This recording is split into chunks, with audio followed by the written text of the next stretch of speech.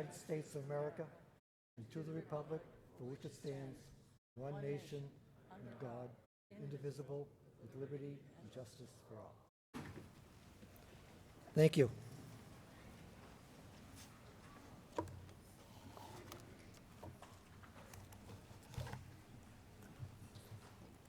I would like to ask for a moment of silence, please. We have recently lost one of our members. Louise Smith Martin passed away recently, so please, a moment of silence.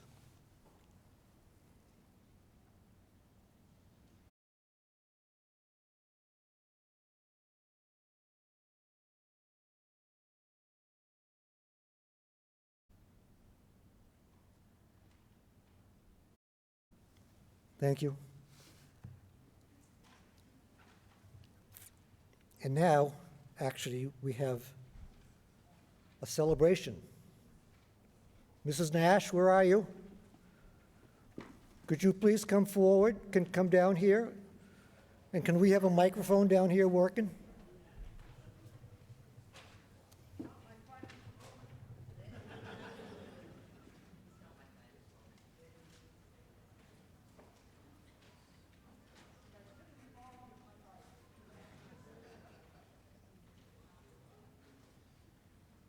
Well, you've had so many fine moments to be a finalist would be probably almost unreachable.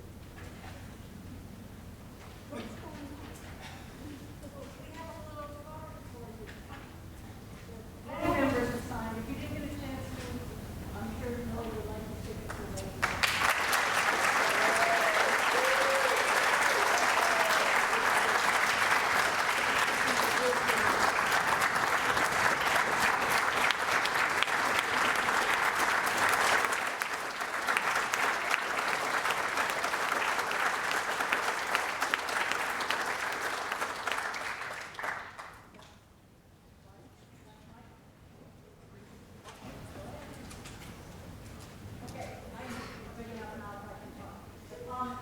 Millie basically is now the oldest continuing, more mature, most mature, seated member, continuous member on town meeting. She started on town meeting in 1973, the second year that we had representative town meeting. So we wanted to honor her with this card because we do appreciate all the time and effort that you've put in. You are so nice. But I have to tell you, if you want to know the truth, my next door neighbor said, we need someone to represent us in town meeting. Millie, you should be it. And I said, I just got to town, I've got kids, can't do it. She said, my kids will babysit your kids. She said, I will run your campaign. She said, just when you go to the polls, don't vote for yourself because you've never voted for women. Because the two of us were never on the same side of the question. And if she but knew, because she unfortunately died of COVID 2 years ago. Here I still am, but I don't dare speak out in favor of Colonel Smith.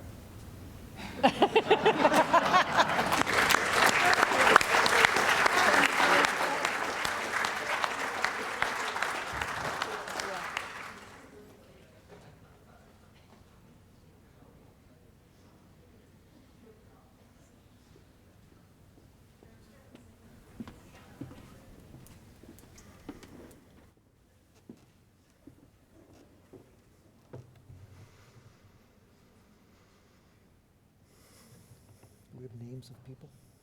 Oh, we don't. I didn't get them. Okay.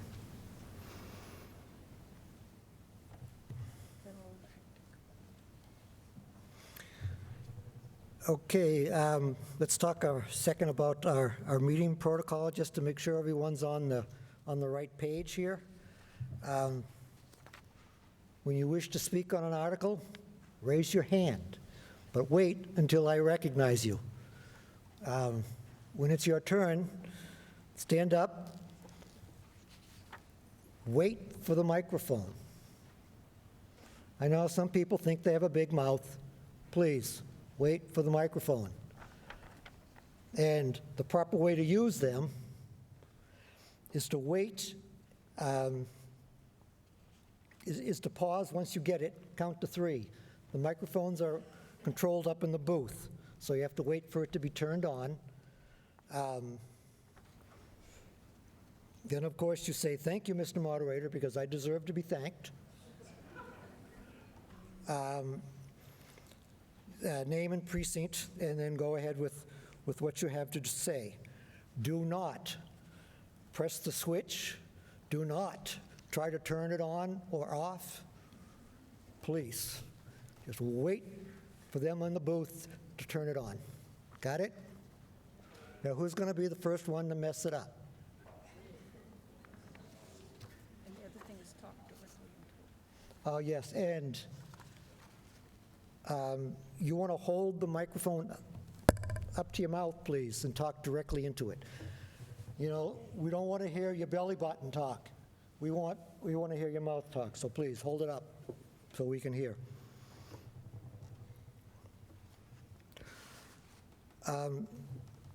Committees and boards, I like to have them speak through their chair unless the chair has identified an alternate speaker.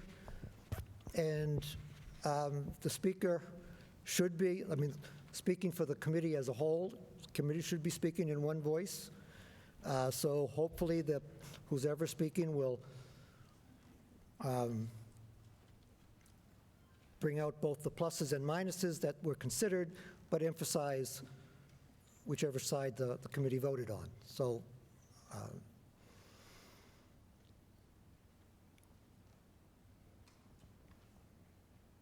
now I need a housekeeping motion to take care of 3 things. I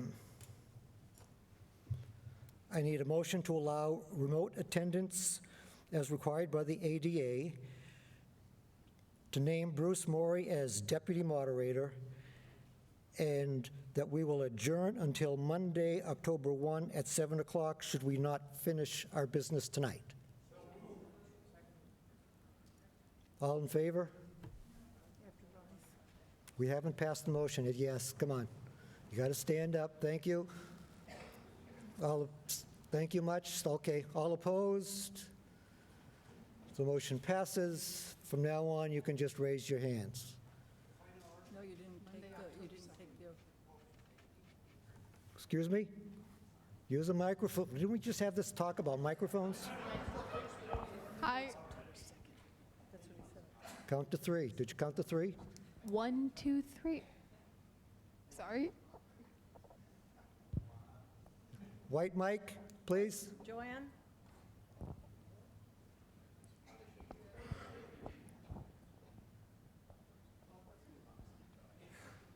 You actually didn't take a motion to have them raise their hands. You didn't take a motion to raise their hands. Oh, I missed that? Yes, you did. I dropped that out? Yes, you did. Oh. In that case, I need a motion that allows us to vote by raising our hands instead of standing. All those in favor? Very good. Opposed? Motion carries. I guess when I copied over my notes, I missed that one.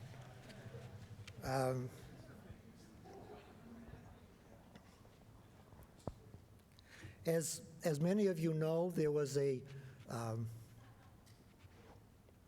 resolution that was prepared to bring before town meeting tonight. It will not be coming forward. While I appreciate all the work people have put into it and all their efforts, the legal reading of our own bylaws doesn't allow it. Article 3, paragraph 7.1. Committees can only bring up things that are essentially on the warrant. We can't bring up things that aren't on the warrant. The warrant is out there as a warning to the town as to what's being prepared and spoken on that night. And so we can't add things without the town in general being aware of it. So that is what has happened with that resolution. Mr. Pearson. Mr. Pearson, Mr. Pearson and Mr. Moran, please, the two of you, wait for the microphone. Count to 3. 1, 2, 3. There Okay. we go. Mr. Moderator, Monty Pearson, Precinct 3. I would like to appeal the ruling of the chair. It's not a ruling of the chair. It's on the advice of counsel. It's not a ruling I've made. There's no, my hands are tied on this, Monty. It's a ruling of council. If you But I wish- don't understand. But you know, we've had resolutions for the 12 years I've been here on the. Why all of a sudden are we not allowed to have resolutions anymore? We have had resolutions. One I can think of in particular was we had one on sidewalks a while back. There was an article on that warrant for sidewalks. Town meeting was not happy with the amount of money in it, and so it asked that the select board go back and look at it, and it also asked the moderator to appoint a sidewalk committee. Hence, that one could go forward. If I have made a mistake before, well, that's unfortunate, but this is what the bylaw says. And that's the end of the discussion on it, Monty. Thank you.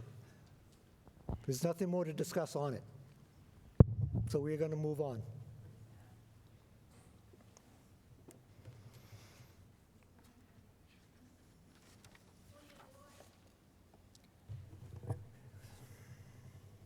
Go ahead.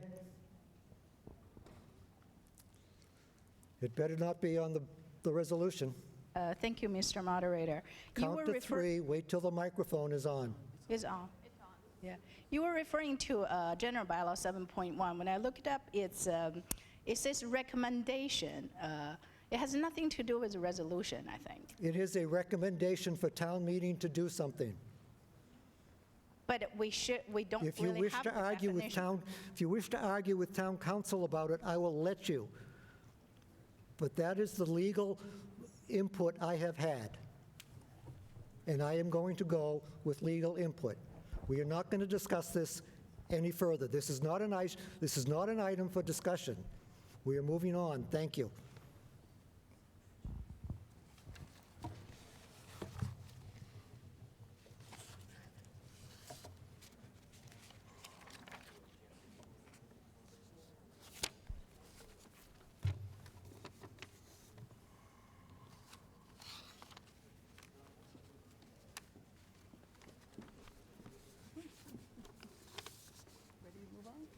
Okay.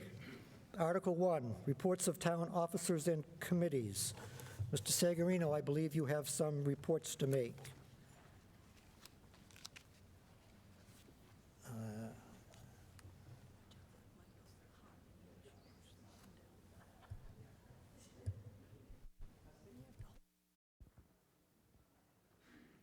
Hello?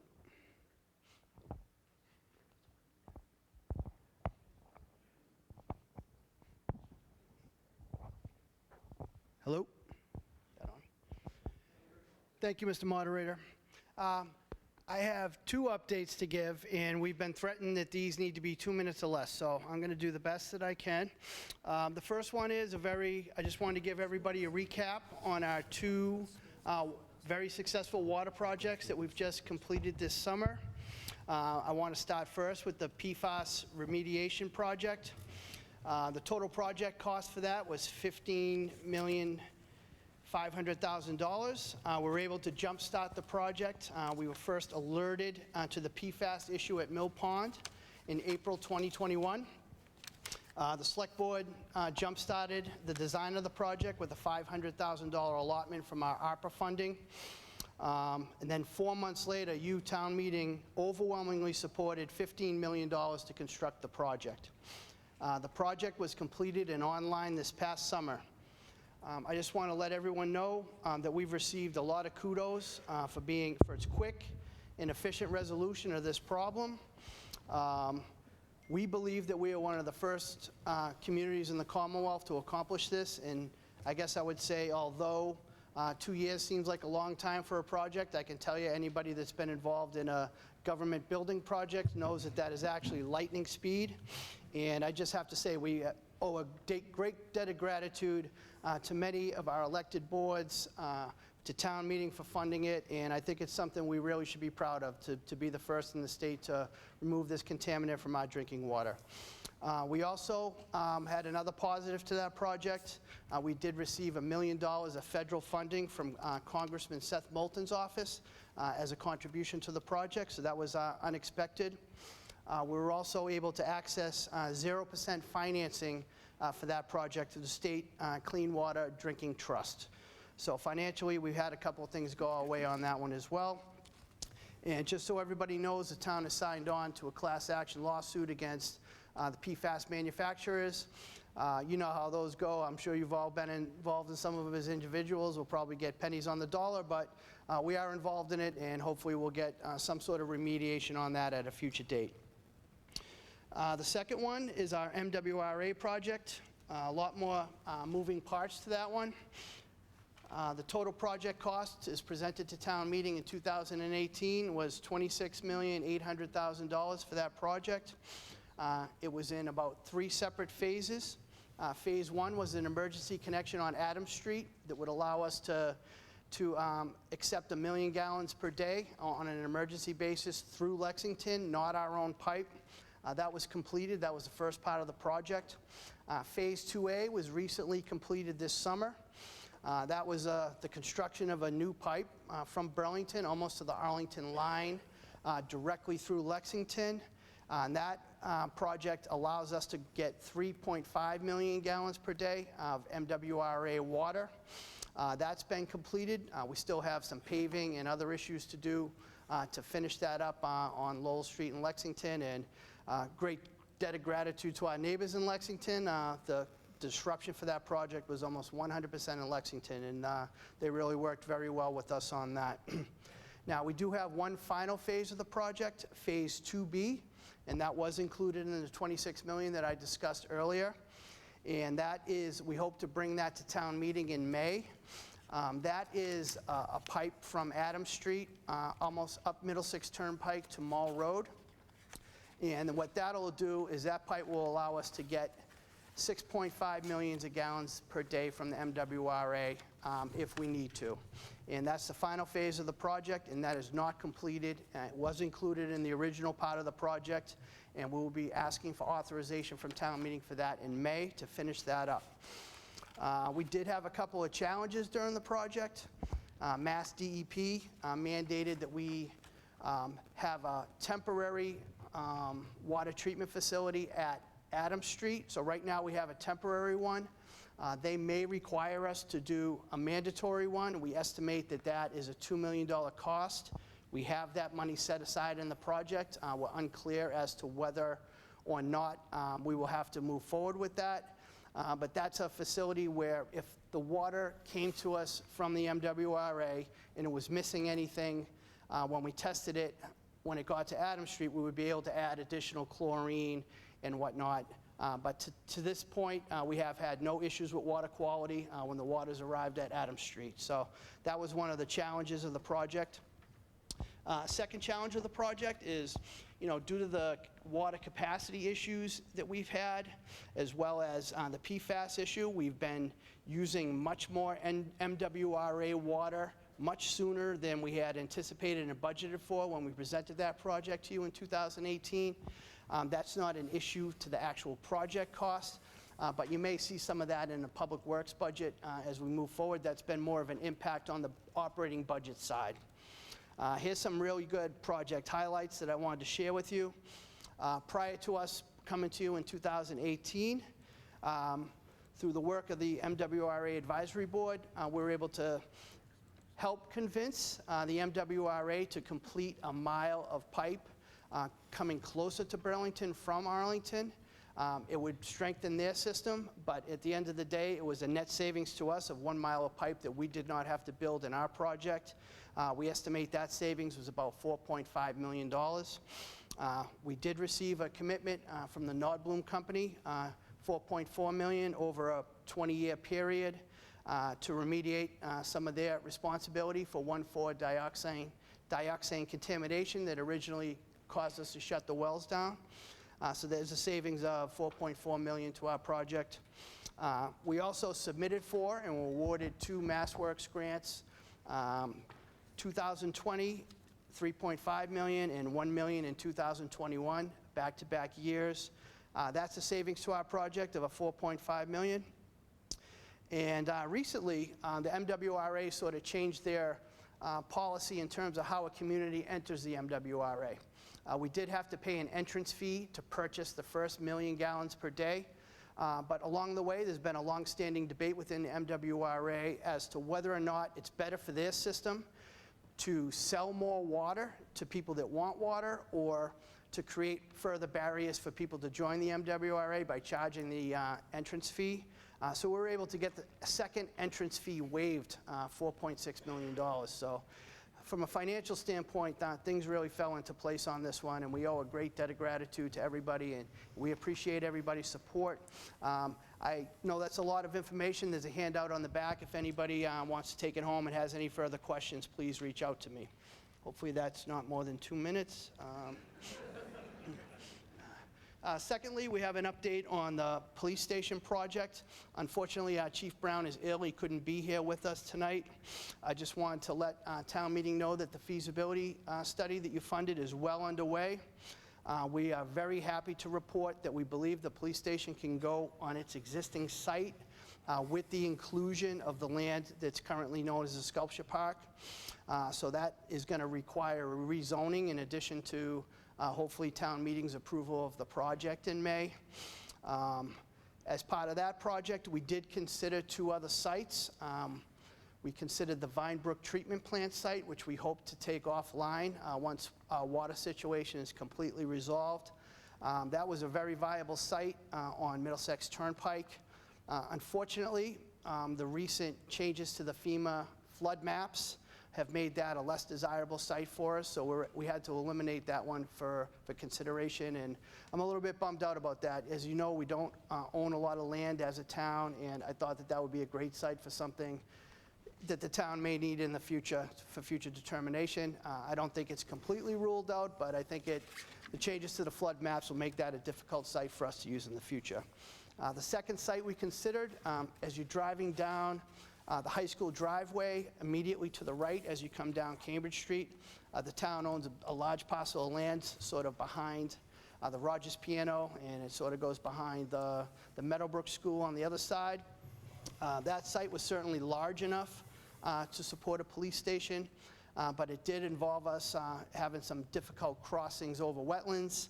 To get there, it was sort of surrounded by wetlands, and I think it had access and accessibility issues. If you think of some of the issues that came up when we talked about Rogers Piano, about traffic congestion in that area, and would the public safety be able, would the police officers be able to get out of the station and get to some place when Cambridge Street's backed up, or there's a football game at the high school letting out, and it would have required an access point sort of through the Mount Hope School in the back, and we sort of eliminated that. And I know that our original goal all along was to keep it on the original site. The police station, you want to be in the center of town, and so we're really happy that it can exist on the existing site.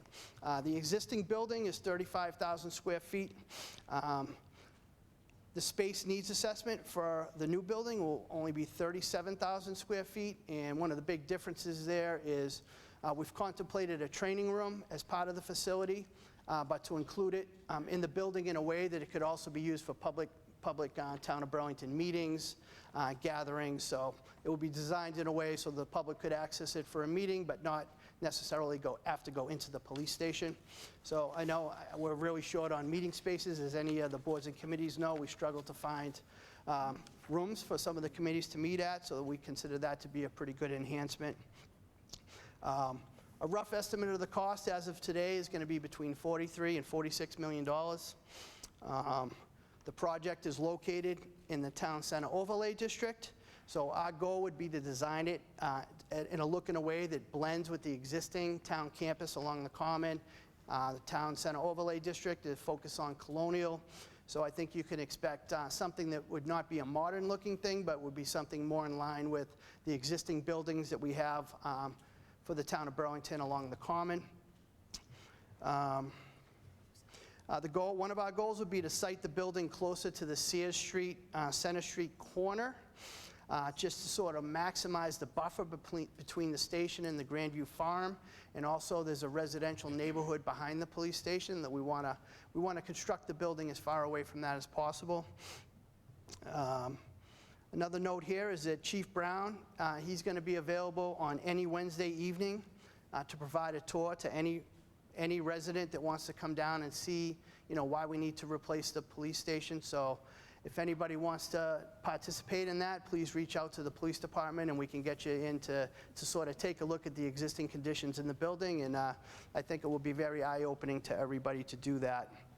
Our next steps are going to be for the select board to appoint a building committee, and we will include a couple of residents in that, as well as a member from each of the planning board, ZBRC, land use, ways and means, and capital budget. And that's all I have, Mr. Moderator. Thank you.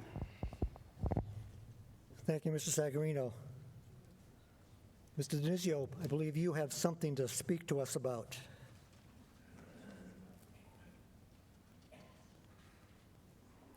Ago.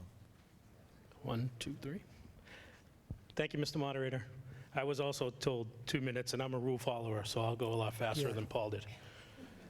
Also, there's a copy of a memo up the back on the same subject matter that we'll be discussing, so if I miss anything, you'll be able to use that. And also, this is, again, first time we're going to be talking about something like this. I expect we'll be talking a lot more as we go. So my charge tonight was to briefly discuss debt funding options, specifically a debt exclusion. The town has 4 major building projects that have been on the horizon for a while. They'll be built over the next 2, 5, 10, 20 years, who knows. The Fox Hill Elementary School, which may or may not include the Pine Glen School with it. A police station, as Paul just spoke about, Burlington High School to some degree, and then depending on what happens at Fox Hill, a Pine Glen building. These projects have been in our debt plan for quite some time. They've had placeholders, and a few of them even have feasibility studies that are actively underway. So I'm not here to discuss the project details or the costs. There's other presentations that will do that, and at a later date. I'm just here, as I said a minute ago, the purpose was to talk about debt funding options for these projects. So why do we need to talk about this?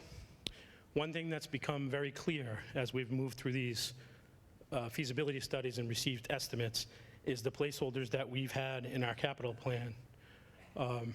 The costs that are coming in, even in the infancy stages, are significantly higher than the placeholders we've had in our current debt plan. Over the past few years, the construction industry has experienced unprecedented cost escalation and increases. These new costs is funded under the traditional method that we usually bond projects, would put a serious strain on the operating budget and lead to reduction in service and even, at some point, an operating override. The town administration and finance team have been working with the Ways and Means Committee to address the issue and work on some other options.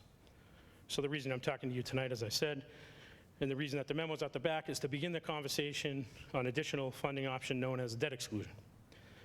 The debt exclusion is similar to an operating override insofar that it requires a ballot vote by the residents, and it exempts a certain amount from your tax levy.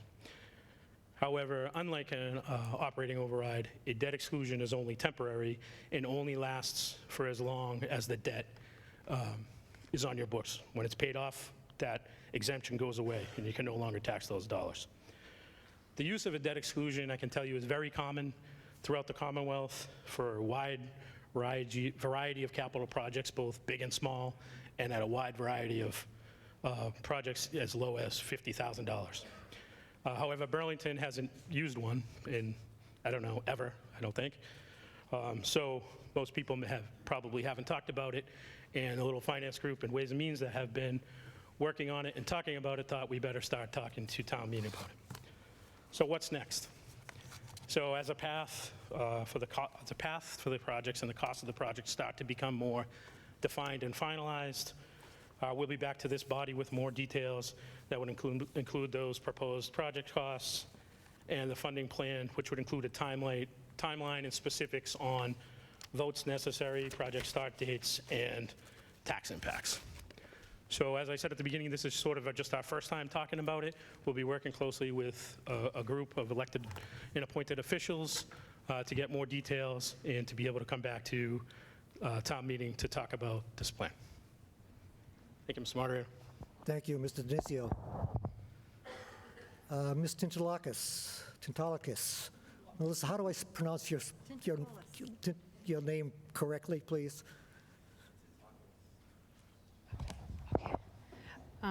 Thank you, Mr. Moderator. Appreciate that. Again, my name is Melissa Tintakoulis. I work as the Economic Development Director. I have a few slides for you.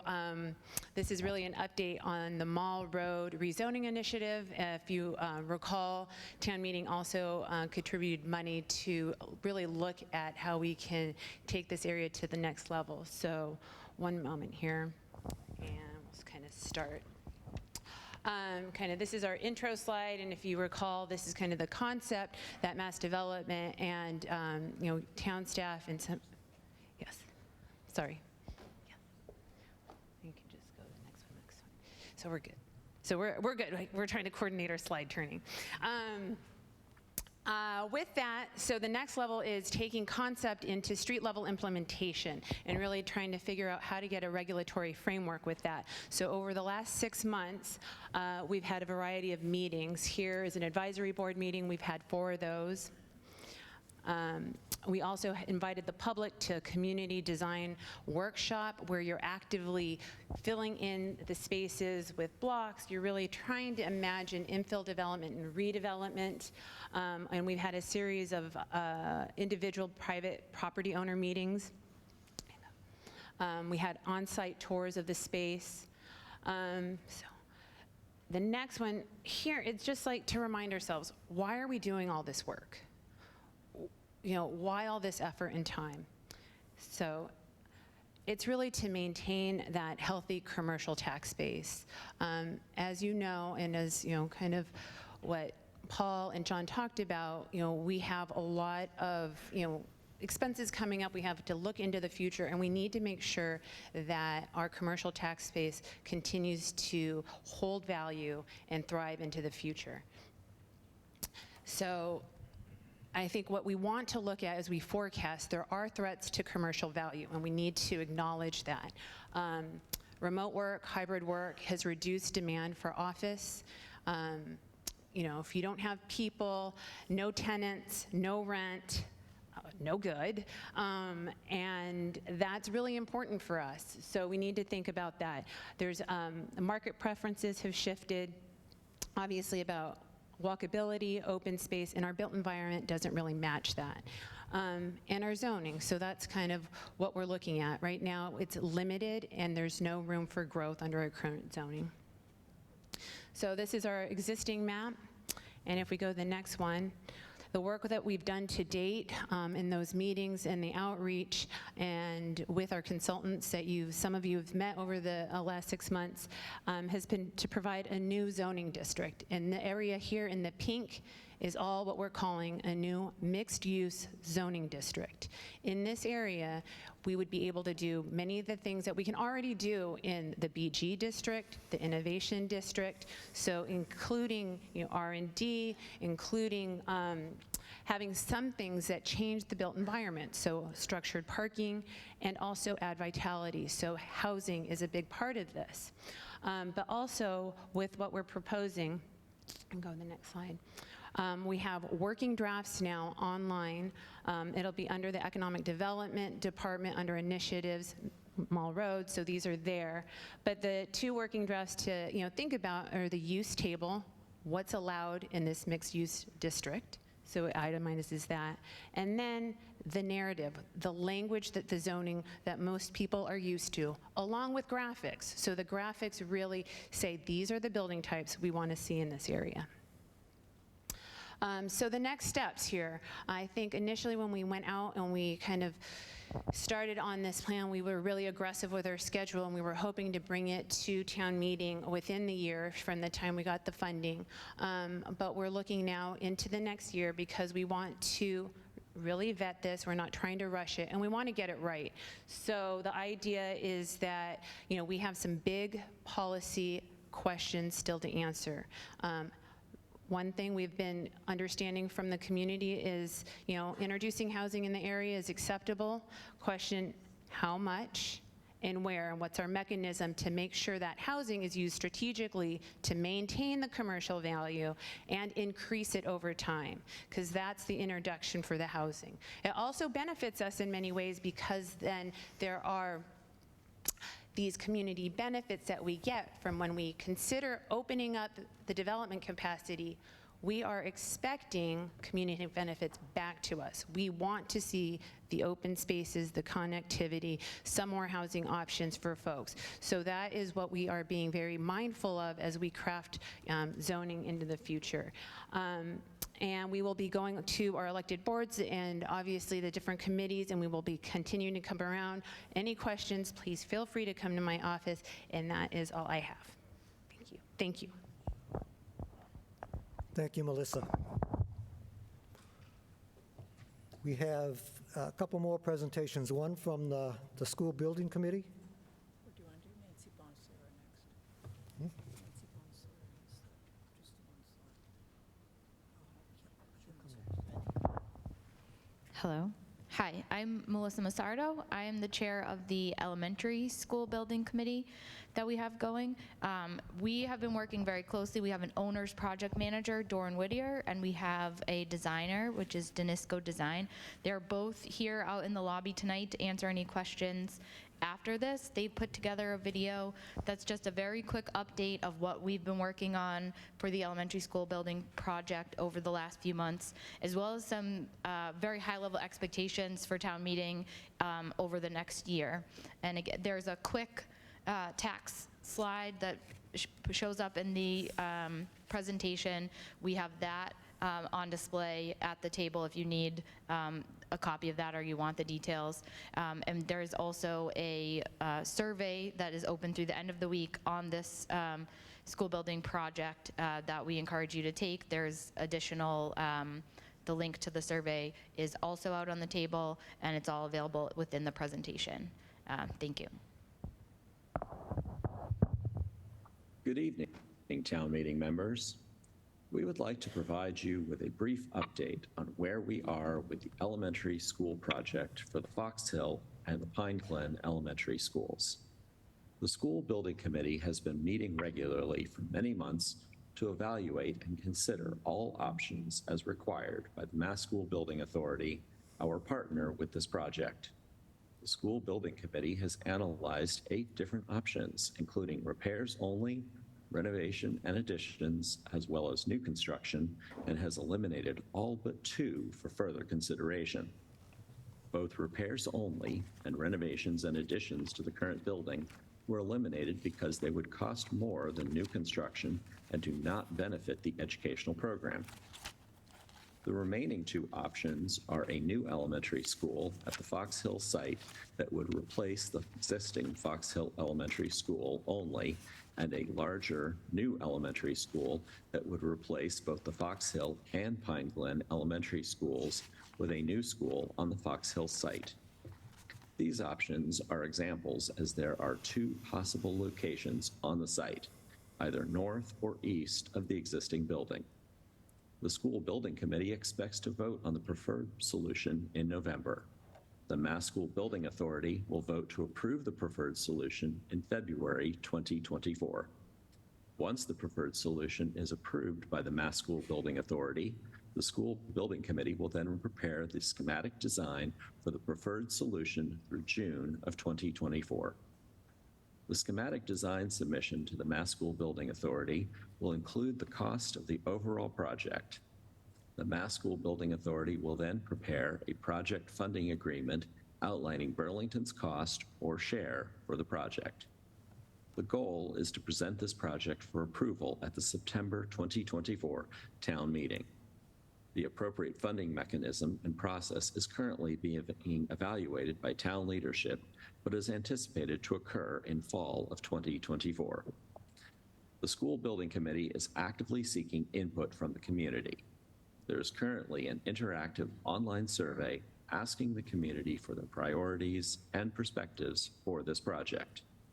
We invite town meeting members to join the conversation by using the QR code on the screen. We will also be outside of town meeting to assist you and be available for any questions. You can get more information about the elementary school building project by visiting the website shown here, foxhillbuildingproject.com. Thank you for your continued support of Burlington Public Schools.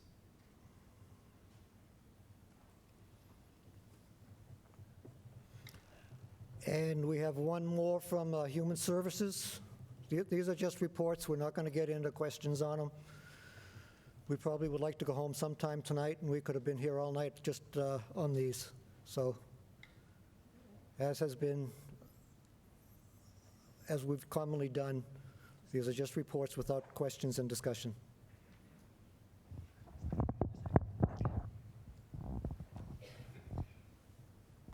Human Services Committee. Hi, I'm Nancy Bonacera, Precinct 4. I'm just here to introduce the Human Services Committee. We've been around for quite a while, but we recently become active again. So this committee has been part of town meeting, but just this past summer, we've gone active again. We have new members, including myself. So I just want to introduce ourselves and talk about what we do. So our focus is human services, human service programs in Burlington, improving their availability and accessibility for our residents. And what human services are include financial assistance, housing, food, and counseling. So, you know, things that would make life more stable and safe for people. And how would we do this? We would interface with different town departments and facilitate coordinated action and cooperation. And some of these departments include Youth and Family Services, Council on Aging, Veteran Services, Disability Access Commission, Housing, Police, and Fire. And then another part of what we would be doing is proposing human service programs and bringing our recommendations to town meeting. And as I said, we just started this summer, but current projects are creating a directory and information page for resources available in town. So something that would be like a one-stop, oh, this person needs help. Well, let's just go here, maybe something on the town webpage that you could refer people to, or if you're looking for that information. And also connecting town groups and organizations to optimize service coordination and provision. So not just these town departments, but also, you know, town groups, nonprofit groups such as People Helping People, the Food Pantry, Help Us, etc. So that's my introduction, and thank you for listening. Thank you, Ms. Bonacera. You know, Mr. Kelly, I see your hand up there, and I know you probably wish to speak more on. I'm not recognizing you. I just said I saw your hand. We are not talking about the resolution anymore. Mr. Kelly. My hand is up before you introduce Article 1. According to our rules, when somebody stands to object or challenge the rule of the moderator, your duty under our rules is to ask if there are 10 or more people who stand in support. You fail to follow our rules. You can't choose which you want to accept and which you don't. That's not within your authority. If this were a question of my ruling, I would agree with you. However, this is not some Robert's Rules interpretation where I have leeway. This is an issue of law, and I have been advised. Can I, excuse me, Mr. Kelly, I did not interrupt you. You fail to follow our rules. You cannot choose which rules you follow and which you don't. It is not within your discretion. Mr. Kelly, would you please listen to my answer? You fail to follow our rules. Would you please listen? Then you are out of order, please. There is nobody else who runs this meeting. You are the moderator. The obligation is on you, not anyone else. You can't push the responsibility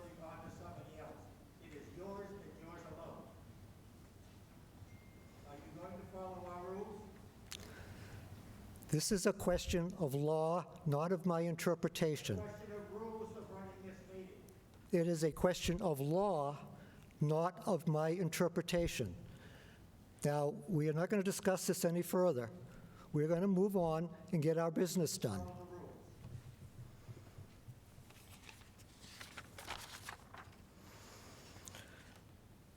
And for all the folks who have been involved in this, I'm sorry for all your efforts. However, the next, Everyone moving. If you're going to follow rules and be picky, we can tie this meeting up forever. you know, unfortunately, Want to be flexible. unfortunately, I do not see a police officer. Oh, is there a police officer here? Yes, there is. I hate to be this way, Mr. Kelly, but this is where we're going.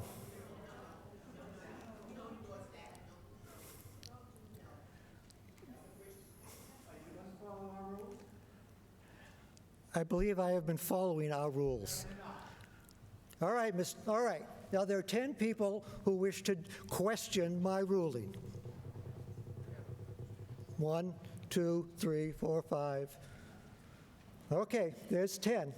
So what do we do next? Okay, What are they going to before the meeting? Do you want me to speak to this? please.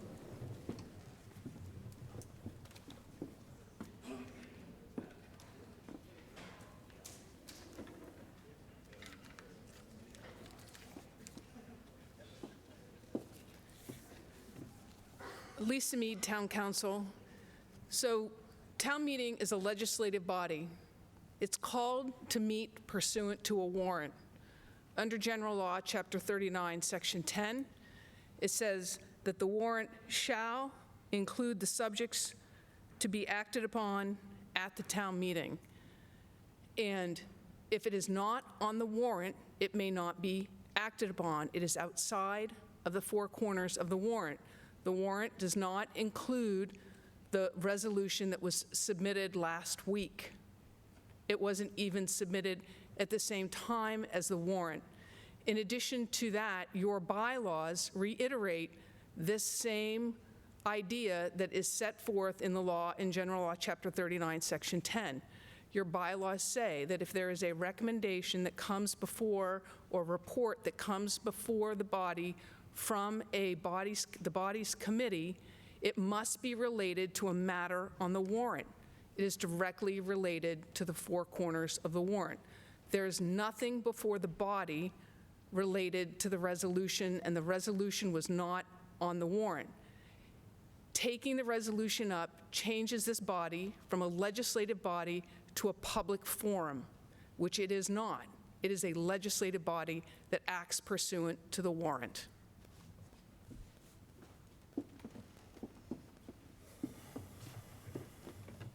Thank you, Ms. Mead. Ms. Ellis, do you have a question on the law?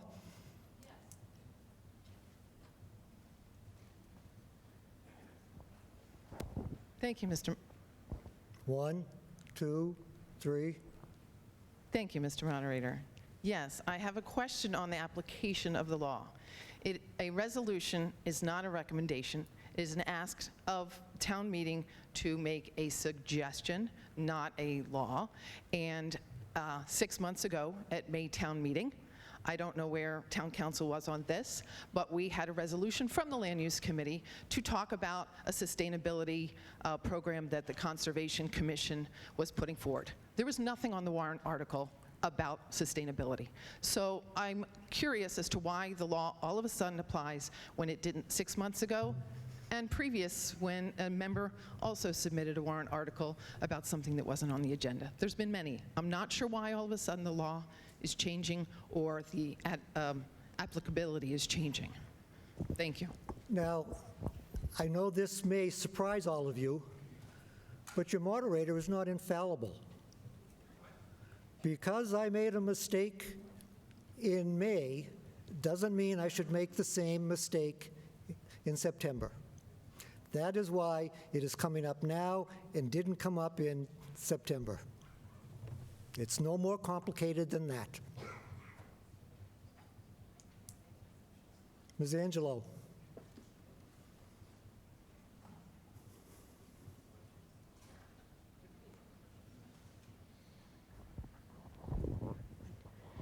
I have a question to the Board of Selectmen, so we can change the subject a little bit. I would like to have them explain to us, or let us know, because this impacts the whole town, how many illegal aliens have been dumped in the town of Burlington? Where are they housed? How many kids are in the school? And is the Board of Health involved? And how much is it costing the town? I'm sorry, Ms. Angelo, but that's out of order at this point. We're trying to discuss this issue of law. Okay, So are there well, questions about this issue of law? okay, I'm just asking a question of Board of Selectmen The because Board of they made... Selectmen are not a party of the discussion of this. We have a motion in front of us to discuss this issue of law. Okay, after we finish then, can I ask this question? It's really not relevant, but I'll let you get to it later on. Okay, well, it is relative because it It's not- impacts the whole town. Yes, it is, but it's not relevant to the immediate issue in front of us, which is discussing whether we should be having a resolution or not. Okay, well, when we finish, I would like to have these questions answered. I'll get back to you again. This goes to the very point. Hmm? Her question goes to the very point. Well, There's nothing on the warrant about aliens being dumped in. Her question goes to the very point of this discussion, just so you know, right? There's nothing on the warrant about aliens being dumped in Burlington. I mean, there's nothing on the warrant to discuss that. It becomes a public forum. This is the issue.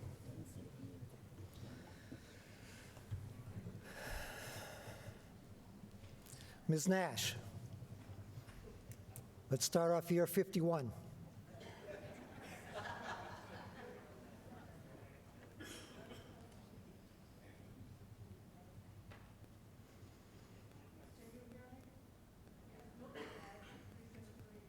And I'm speaking on a point of personal privilege. I don't know if I'm the only one here, and I feel really embarrassed to be saying this after I acknowledged I'm older than all of you put together, but I am having real trouble hearing what is going on. I had trouble hearing the moderator when what he said at first. I will say when you got a little upset, I could hear you better, which was the good news. But I'm wondering if I'm the only one here. It seems like our microphones are not working adequately, and we are getting older and older. And it's embarrassing to stand up and say, I can't hear you. But I can't hear you, and I'm not sure if I'm the only one here. I've been playing with my hearing aids all evening, wondering if I have a problem. And I think if we don't get the microphones fixed, we are the deaf leading the deaf because we can't hear each other. And that may be half of the problem. I'm not sure if I'm right, but I speak for myself. And I'm thinking maybe I shouldn't run for re-election in January because I'm too old. But I don't know if hearing more clearly, we might be less divisive. It's just a thought. I think I just hear things a little louder. We got them turned up a bit.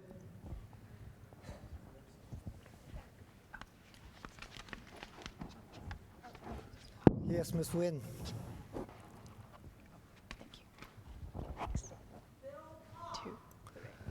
Okay, I can talk. Can you hear me? Millie, can you Thank hear me you. now? Thank you. Okay. Yes, can you? Yeah, excuse me, Miss. Can you hear me now?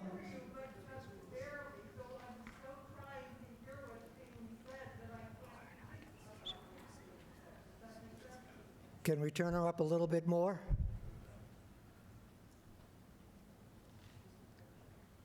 It's my turn yet? Thank you, Mr. Moderator. So I was looking at 7.1 again. It clearly says recommendation of a board or committee shall not be considered unless the article on the subject of the, wait, go back. recommendation appear on the warrant. But that clearly say recommendation, it doesn't really say resolution. In our general bylaw article, we don't have a definition of resolution. There's a reason why there's a term for resolution. I'm just saying if we don't really have a definition, maybe it's debatable. Thank you. Any further comments on this? People who haven't been heard. Mr. Sinesi.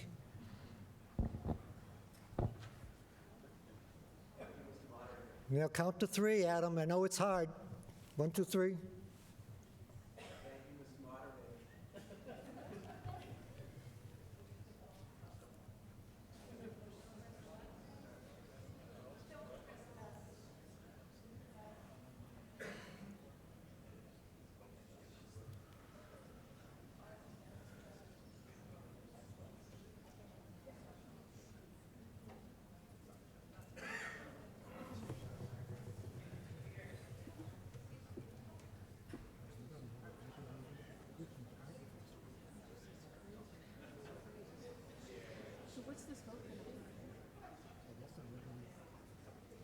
Check, check, check. I think it just got turned on. That's what I thought. Talk right into the top of it. Hold it, yes. Basically, eat the microphone. Come on, Joanne.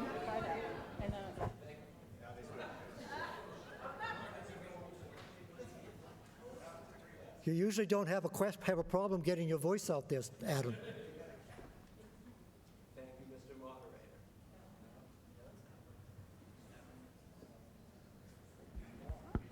It's your magnetic personality.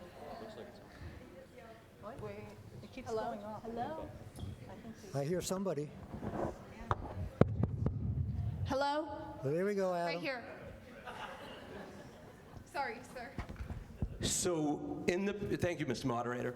So in the past, we've had disagreements, you and I, on certain bylaws. And what I'll say is that Ms. Mead, the town council, has ruled a certain way, but from experience, I feel that her job is to go out and toe a line.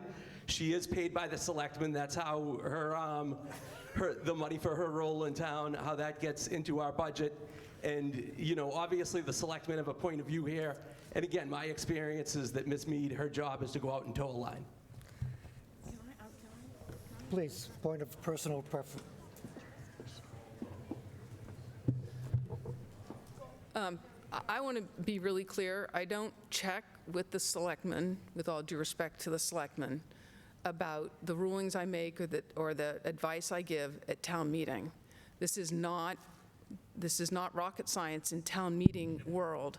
This is Chapter 39, Section 10, which clearly says, and there's a myriad of cases that follow, that the town meeting may only act on those subject matters that are on the warrant, and they shall appear on the warrant, period. It can't be clearer.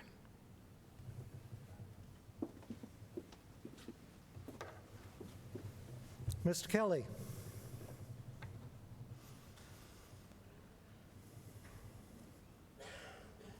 Matter before the body is the fact that 10 people supported Mr. Pearson. Your duty is to now proceed on that and not any other matter until that one is resolved. That means you bring it to a vote. Mr. Pearson made the motion or challenged or questioned or appealed the moderator. 10 or more people stood in support of it. You must follow the rules. Mr. Kelly, please. The rules are when you stand, please identify yourself and your precinct. And I am following the rules. We haven't gotten to the vote yet. Come on, Jack, give me a little... Yeah, this is Jack Kelly, Precinct 7. Thank you. You want me to repeat what I said before? I've heard enough. Okay. You need to just talk a little closer to this, too. I'm being instructed I need to talk a little bit closer to this. Is there any further discussion on this issue? Yes, up at the back.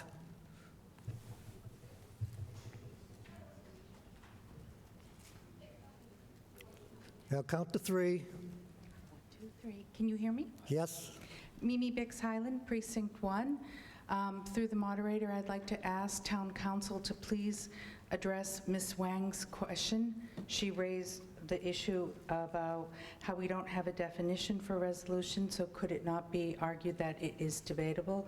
I think that's a legitimate question that only Town Council can answer, so I'd like to know if Town Council will speak to that. Thank you.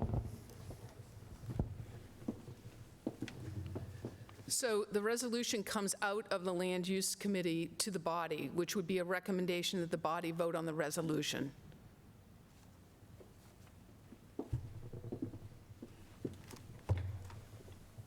Okay. We all set to vote on this? You're voting on whether you wish to overrule my ruling. So all those in favor of overruling me, please stand.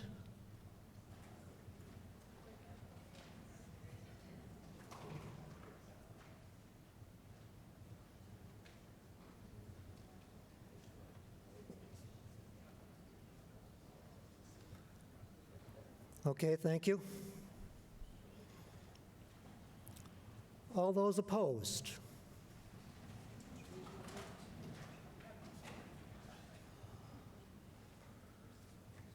There is a clear majority opposed to overruling my ruling. So, if we could, Ms. Angelo, I know you had a question, but I was advised by Town Council that that gets right back to the heart of what we just discussed. If it's not on the warrant, it can't come before this body. The warrant is a warning to the town, so it knows everything that's coming before us. And so we can't bring up things that aren't on the warrant. Thank you.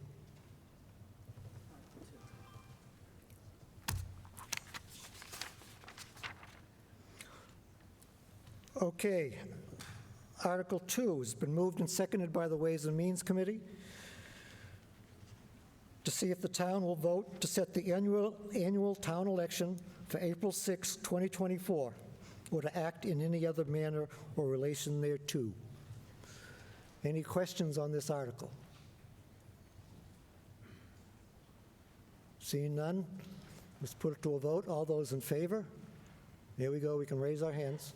Thank you. All those opposed? The motion passes. We will have an election on April 6th. Article 3, our one financial article tonight. Yes, Ms. Saltman.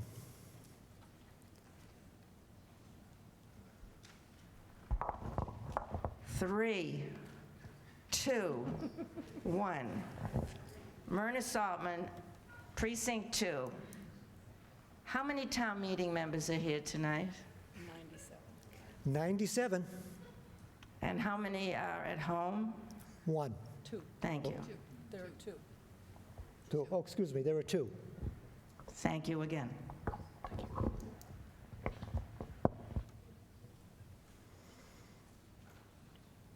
Okay. Article 3, to see if the town will accept money. Mr. Ivor, do we have a recommendation from the Ways and Means on accepting money? Thank you, Mr. Moderator. We do. So we've been receiving money from the Will Marshall Simon since 1906. Every year, there's a first reading in May on receiving the money, and then a second reading, which we're having now in September. Most recently, the Rec Department completed their treehouse project and have a number of other projects lined up for the coming year. Ways and Means encourages and appreciates this work that's being done and voted unanimously to accept the money. Thank you. Is there anyone who wishes to speak against accepting money? Or even for it? Seeing none, we'll put it to a vote. All those in favor of Article 3? Thank you. All those opposed? Article 3 passes unanimously.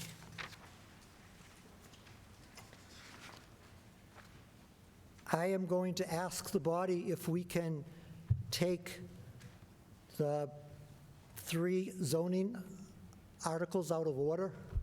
The reason I am asking this is because I have absolutely no idea how much time we will spend discussing general bylaws, and I can easily see that we will go into a second meeting, and we have some people here who have come in special for this meeting, including some residents, and in common courtesy to them, I would like to take those 3 articles out of order. So could I have a motion to such? Discussion on it. Seeing none, we'll put it to a vote. All those in favor? Opposed? Motion carries. So,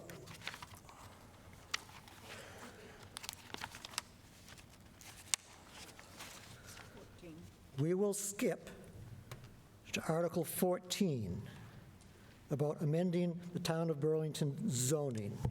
And at this point, I am going to recognize the proponent to discuss what's some recent developments and see where we're going to go with this.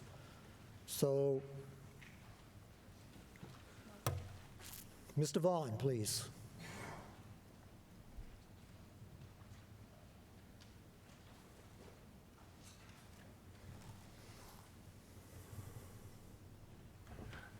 One, two, three.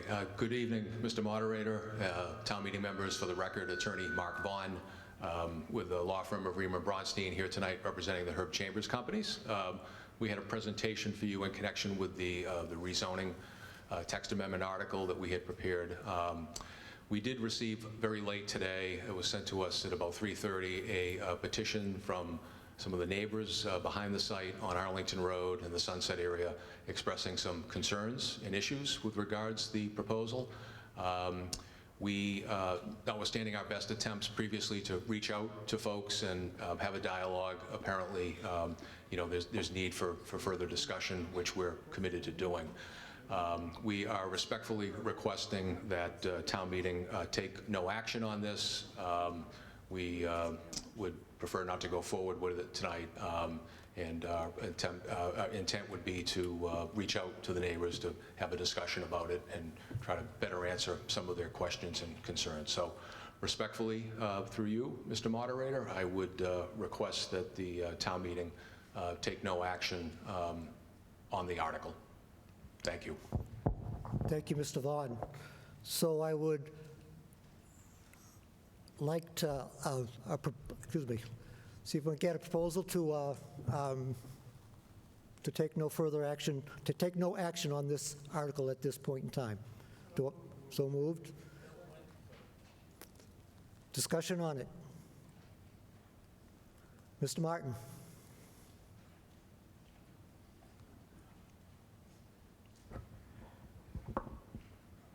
Scott Martin, Precinct 7. Take no action on this until what time? Tomorrow night? Monday night? Next month? January town meeting? Time to be determined?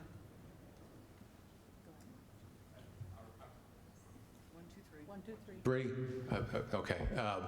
It would not be taken up as part of this September town meeting. We would need to resubmit the article in order to proceed for a subsequent town meeting. But we want an opportunity to discuss with the neighbors and try to address some of their issues and concerns and better answer them. So that's my understanding as to how no action would work. So it is not on for the town meeting for September. So. Usually when we do something like that, sir, it's time-specific, January town meeting. Mr. Martin, if I may comment on that, This meeting is not allowed to decide what is going to be on the warrant for the next meeting.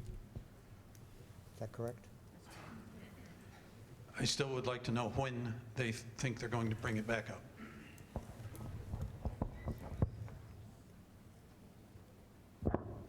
We honestly don't know for sure. I think potentially the January town meeting, but we don't want to make any commitment until we have a chance to discuss further with some of the neighbors what their concerns are. I think we have answers that hopefully can satisfy some of the issues that came up. I know part of it was concern expressed about our attempt to engage over the summer months might not have been the ideal time to do so. So we're committed to engaging and having a discussion with them. So could be January, but we're not quite sure. So. Ms. Willard?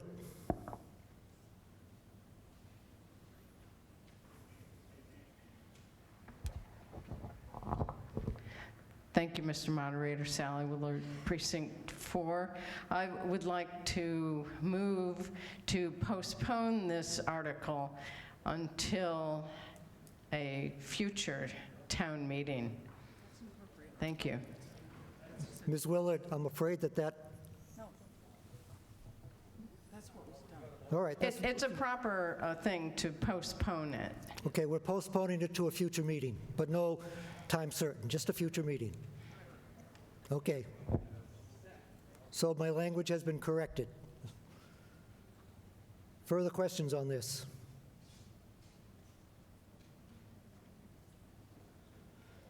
Yes, up here. I need better glasses. Over here, can we get a microphone? Stand up. Chris Warren. Go, Chris Warren.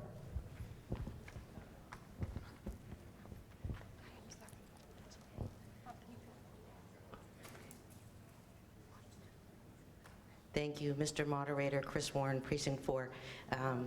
Through you to Attorney Vaughn, I really appreciate that you are postponing this. When some of us attended the meeting at the Grandview, and one of the questions I asked is, have you gotten any feedback? And there had only been one person that concerned me, that doubling the size of the dealership, that's only about 120 feet, albeit wooded, from homes. Seems like there should have been more feedback. I was really confused by that, so I really appreciate that we're going to postpone this and let the neighbors weigh in. Thank you. Ms. Byer. I like your scarf. Thank you, Mr. Moderator. Kathy Byer, Precinct 2. I think some of this is just a question of procedure, and if Mr. Vaughn stood up and said, at this time, we wish to withdraw our motion, we don't have to vote on it. He can resubmit for the client in the future when the dealership is ready. So if he withdraws, we don't even have to vote. I believe that that's the correct procedure. He's not a town meeting member, right? So he. Well, he can't make that. He can't. Okay. He's not a town meeting member. He can't make that motion. Who submitted the article? Is there a difference between withdrawing and not what's in it? No. All right. There is no real difference between what is on the floor right now and withdrawing it. Okay. I would like to second the language that Sally brought All up right. then. All I right. think that is good. The language has been seconded. Sally's motion is in play. Is there any further discussion? All right. All those in favor of postponing? Okay. All those opposed? Now, I would like to give one of the residents of Arlington Road an opportunity to speak, as we so rarely get. Resident, non-town meeting member residents to come speak. I would extend to them the courtesy of presenting their point of view for us to hear and for Mr. Vaughn to hear.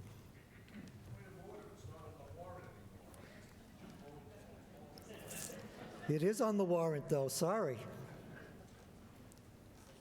Go ahead.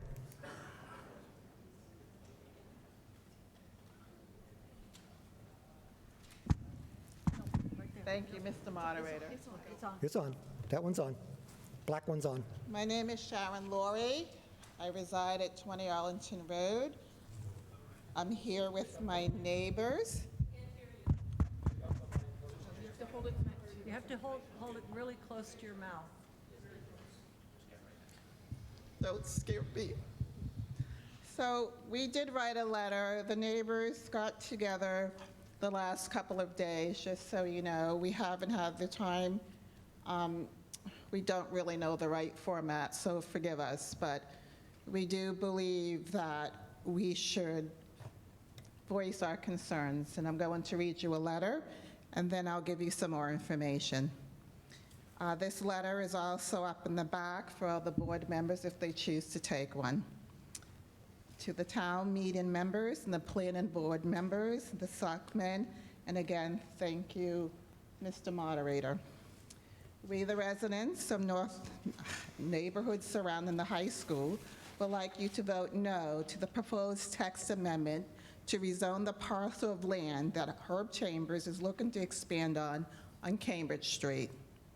We agree with the planning director's assessment that the rezoning would add to traffic and to the expansion. It's not pleasant to look at, and it's more of the industrial nature. Although Attorney Mark Vaughn stated that the text amendment only, we are against it.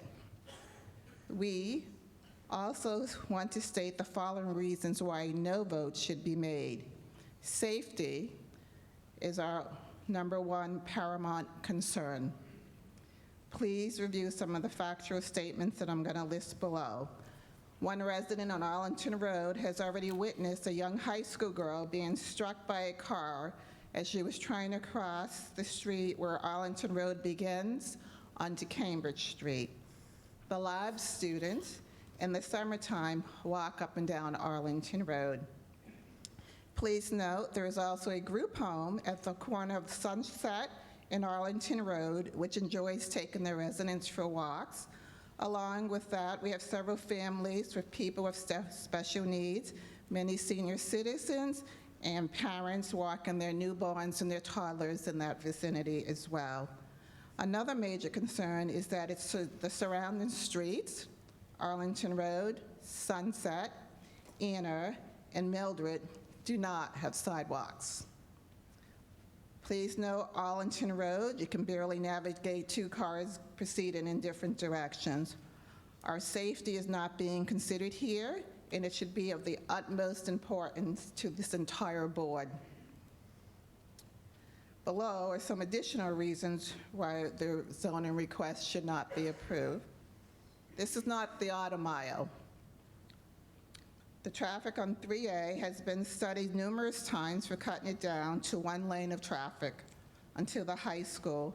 We believe that the town is also looking to add in a bike zone on Route 3A. Safety, again, is paramount. Please consider additional people test driving cars in an area with a number of student drivers, school buses, parents attending school and extracurricular events such as football games, graduations, plays, and town events. Expanding the dealership would add additional traffic to the traffic flow to Cambridge Street and all the surrounding neighborhood with at least a mile of the Herb Chambers dealership without a concrete safety plan in place. Almost done. The cross-country track team, along with the sports teams, they hold their events and practices in the same area. There are also neighboring streets adding to the mix as unsafe. Again, we're dealing with roads that do not have sidewalks. It is already nearly impossible to make a left turn out onto Arlington Road, especially when we have to contend with elements, the rain, the snow, and ice.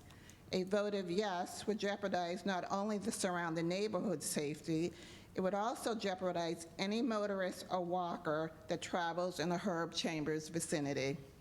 This letter was sent out to the abutter houses, that are 3 houses, and the 3 houses that it was sent out to, all of us are here today. Hang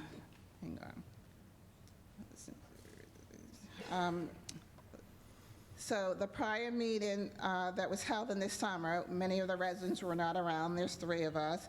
I believe that was a mistake. This proposal impacts a considerably larger neighborhood and traffic patterns, including Sunset Drive, Anna Road, Mildred Road, Stony Brook Road, not to mention all the other neighbors across the street on 3A. Again, we, the neighbors, plead that you do not allow any of the rezoning requests that Herb Chambers has submitted.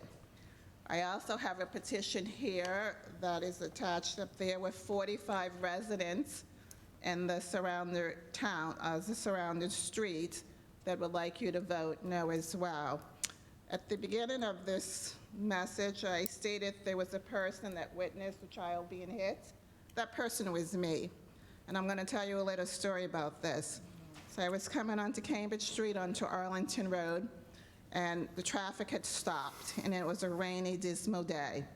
And so there was a black umbrella, because I was the second car trying to go up onto Arlington Road.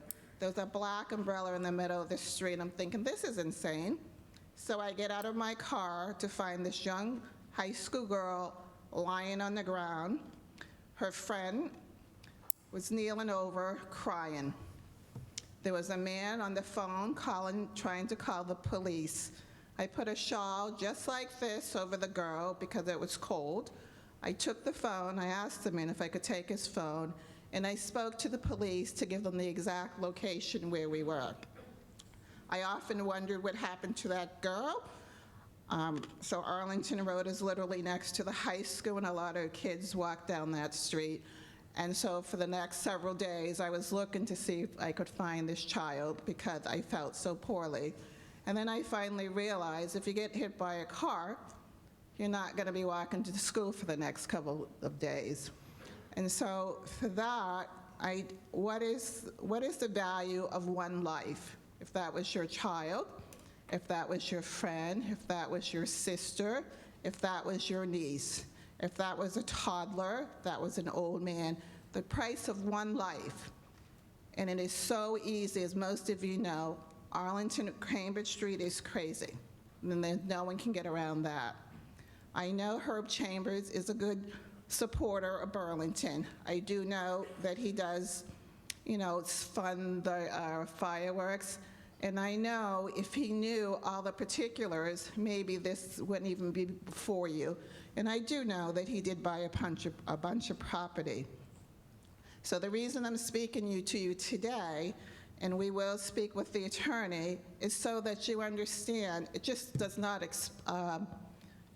impact 3 neighbors. It impacts an entire community.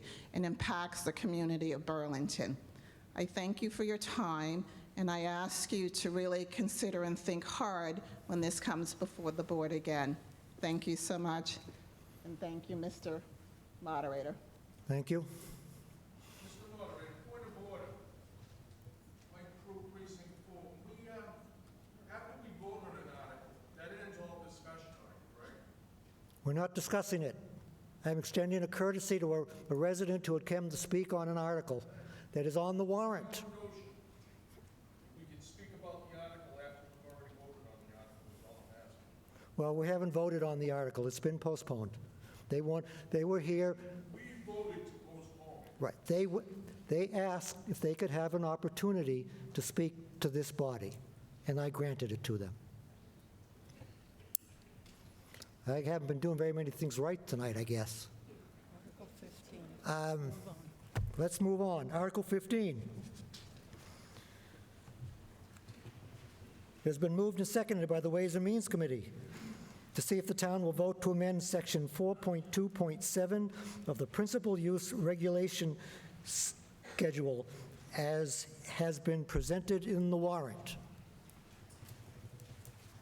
Planning Board.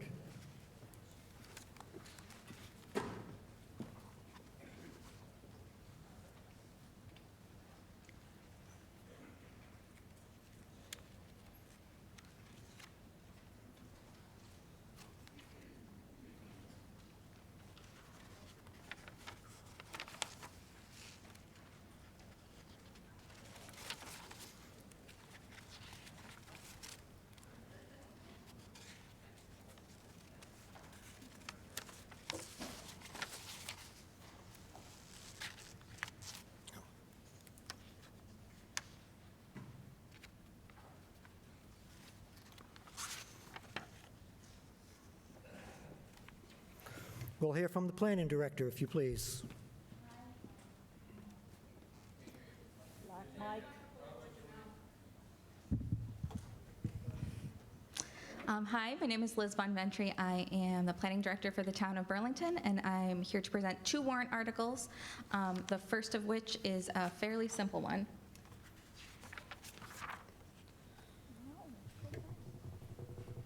So Article 15 before you tonight is literally just a renumbering of some items in the use table. We found that there was a duplicate number which had 2 completely different uses. So we're just cleaning it up. Any questions on the cleanup? Seeing none, let's vote on this. All in favor? All opposed? Since this is a zoning article, it's clearly passed by clear 2/3. Let's move on to Article 16.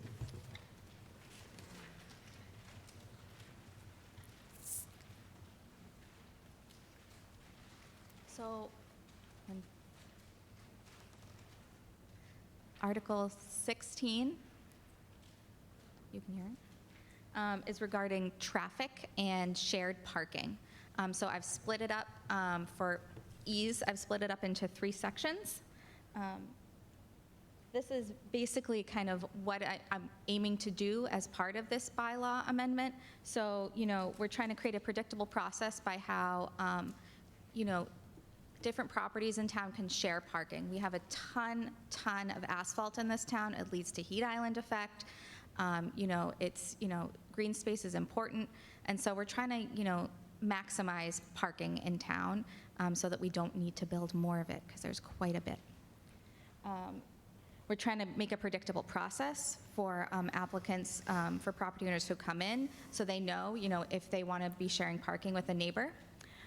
It gives planning board greater flexibility, and the planning board already does this in practice. They allow flexibility for shared parking, but we just wanted to have it in our bylaw so that applicants can see the process and know that it exists, and it's a step-by-step guide for them.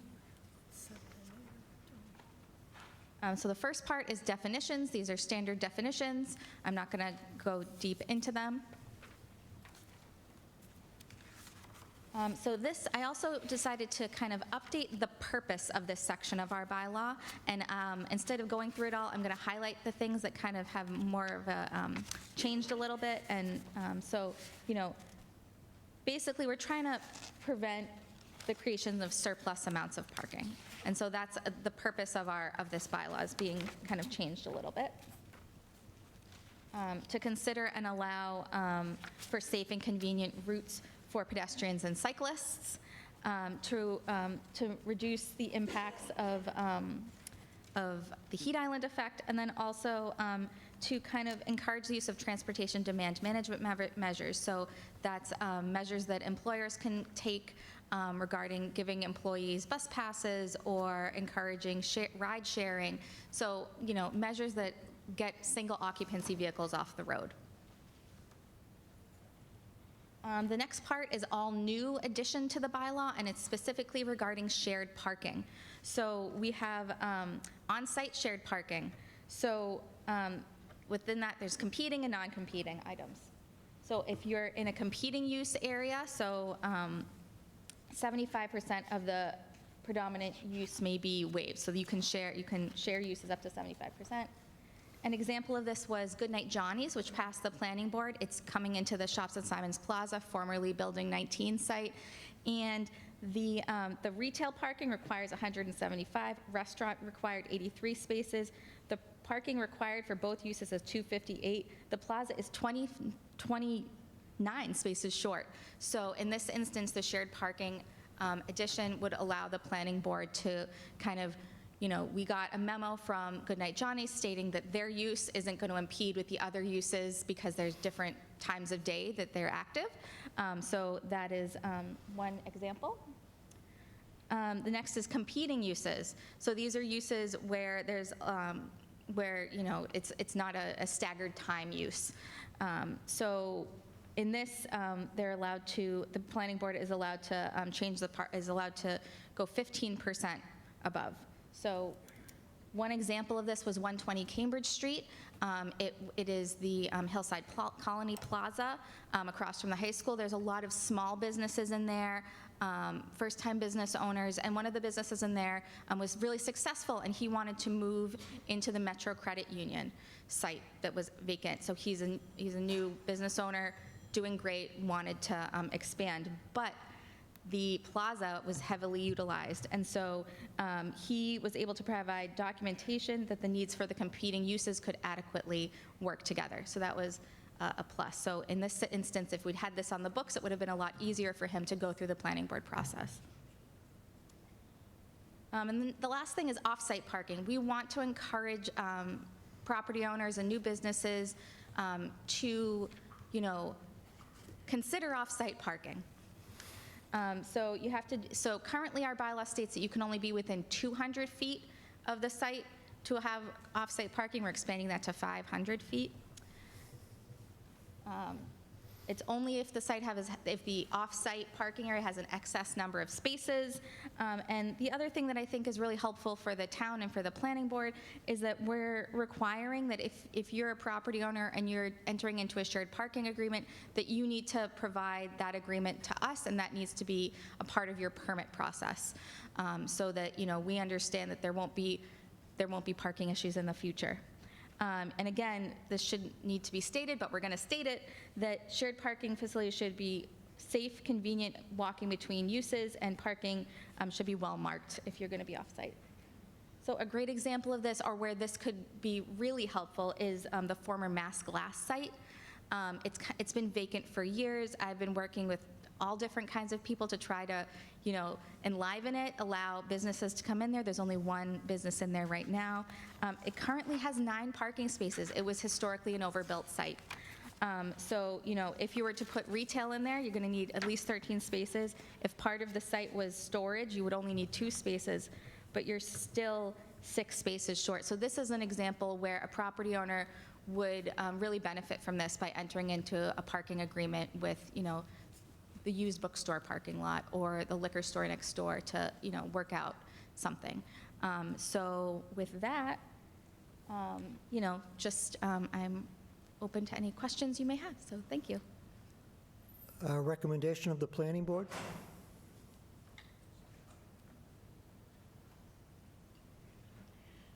Thank you, Mr. Moderator. Barbara LaRue, Planning Board Chair. The Planning Board voted unanimously in favor of this article.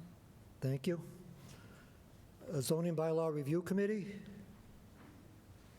Ms. Ellis, way up at the back, we'll get a microphone.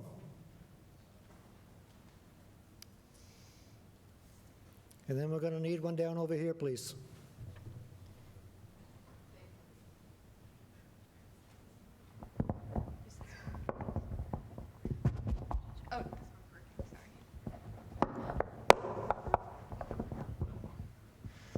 Thank you, Mr. Moderator. The Zoning Bylaw Review Committee voted in support of this article as it was amended. So I didn't know if you wanted me to put up the motion to amend. There were just a couple of housekeeping items. No, not a motion to adjourn. Did I lose track of them? You should have had them in there.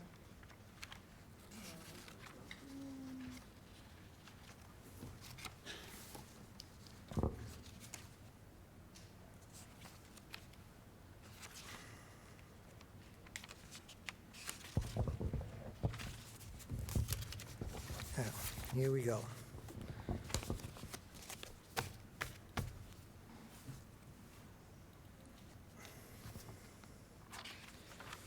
Yes, my apologies, I lost track of this piece of paper. If you could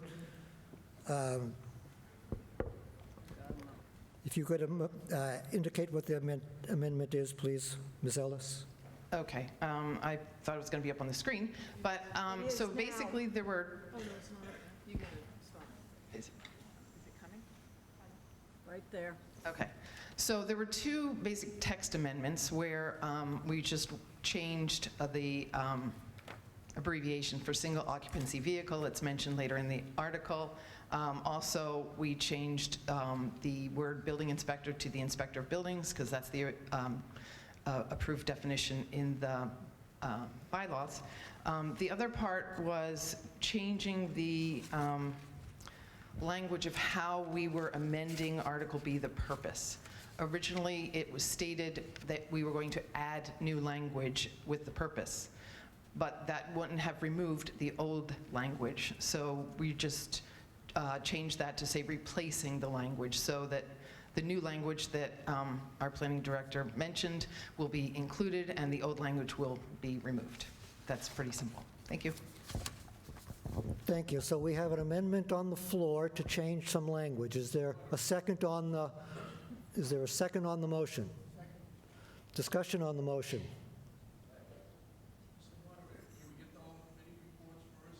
Excuse me? Microphone over here, please. Come on, Mr. Prue. Just looking for the land use committee. Yes, I'll go to them next. Michael Prue, Precinct 4. Can we get all the committee reports before we start doing amendments? Land use? I'm getting to land use, Mr. Prue. But she had an amendment. But there was an amendment made. I have to consider the amendment. Okay, we have a motion and a second. Any discussion on the amendment? Put it to a vote. All those in favor? Opposed? Clear 2/3. Now, back to the main motion. Could I get the recommendation of the Land Use Committee? Microphone over here, please. Well, we're down to one person. Evening. 1, 2. Here we go, Mr. Dilla. All right. Land Use Committee. We were 5 for this, 2 against, 0 abstain. With the 4, this codifies the process for buildings below the required parking, provides entry requirements to new businesses, so they're out there, and there's less pavement and all the deleterious effects of pavement like heat islands.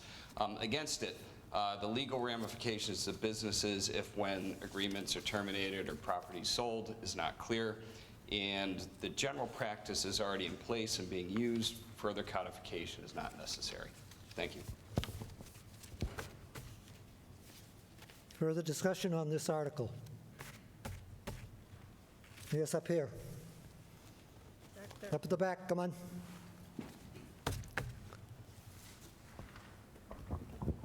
One, two, three. Lourdes Hanau, Precinct 3. Thank you, Mr. Moderator. I just had a quick question regarding handicap spots, and I don't know if those were being considered and that there is enough for people who have special needs to still be able to access businesses. Liz. 1, 2, 3. Yes, so that is handled through the building department, so and the Architectural Access Board, which is a state agency. So this would not negate those requirements. So if a building, every property needs to have a certain number of ADA spaces, and they need to be the closest to the building. So it would not affect their ADA parking. Further questions? Mr. Pearson.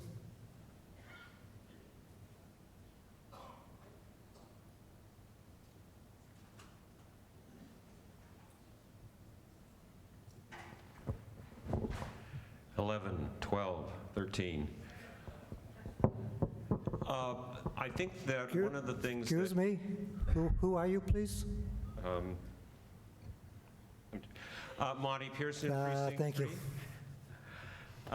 One of the things that came up in the Land Use Committee was that we were a little uncertain about how this bylaw would work over a period of time. And I think that our chairman mentioned that you're not going to have a deal to share parking indefinitely. It's going to be for a period of time, and you're not going to have stores be there indefinitely. They're going to go out of business and things like that. And so we're not really clear exactly what happens when the agreement between two businesses expires or becomes different because a new person comes in. And we're just wondering how that we're going to work that out. Ms. Bonventure?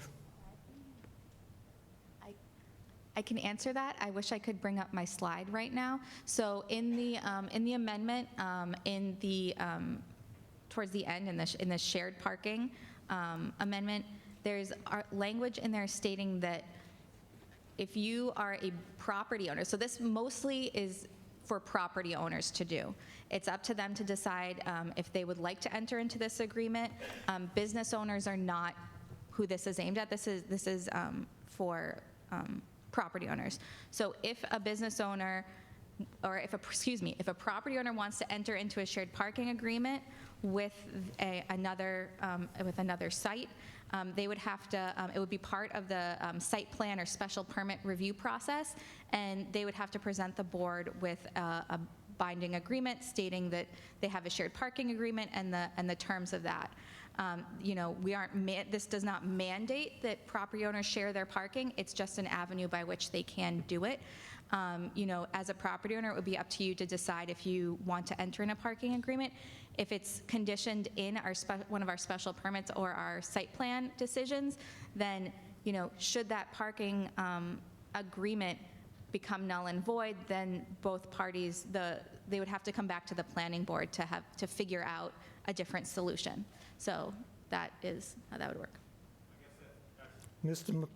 Moderator, there we go. Let's get a microphone over here, please.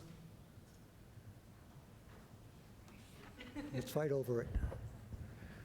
123 Monty Pearson, Precinct 3. I guess that's the place where we have the rub, is like, if you have a condition that so-and-so needs to have shared parking of 10 spaces over here, and they then lose that, and it was a condition of their having a business there, that they have that parking, is the planning board going to close down the business because they don't have enough parking? I mean, no, you won't do that. So how are you going to fix that? Because you can't make somebody else give them the equivalent amount of parking. Through you, Mr. Moderator, no, they would need to come back to the planning board and provide another option. But again, I want to reiterate that this is an option that property owners would an agreement that they would go into themselves. It's the free market. If they feel like it's a good opportunity, they can do that. This is not a requirement. If you're a property owner and you have this killer tenant that you really want to bring in because they're just going to make your plaza the best that it can be, this is something that you should consider, right? So, I think we're still leaving things up to the free market, but this is a predictable and spelled out method by which applicants can come in and understand the requirements of the town.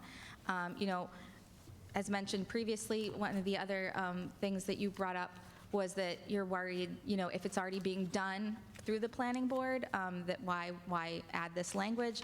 And you shouldn't need to hire an attorney who knows how the planning board kind of works. You should be able to read the zoning bylaw to be able to come to the board. Like, we don't require you, if you didn't know that the board did that and you were looking at the parking regs, you would think you couldn't come to town and you couldn't come here. But because we have this flexibility, I think it's a business-friendly option from my perspective. Further questions? Yes. Microphone up here, please stand up. Thank you, Nikki. It's empty, don't worry. Hi, thank you, Mr. Moderator. Nikki Cadillac from Precinct 6. Thank you to whoever's grabbing my empty mom fuel here. Thank you. So I guess my question is, and I've watched a few planning board meetings, not every single one of them, but it's business owners that usually come to the planning board, right? But it's property owners that are entering into the shared parking agreement. And so I guess, what is the procedure for a business that's wanting to open who would not have enough parking spaces Are they going to the property owner and asking the property owner to enter into an agreement with a different property owner on their behalf? Yes. Okay. Yeah. Yes. Okay. Thank you.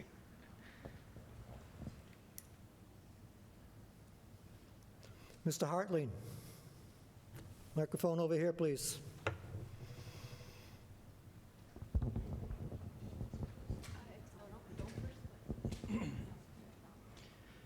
Thank you, Mr. Moderator. Chris Harling, Precinct 3. Under Transportation Demand Management, focus on shifting travel away from single occupancy vehicles towards mass transit, walking, biking, and ride sharing. Can you, A, provide an example of what a strategy might be in that area, and does passage of this facilitate an increase in bike lanes on high-volume roadways? Sure, I can answer that question. Transit demand management, it's mainly focused on employers. And so you'll see transit demand management bylaws in towns, in cities and towns that have large volumes of employees coming in, which we do. So that's why I added that statement to the purpose. This bylaw would not create new bike lanes on high volume roadways. An example of a transportation demand management measure would be if you are an employer and you would provide discounted bus tickets to your employees so that they could have the to encourage them to not take their single occupancy vehicle to work every day to reduce the amount of traffic coming in and out of Burlington. So that's just one example of what we call TDM. Did I answer all the questions? Yep, of course. Mr. Tate, please.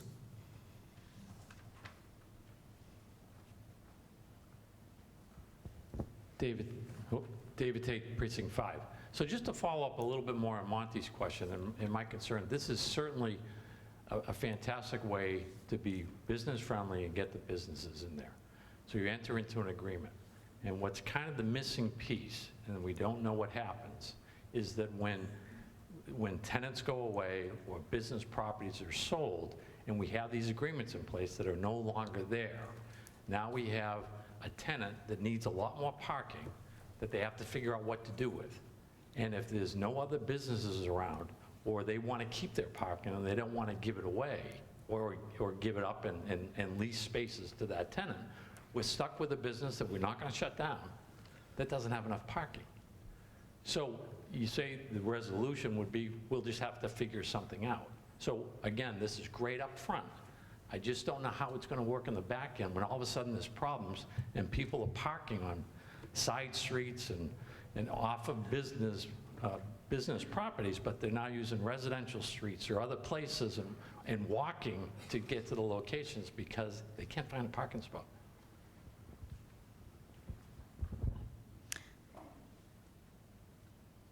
Sure, so I can answer that question. So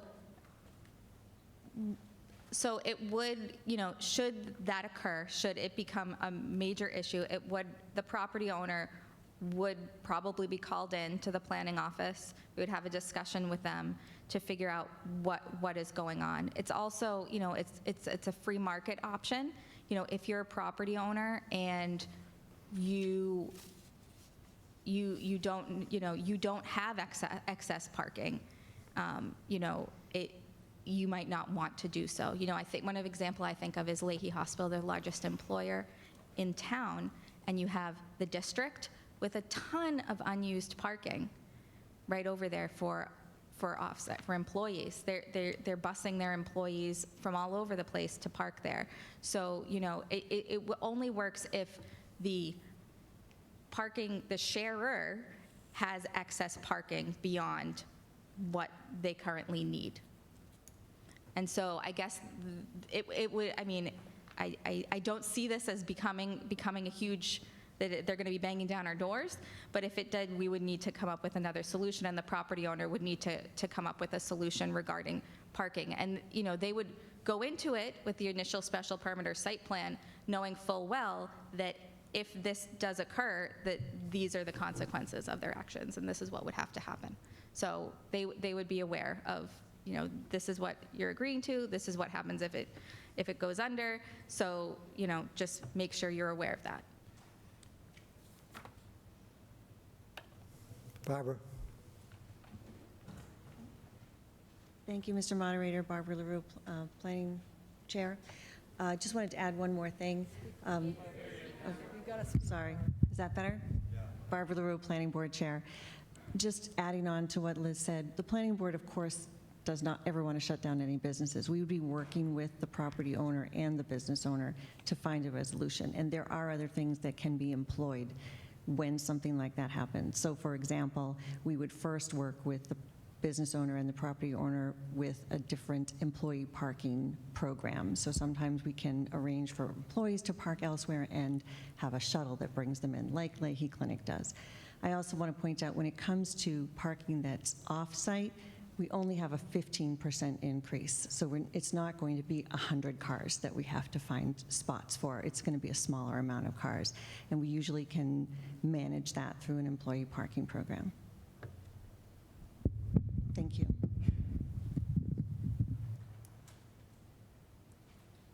Ms. Byer? Thank you, Mr. Moderator. Kathy Byer, Precinct 2. I thought that this, from memory, previously had something there that required a legal agreement. I don't see the wording on that right now.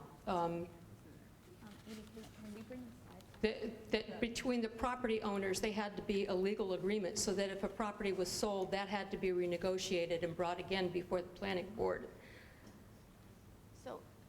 So it doesn't state that explicitly, but that's the process by which, so item D, I did see that and missed this somewhere else. Okay, thank you. So, yeah, so there is an agreement between the property owners, and that really is the foundation that you would be looking at for the businesses and negotiating on that. And I had a part 2 with the question, but I don't remember, so thank you. Are there further questions on this? Ms. Byer, please. Kathy Byer, Precinct 2, Space Case. My second part of my question was, can you name any other towns that have done this now successfully so that there's a model for us to follow, or are we pioneering? Thank you. I modeled it based on Lexington's bylaw.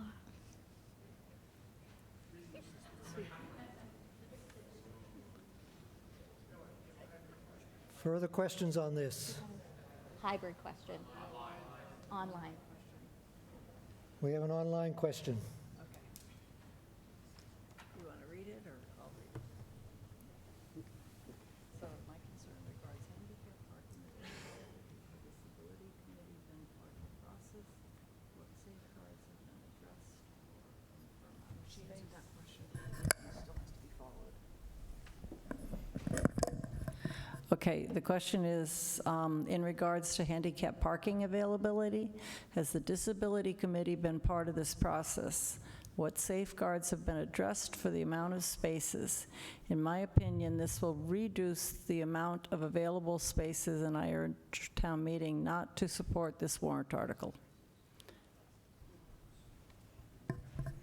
And that was by? John Cormier. Mr. Cormier. Precinct 6. Precinct 6. I'm going to address Mr. Cormier. I'm going to address him this way, but I think he might be that way. So this does not change any of the requirements of handicap space requirements. Both sites, the off-site parking and the on-site parking will both need to meet the Architectural Access Board's requirements by the state. Our building department does an amazing job enforcing this. And so they, they are the ones that make sure that this happens. So I understand, it's a concern, but it will be handled by the building department in how they review building permits. Ms. Altman?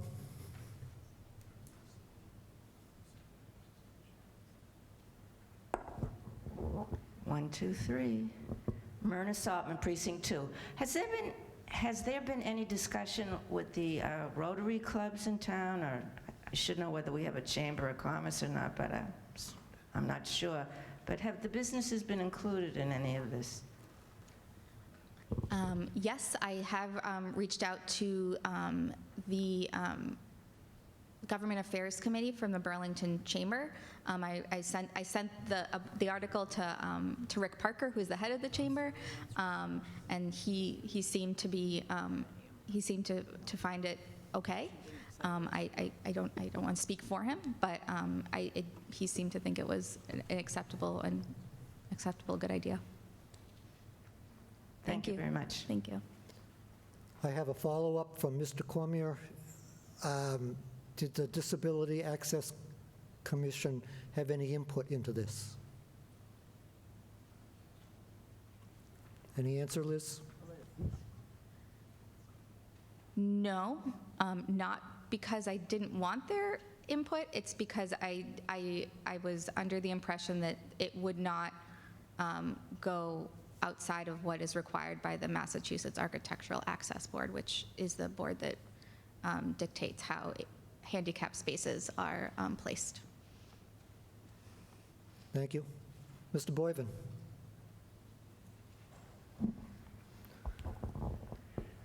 Bill Boyven, Precinct 1. Thank you, Mr. Moderator. So just to make it clear in my head, the handicap spaces are not shared between businesses. Each one keeps their original assignment of the number of handicap spaces. That is correct. Thank you.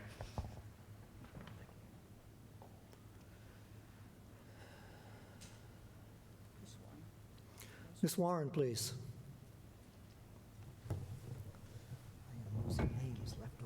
Thank you, Mr. Moderator.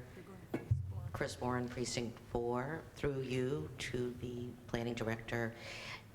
You've given us one or two examples from Cambridge Street businesses, but are there other examples from Middlesex Turnpike or Mall Road or other places that are employing a shared parking agreement? Thank you. I can speak to a shared parking agreement that's currently happening right now. The Lifetime Fitness property currently has a shared parking agreement with the Nordblom Company, which owns the rest of Northwest Park, and they have a special site for their employees to park off-site of the Lifetime Fitness property. So, Thank you. Further questions? Seeing none, let's put this to a vote. All those in favor? Thank you. All those opposed?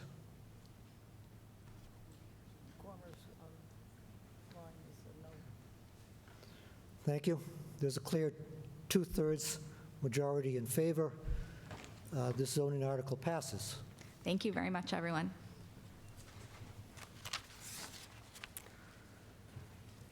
Okay, that concludes the zoning part of our presentation tonight. Let's move on to general bylaws. Article 4. To see if the town will vote to rescind Article 14, Environmental Section 2.14, Control of Toxic and Hazardous Materials, in its entirety, or to act in any other manner thereto.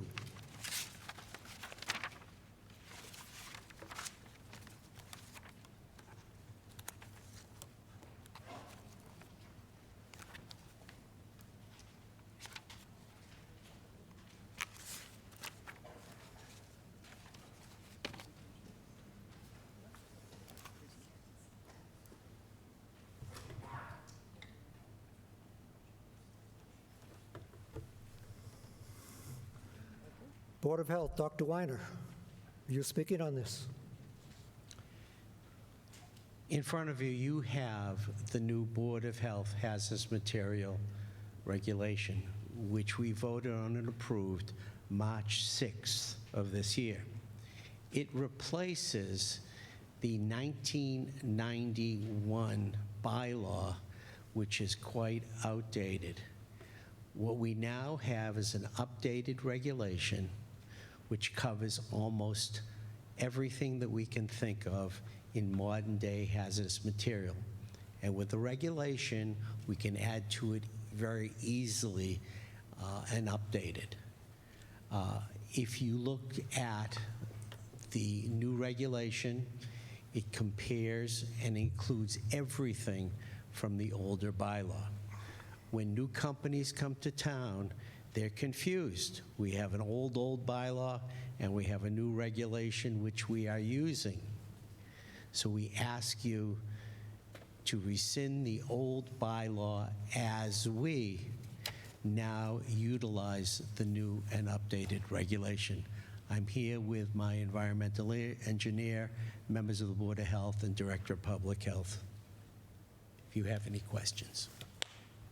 Any questions on this for Dr. Weiner? Mr. Prue?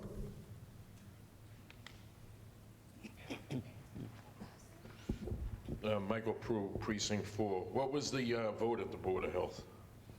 I think it was 5-0-0. Yes. Thank you. Thank you. Yes. Anything further? Yes, sir. Alex Rutfield, Precinct 5. So my understanding of this is that we are taking out all the bylaws regarding the waste and moving it into the Board of Health's control.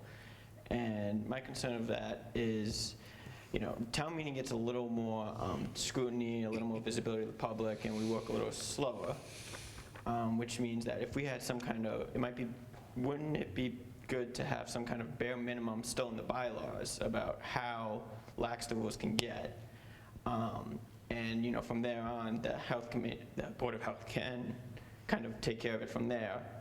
Because my concern is if state and federal regulations get too lax, Board of Health could quickly try to match it one day or use that to kind of change the rules without as much public scrutiny. So do you have ways to kind of alleviate that concern? Dr. Weiner, please. I guess the answer to that is that when it comes to hazardous materials in this community, our bylaw is completely encompassing. And as things change, we are able to change that bylaw. We were requiring companies far and beyond what the 1991 bylaw was using, and we have updated it to a regulation now.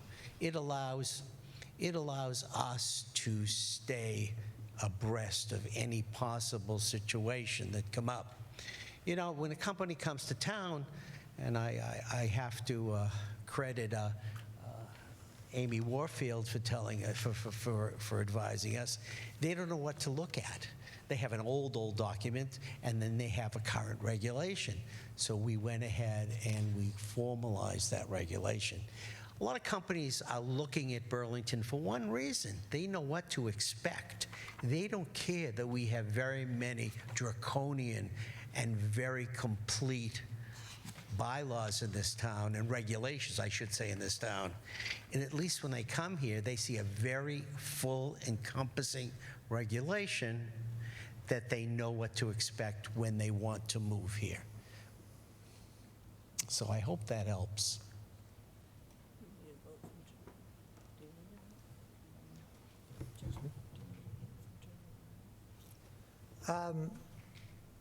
I guess I should get a recommendation from General Bylaw. Mr. Martin, please.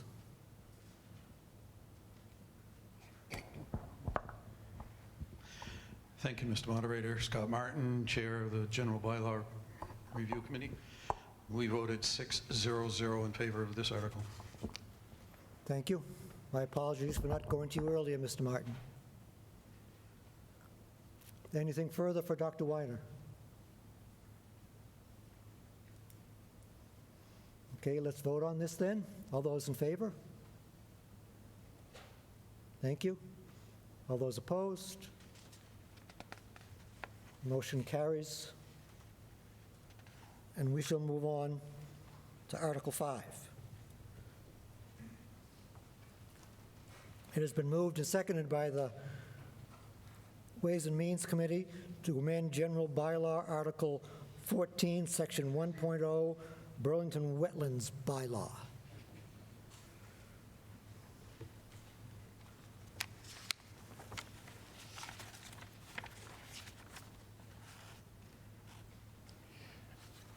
Thank you, Mr. Moderator.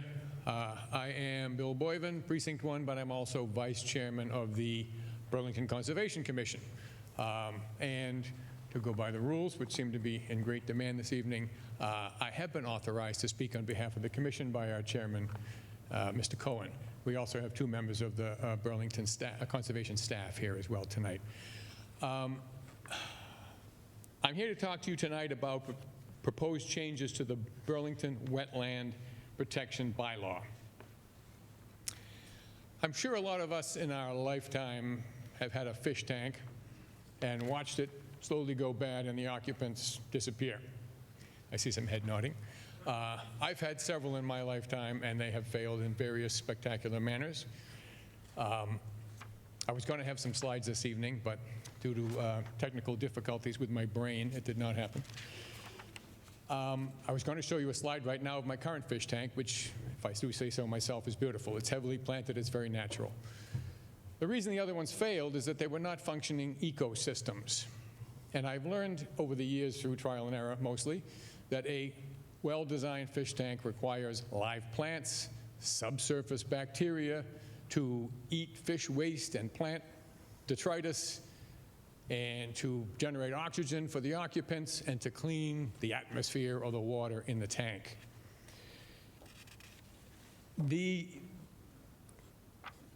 A healthy, functioning, balanced ecosystem is essential. Our planet, the world in which we live, works exactly the same way.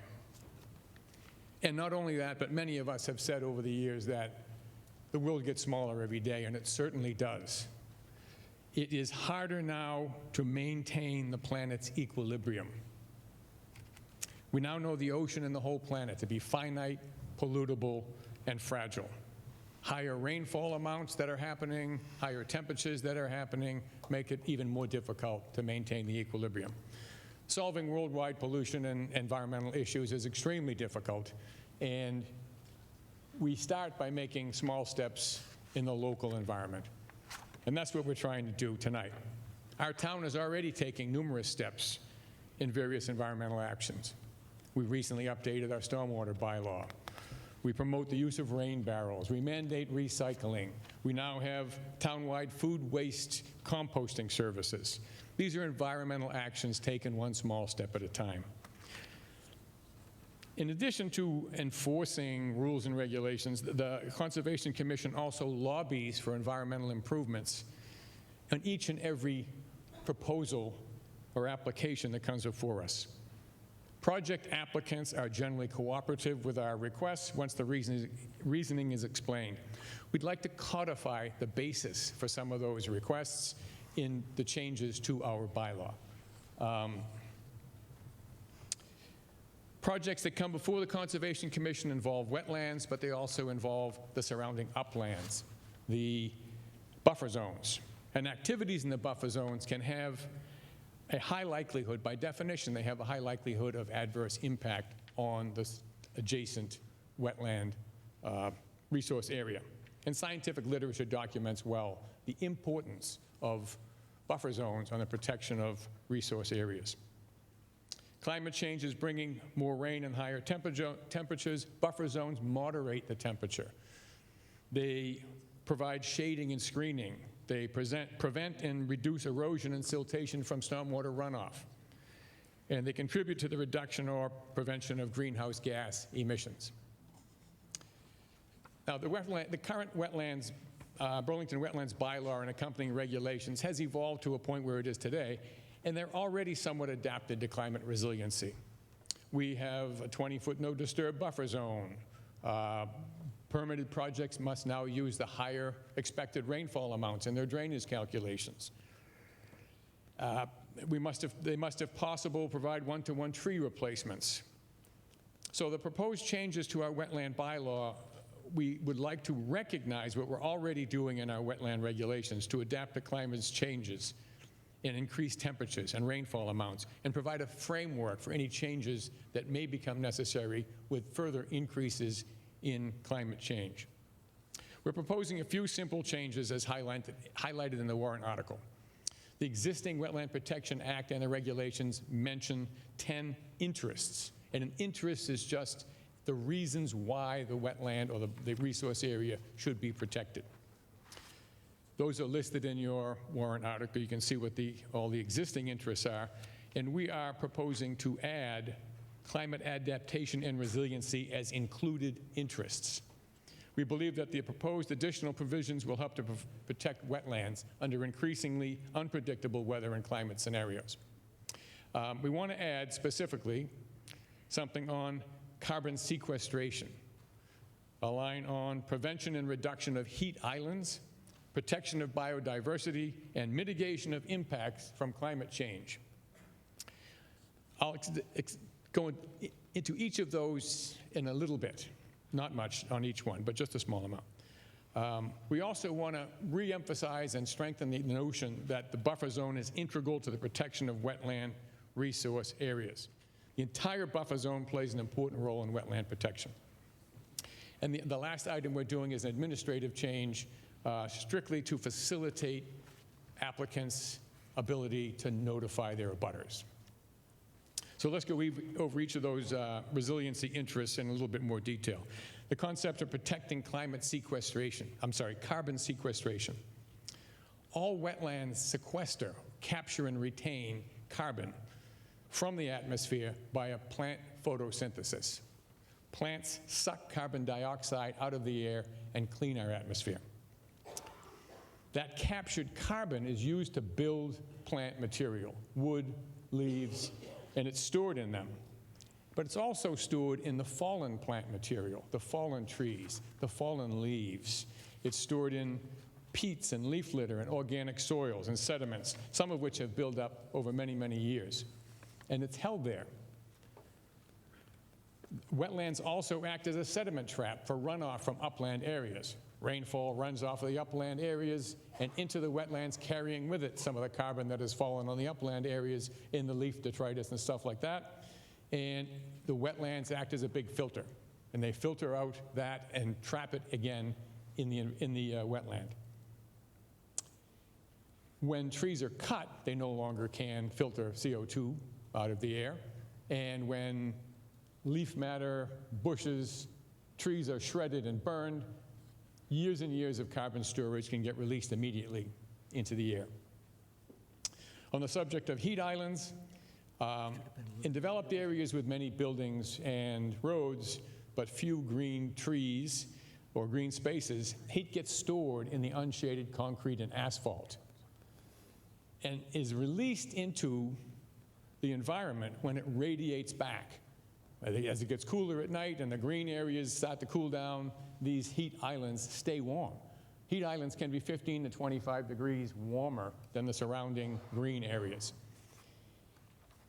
The high temperatures of the pavement and rooftop also increase the temperature of the runoff, which drains into storm sewers. And, I want to make it clear, I don't know how many people think about this, I do. When that rainfall falls on your driveway, your street, your parking lot at the mall, and runs into a catch basin, it doesn't magically go away. It doesn't go to the ocean. It doesn't go to some water treatment plant. It just goes downhill to an outlet in a wetland in somebody else's backyard.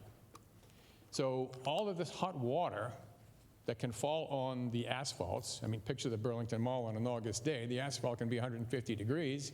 You get a good rainstorm, all that water currently sheet flows into Vine Brook. And that is hot water going into streams, rivers, ponds, and wetlands. Water temperature affects all aspects of aquatic life. It can be stressful and even fatal if it goes outside of their bounds in which they can survive. Heat islands cause nearby buildings to require more energy for air conditioning, and heat islands may make it uncomfortable or even dangerous for foot and bicycle traffic. Protection of biodiversity. We've seen some impressive swings in the environment just in the last 2 years. We had crazy droughts last year and crazy rain this year. Those wild swings may push some wetlands and some other environments out of their comfort zone, if you will. Wetlands that are supposed to remain wet traditionally may dry out in an extreme drought.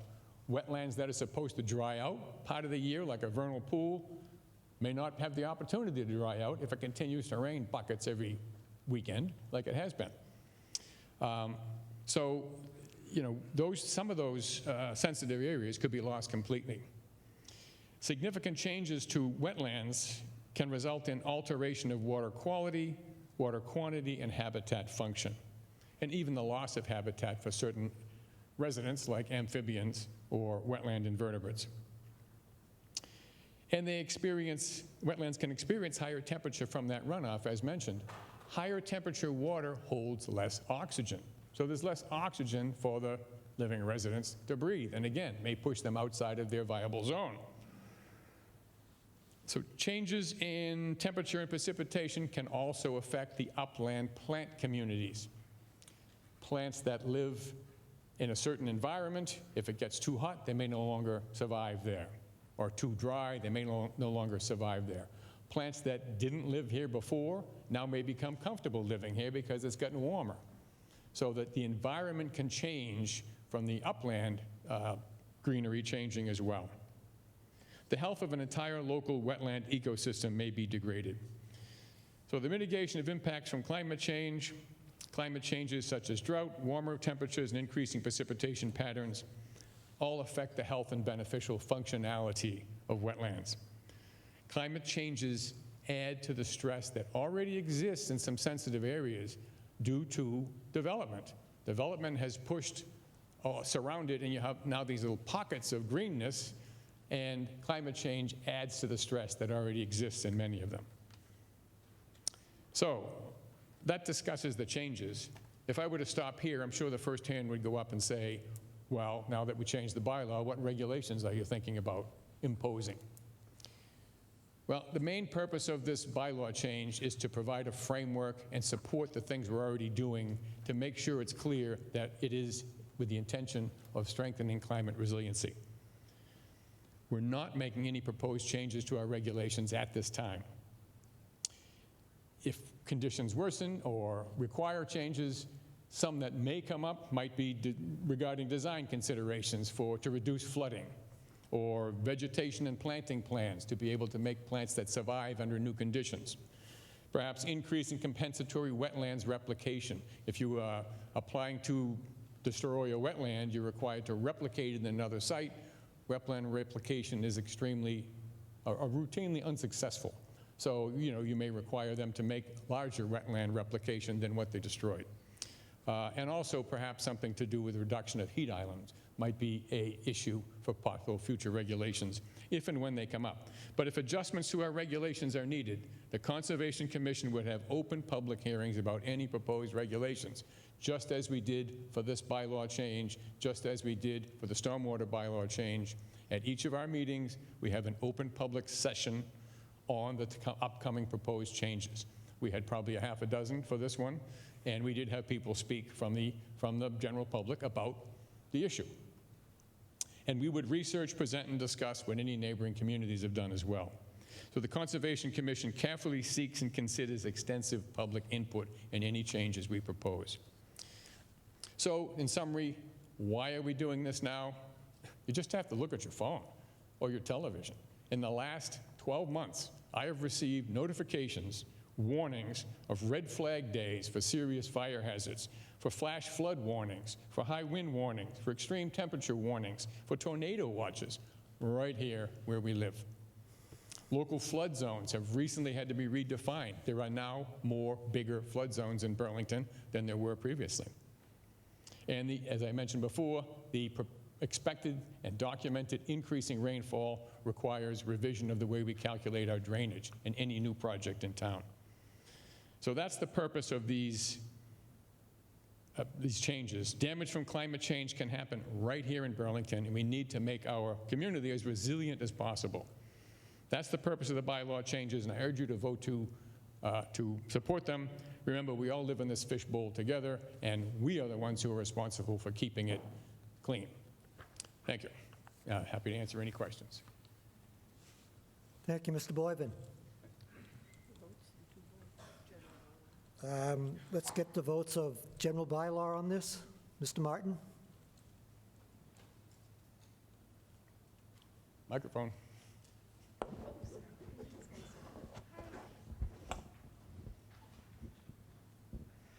Thank you, Mr. Moderator. Scott Martin, Chair of the General Bylaw Review Committee. We voted 6-0-0 in favor of this article. Thank you. Land Use Committee, did you take a position on this, Mr. Wadilla?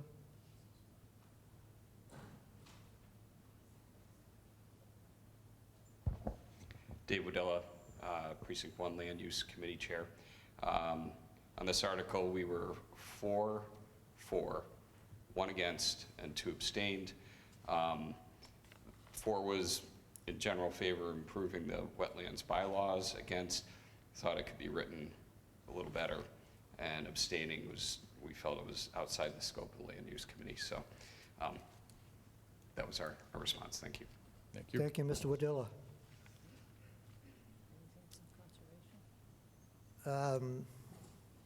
I assume Conservation Commission is in favor of this? Did they vote on it? Yes. Mr. Cohen?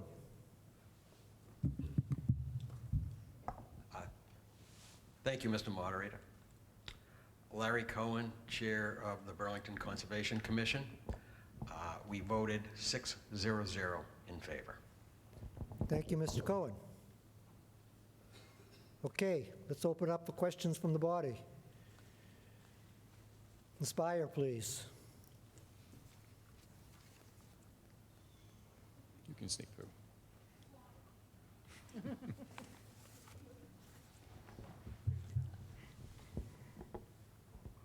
Thank you, Mr. Moderator. Kathy Byer, Precinct 2.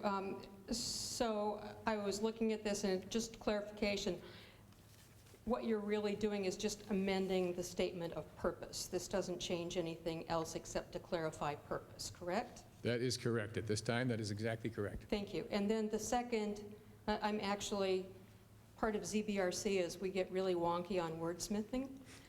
And right at the end, it's not a complete sentence. Oh, my God. And so I just wanted, at the end, there's a comma and then certificate of mailing. So should that be comma and certificate of mailing, period? Can I make that? I don't have that right in front of me. I was looking for the next page, and for some reason, I didn't see one. I don't have a second page. That's why I asked. I don't have a page 5. Thank you. Okay, thank you. I didn't get page 5. I don't have it. Oh, okay, so I see. That's Yes, my it would be issue. cut off. Thank you. Mr. DeBona, please.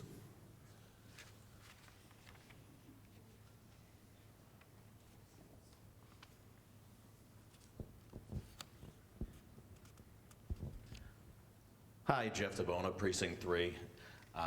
Ms. Byer actually answered my first question, but the second part was, this was something that we dealt with on the 1.5 sections, talking about the applicant returning the certificate of mailing.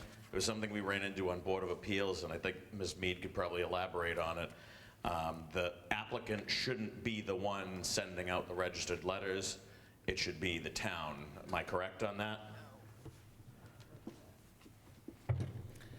There are different rules for the Conservation Commission, so the statute requires the town to do it on behalf of the Board of Appeals, but not on behalf of the Conservation Commission.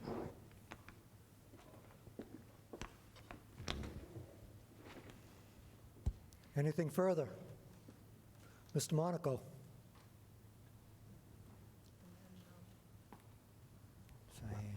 Thank you, thank you. Thank you, Mr. Moderator. Frank Monaco, Precinct 4. I'm not sure about this, but I get the sense that part of what's going on here is that we're extending the authorities and the rules that are enforceable in the wetlands into the buffer zone intentionally, that you're strengthening what you can enforce in the buffer zone as a result of this rewriting of the bylaw. Am I correct in that? We are strengthening the importance, the statement of the importance of the buffer zone. We're not changing anything about the buffer zone at this time, but we're just reaffirming that, it's more than just the 20-foot no disturb that's important. The entire buffer zone is by definition a potential place to cause harm to the resource area. But it has to be actionable at some point, whereas I think you're creating a situation, I'm not saying it's wrong, but I think that's what's going on here, is we're setting the stage to make the buffer zone enforceable in exactly the same way that the wetlands are today, whereas heretofore that hasn't been the case. It's not our intent to make it exactly the same as the wetlands, but if there are other things that we decide we would think would be benefit for the environment, we would propose them and bring them up in a public hearing and eventually to town meeting. Okay, so again, I'm not saying I'm not in favor of doing things like that, but I think that's where this is headed. I don't want to mince the words. I mean, I think you will get there. If there's something going on in a buffer zone that you never liked, you now have more opportunity to do something about it through this framework. So I want to ask this, if I may, Mr. Moderator, and I'm done here. It's only been a minute and a half. Been a rough night, I think. The buffer zone, many of the buffer zones are actually on residential private property. Am I correct? Sure. Right. In fact, maybe most of it. Yeah. Well, suppose there is something you want to do in a buffer zone that's been latent, and now you have the opportunity to do it. Can you go back into a residential property where nothing's going on and bring about some enforcement that you wouldn't have before? No. And This why would only not? apply to applicants. So they have to apply to us before we can do anything. And they have to be applying for something like an addition or a... Correct. I see. And then that has to be also within our enforceable area. Well, I agree, but I Right. think your ability to get to enforceable areas is growing for good reason. I mean, you have a reason for wanting to do this. So Well, I just want to make that point. We're not going to get any more jurisdictional area out of this. We have to be within so many feet of a wetland resource area, a 100-foot buffer zone or a 200-foot riverfront area, before we have jurisdiction. That's not going to change. Within those buffer zones, things could change potentially. Yes, okay, And then thank again, only for applicants. Okay, thank you. You're welcome.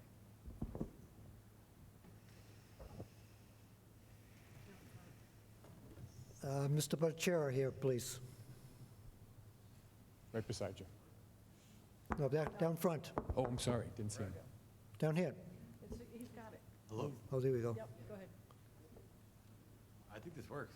Yes? Yes. Go ahead. I got to stand up. All right. Thank you, Mr. Moderator. Cheyenne Bhattacharya, Ways and Means. Just a quick question. You'd mentioned if wetlands are How about now? Yeah. All right. So you had mentioned if conservation areas or wetlands have to be removed or destroyed, essentially, to make way for new construction, and then they would have to replace these areas. Is there a minimum requirement that they have to be a certain amount of successful? You had mentioned that they're usually not. Well, the way that typically is done is replication has to be done, or plantings have to be done. In some other situations, tree replacements, and we generally have a 2 growing season, or basically a two summers or 2 years, that the trees must still be viable after that. Thank you. It's very rare that we actually see an actual wetland that we approve being filled in because they have the ability to replicate it anywhere on their site. So, Mr. Collins, is that correct?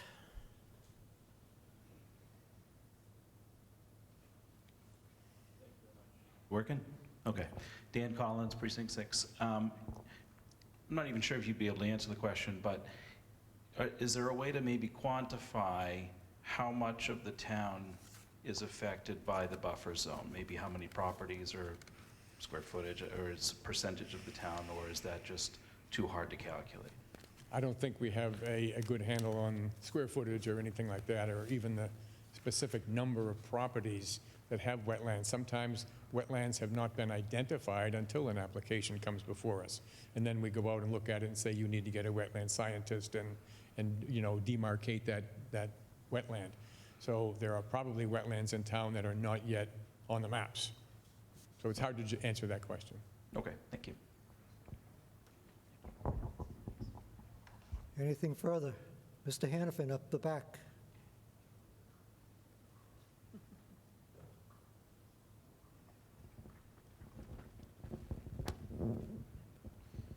Thank you, Mr. Moderator. Dan Hannafin, Precinct 2. I just wanted to state I'm not in favor of this change because I feel as if we're getting into some gray area where we're going to create a little bit more authority than we are intending in some respect here. I think there's a lot of area in town within these buffer zones that are privately owned residences and properties that we kind of want to protect for the residents of Burlington. And there is kind of a give and take there, but I don't want to reach too far into people's property in order to do that. And I think that this can kind of create that effect unintended. So I'm going to be a no vote on this. Thank you. Thank you, Mr. Hannafin. I think concerns like that would be exactly what we would want to hear if we had public hearings about proposed regulations, if there were good reasons why we should not have a change in regulations. Further questions? Mr. Eiler. Thank you, Mr. Moderator. John Eiler, Precinct 6.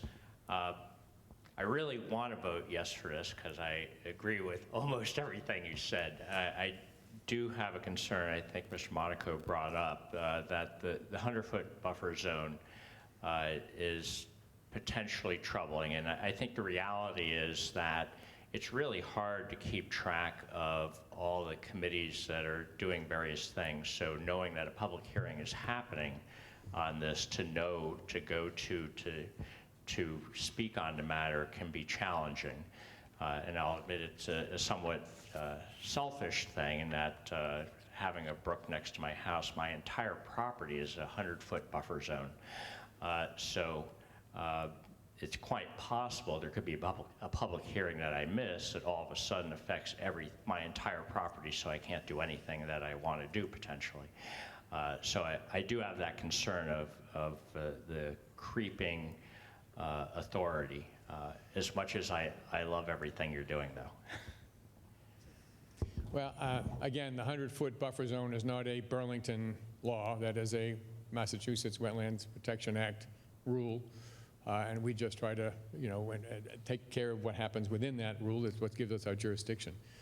And the main purpose of these changes is to reinforce some of the things we're already doing.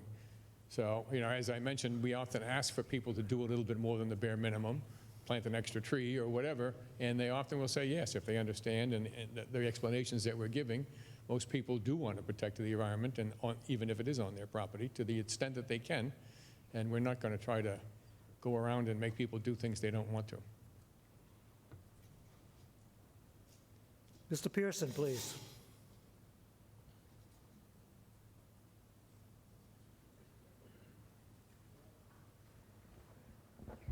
Thank you. 1, 2, 3.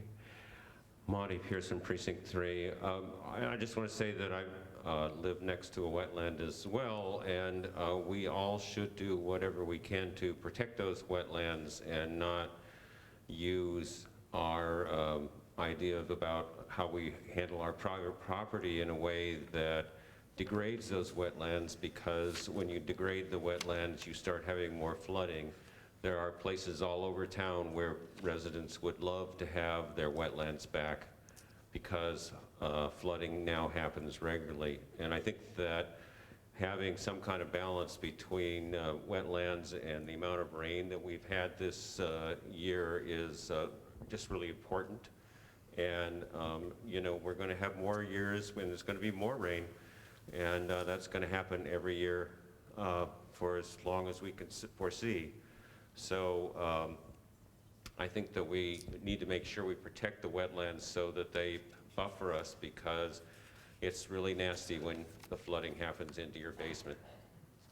Thank you for that. And, you know, if you modify your property to reduce the amount of water is on it, that water is not going to go away. It's going to go on your neighbor's property or downstream, like I said, in a catch basin to somebody else's across the street or a block away. Ms. Warren, please.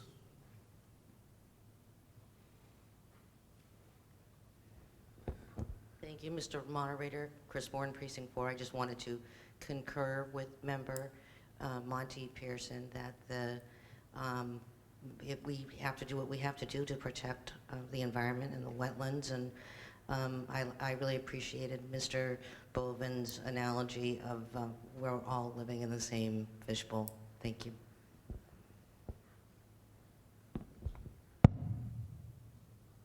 Anything further on this? Seeing.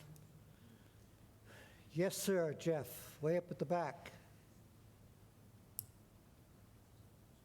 Mr. DeBona, please. Hi, Jeff DeBona, Precinct 3. So I had it sounds like it's coming up. Everyone had the same question as me that I kept to myself at first. I think we need a little bit more clearer definitions on some of these things. And I would ask, would you be willing to make a motion to postpone and come back with better definitions on it to clearly define it? When I saw it at first, there was no backup, and I saw carbon, greenhouse gas storage, and sequestration. So I had to look up what that was. I have 100 pages over here of Senate Bill, what the hell is it? 1382, of how the state's defining it, and the Mass Green Communities. I got to read through it. Let me get the actual name. I think we need to get a clearer definition on it. Would you be willing to do something like that? Mr. Boyven, please. I am not interested in postponing or you know, withdrawing at this point. We put a lot of work into it. We've had public hearings. We've digested what has been said. And you're right, not everybody agrees on everything that I'm saying. The definition issue, I'm sorry if it wasn't clear and we didn't put out some background material to make it clearer. But carbon sequestration is something we hear all the time. So it's just that carbon has got to stay in the trees or it goes in the air. I mean, that's where it comes down to, and that causes us problems. Yeah, because what I actually read was talking about pumping carbon gas into the ground to hold it, and that was what Massachusetts was defining. That's an extreme technique that could be used for carbon sequestration, is to grab it and bury it. But, you know, trees already do that. Yeah, we need to prepare for that, because if we just put the thing in, what's to stop someone from doing it now? How do we mitigate that? How do we handle it going forward? I think we need to be a little bit more clear before we pass something on it. I think if somebody proposed to do that in Burlington, there'd be a few hurdles in front of them. Absolutely. And we should be prepared for that, have the Board of Health involved, anyone else necessary. So if you're not interested in a motion to postpone, then I'm not going to ask for it. Thank you.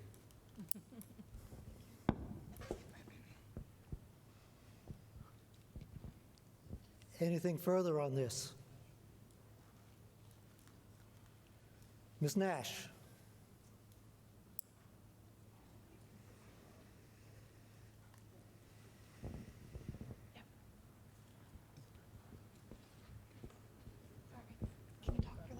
Okay. Mildred Nash, Precinct 3. Thank you.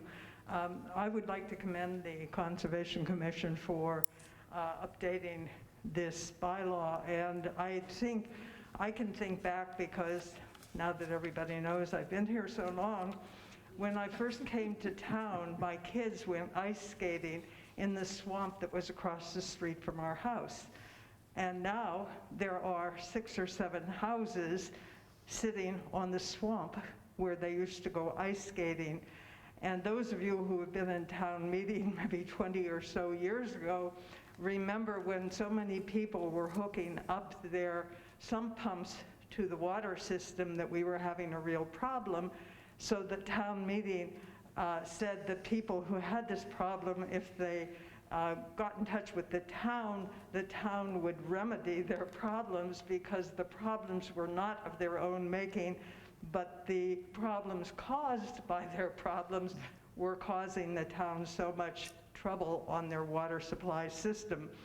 And as both the climate keeps changing and all of our actions to it, I think there has to be the kind of fluidity, if you'll pardon the bad pun, in this whole situation. So I would suggest that we vote for this, this revision. Thank you. Mr. Sinesi, please.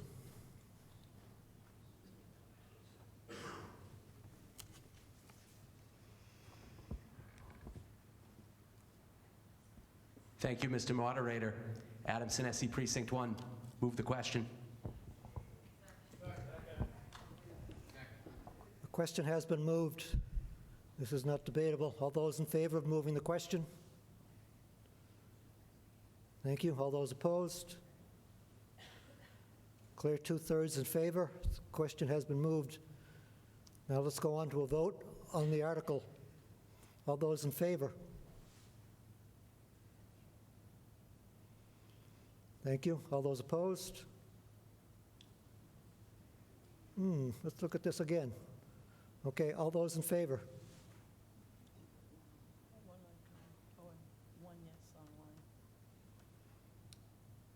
Thank you. All those opposed?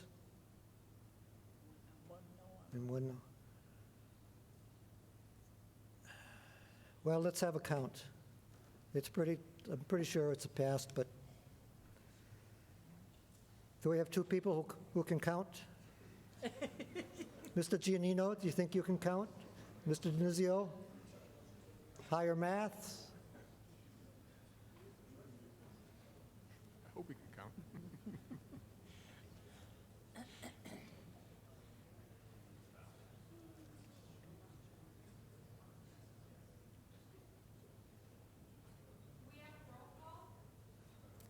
Oh, no. We can? No. Okay, all those in favor, please stand.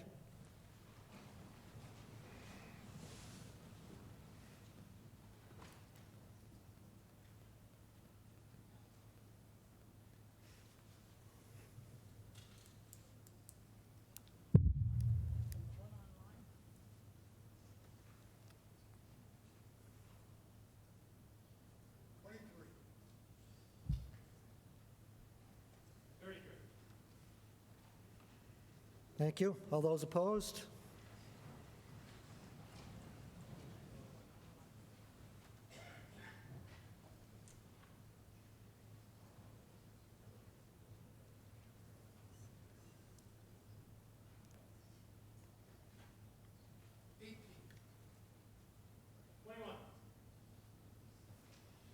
Do we have one online? And one online. Yep, we got it. 1 and 1 online.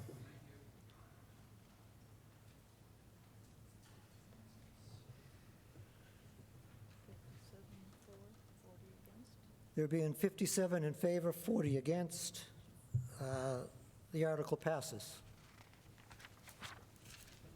Thank you, Mr. Moderator. Let's move on to Article 6.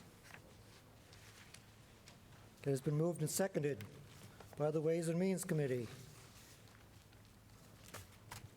to renumber Burlington Housing Partnership Committee, Article 5, Section 2, Moderator Appointments, Paragraph 2.9. What have we got here? General Bylaw Committee, please, Mr. Martin.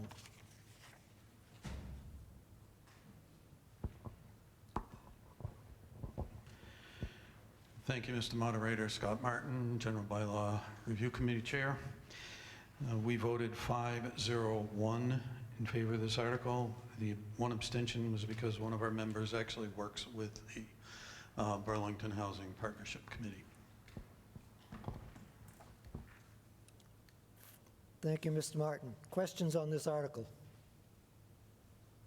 And if you're wondering, the moderator doesn't object it being removed from underneath his listing, since I didn't do it anyway. No questions? Well, Ms. Willard.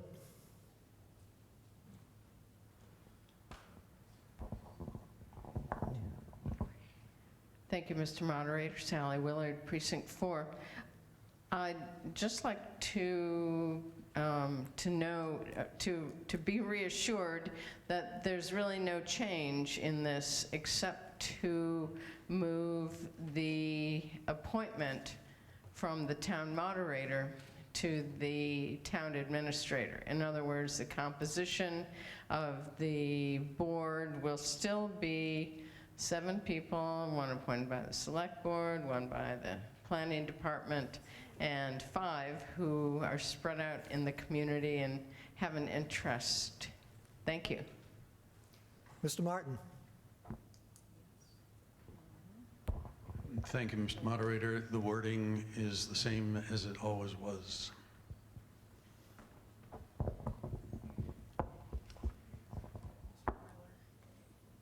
Mr. Eiler.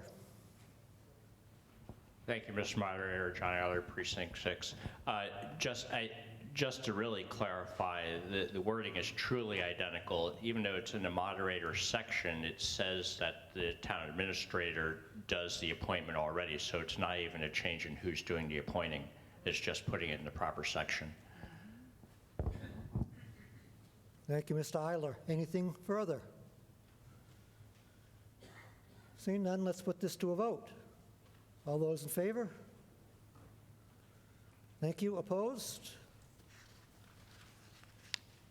Article 6 passes. Article 7 and Article 8 have been withdrawn.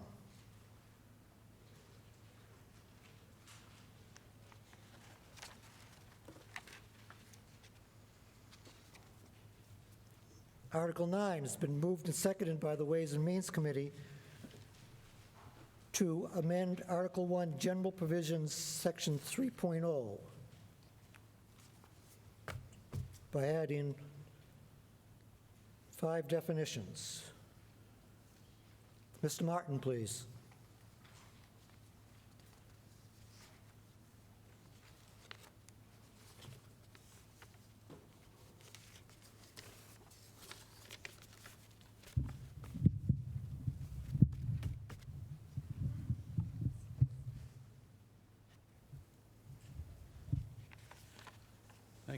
Thank you, Mr. Moderator. Scott Martin, Chair of the General Bylaw Review Committee. We voted 6-0-0 in favor of this article.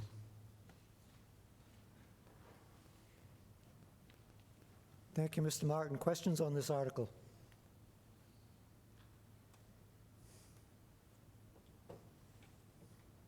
Seeing none, we'll put it to a vote. All those in favor?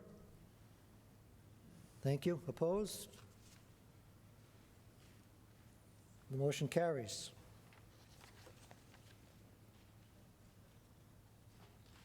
Article 10 has been moved and seconded by the Ways and Means Committee to amend Article 2, Representative Town Meeting, Section 1.2, warrants. And there has been a following amendment to that. If you go down to the 7th line of the text, cross out moderator, please.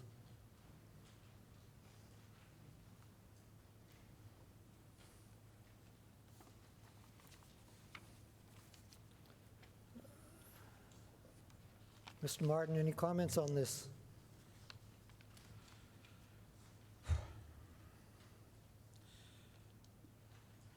First, thank you, Mr. Moderator. The General Bylaw Review Committee voted 6-0-0 in favor of this article.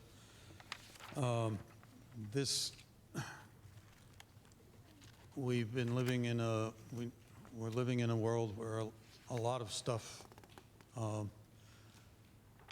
is done electronically, and we just spent an hour and 15 minutes discussing the effects of the environment and climate change and a few other dozen things. This article gives you, each town member, the option of saving a tree or 2 or 3 each year. You can notify the select board or the town clerk to receive your, I'm doing this right? To receive your warrant article. I'm sorry, I'm tired. And the associated backup material electronically. You would need an email address to get that. I know there are some people that don't have them, so you would basically opt in to receive your information electronically. Scott, you got to talk right into that mic. Thank you. Now repeat what you said. This article, I'm going to make it shorter. You as a town meeting member can save a few dozen trees each year by opting in, if this article passes, to receive your warrant article and backup information electronically. You would need an email address, and you would need to notify the select board and the town clerk in order to have that happen. If you want to receive paper, just don't tell anybody. Thank you, Mr. Martin. The new person. Right down front. Oh, yes, ma'am, right here. My name is Eunjin Ju from Precinct 7. So do you have to let the committee and opt-in for every single meeting, or just one-time opt-in will do for the rest of the meetings? Mr. Martin, please. Thank you, Mr. Moderator. You would have to opt in each time the way that this is written.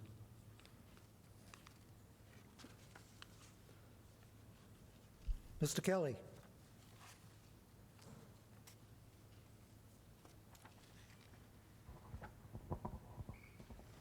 Jack Kelly, Precinct 7. For those who still want paper, we could save half as many trees if we printed on both sides of each piece of paper instead of one side.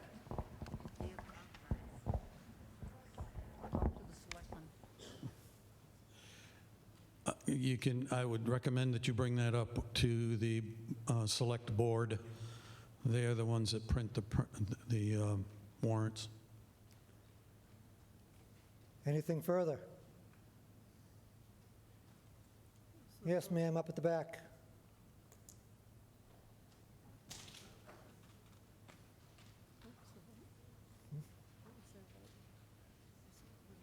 Sure.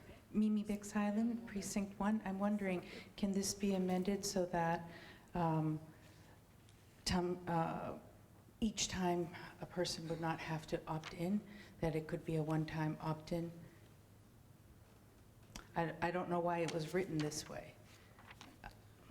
So It can be amended. You'd have to provide specific language to do that. And it'd have to be anybody written. want to help me out here?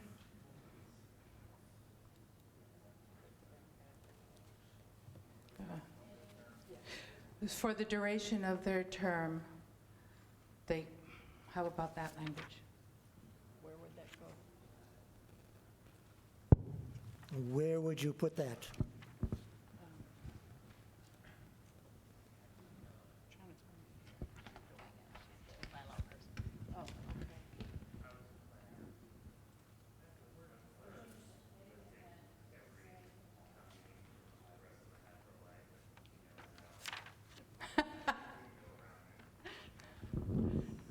Mr. Parson was saying that he was planning on listing every town meeting that he could think of to get around this, but I think many of us would not be so diligent and it might be nice if the language could be amended as a one-time opt-in. But where do we put it? I need specific, because this is a bylaw, I need specific language as to where you're going to put it and what you're going to say. Okay, sure. I'll read it. Oh, do you want to read it? I can read it, sure. I just threw it together. Yeah. Thank you. Michelle Huntoon, Precinct 1, and I am on the General Bylaw Committee. So I would suggest in the sentence where it says at least 30 days before the meeting, we would want to change it to a meeting. And then after that sentence, so before the included sentence, said request to remain on file for the duration of the requesting meeting member's term. I just whipped that together. If anyone has anything better. And that's why she's on the committee. Thank you. You get the language? I got it. All right. Okay, so we have an amendment on the floor. Do I have a second to that amendment? Now the question is, now we have to discuss that amendment. Do you want to change the main motion, adding that language? Yes, sir, right here in the middle.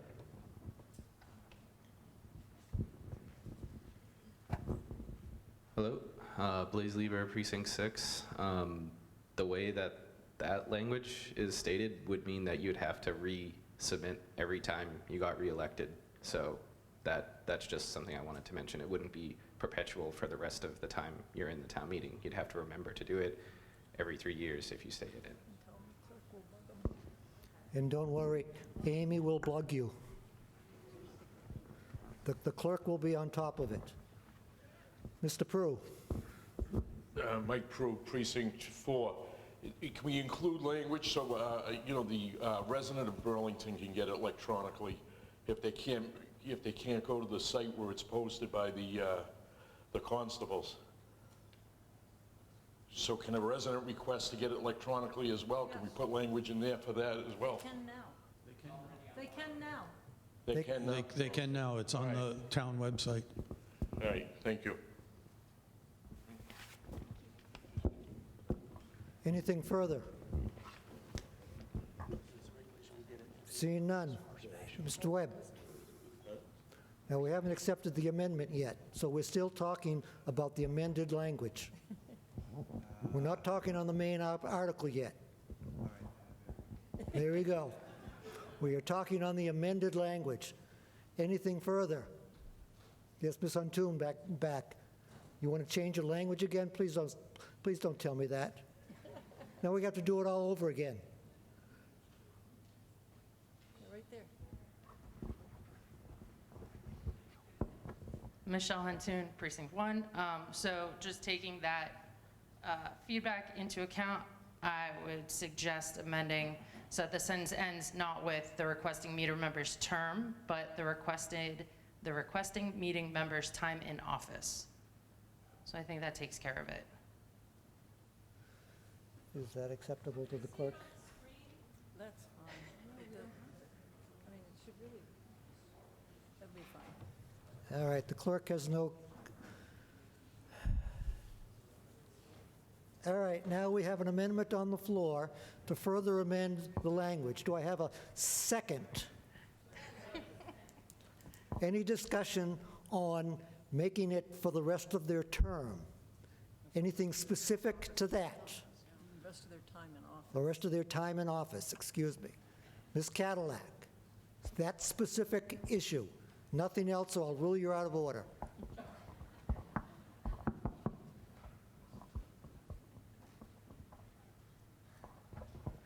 Thank you, Mr. Moderator. Nikki Cadillac, Precinct 6. Just a note for people that if somebody then was not in office for a while, then they were reelected to their office, that would also be another contingency. That's all. I'm not suggesting any changes, just bringing it up. Their term would have ended. They'd have to start all over again. Anything further on the language, on this on just that piece. Mr. Collins.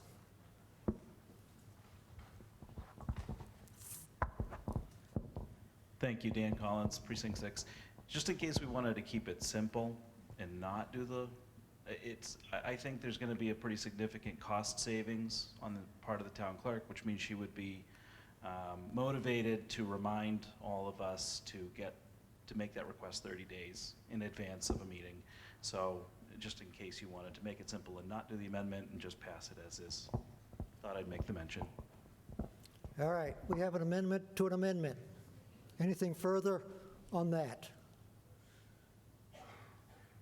All those in favor? Do you know what you're voting on? You're voting on adding into the language for the rest of the time that they're elected, or whatever the exact wording was. Or for their time in office. All those in favor? Thank you. Opposed? All right. So that brings us back to the amendment. Which removed the word moderate. Which, no, we got to, Oh, yes, you're right. now we have to add in the language that says, Changes the word the meeting to a meeting. change the meeting to a meeting, and said request would remain on file now for the rest of their time in office. Okay? Yep. Now, we have to vote on that amendment before we can get back to the main motion. So, any further questions on that amended text? Mr. Hartley?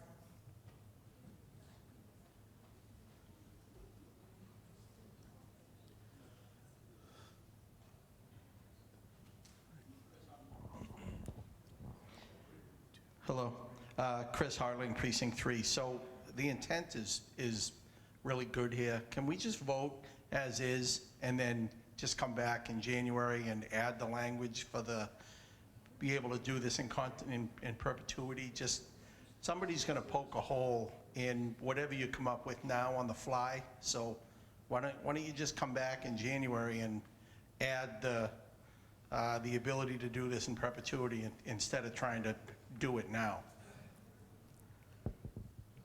Thank you, Mr. Hartley. Okay. Any further questions on the amendment? All those in favor of the amendment? All those opposed? The amendment passes.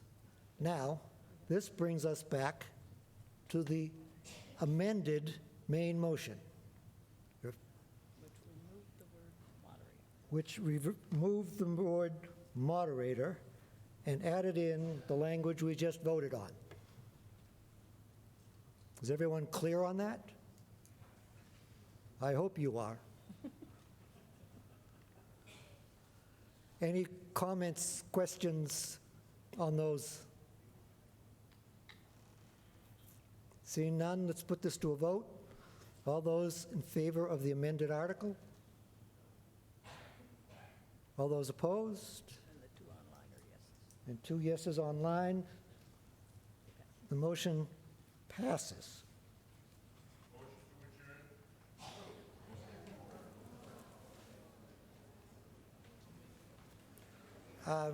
We have a motion to adjourn on the floor that is not debatable.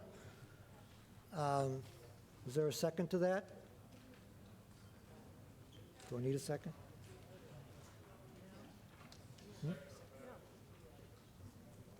Do I have a second? Yeah, Sally. It's been seconded. All those in favor of adjourning? Means we have to come back on Monday. All those opposed? Looks like we're still here. Thank you.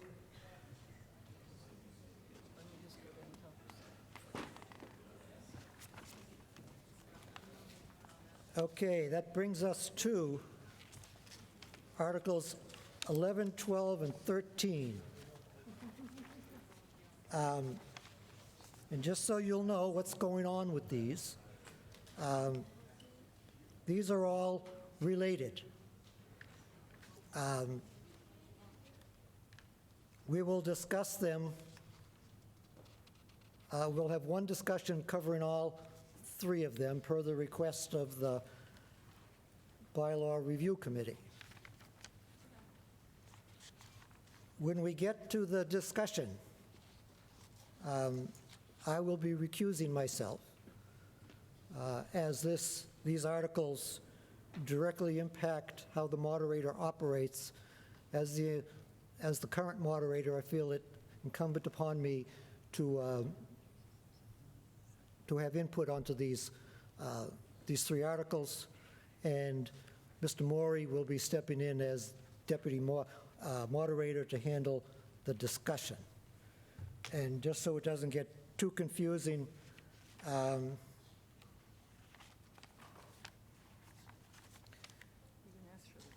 let's introduce all three of them and then get the votes of the General Bylaw Review Committee on all three of them, and then we will have a discussion. And then we will vote on them individually. Any questions on the procedure? Just want to make sure everyone's square with it. Okay. Article 11 has been moved and seconded by the Ways and Means Committee, and it is as printed in the warrant. Home Rule petition to amend Chapter 686 of the Act of 1970, an act to add a new section exempting the town of Burlington from in-person quorum.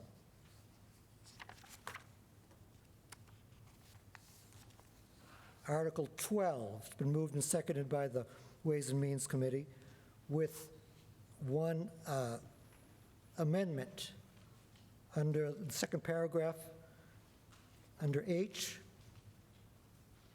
after town meeting, strike or any public meeting by any board, committee, or department. Strike those out. And Mr. Martin, to vote on these? Thank you, Mr. Moderator. Scott Martin, Chair of the General Bylaw Review Committee. The committee voted 6-0-0 on all three of these articles. Okay, thank you. Article 13 is as printed in the warrant. It's been moved and seconded by the Ways and Means Committee to... Is there a... All right, I love last-minute amendments. Okay.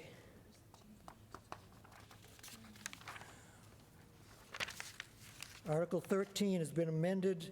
Strike out paragraph 1.4.7 at the end. And also the word may is now shall.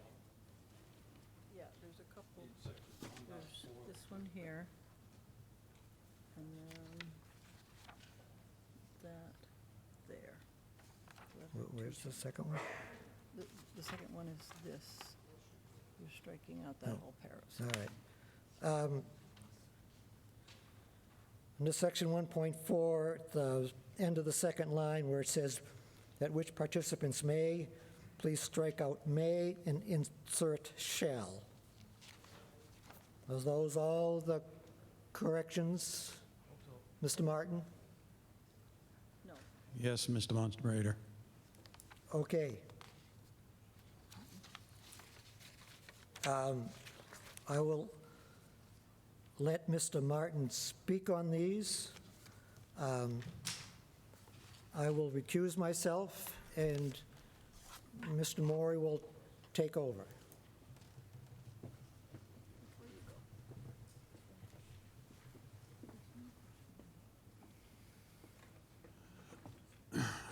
Thank you, Mr. Moderator.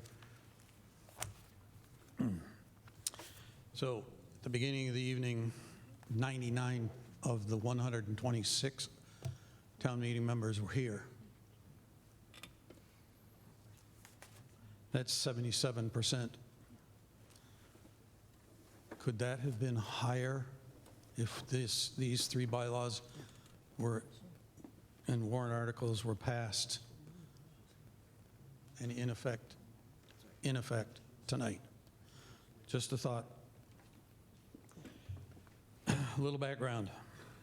I'm not going to go through all of this stuff. You probably know most of this. And I'm going to try and make this, shorten this up so we can go home. We are not the only people that are doing this.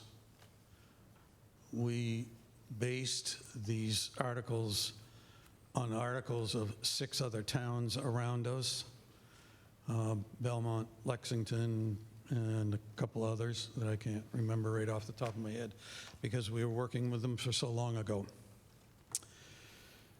However, the Boston District 9 City Councilor, Liz Breeden,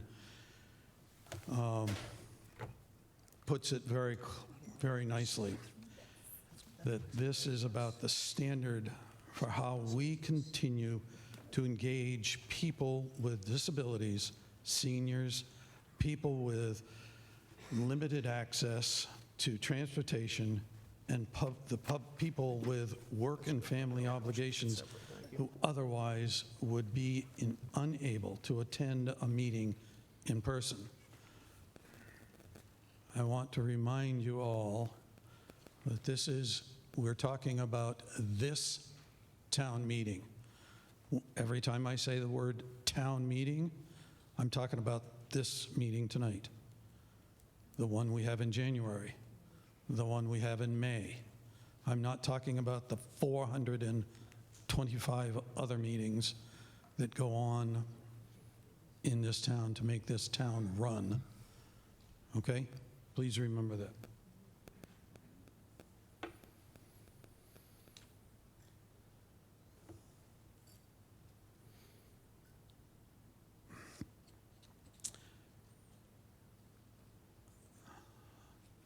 The articles that we're talking about tonight do not preclude any of you that want to attend this meeting in person from attending it in person. If you like coming here, please do. This is for all of the other people, or the few people that have some other reason for not being able to be here, like the 30, 40 other folks that aren't here tonight, and these 2 folks up here. 26. They have other good reasons for not being here. Okay, what happened?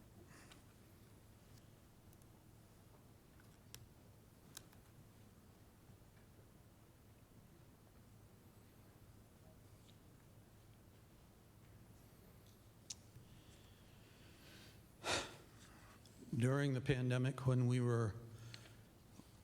had hybrid meetings, we learned a few things, notably that the town can continue to operate efficiently and effectively using electronic communications platforms. And the town meeting attendance for the hybrid May 2020 meeting was actually the highest it has ever been. There is currently state legislation that is being worked on right now to do exactly this. It's going to force us to do it anyway if it passes.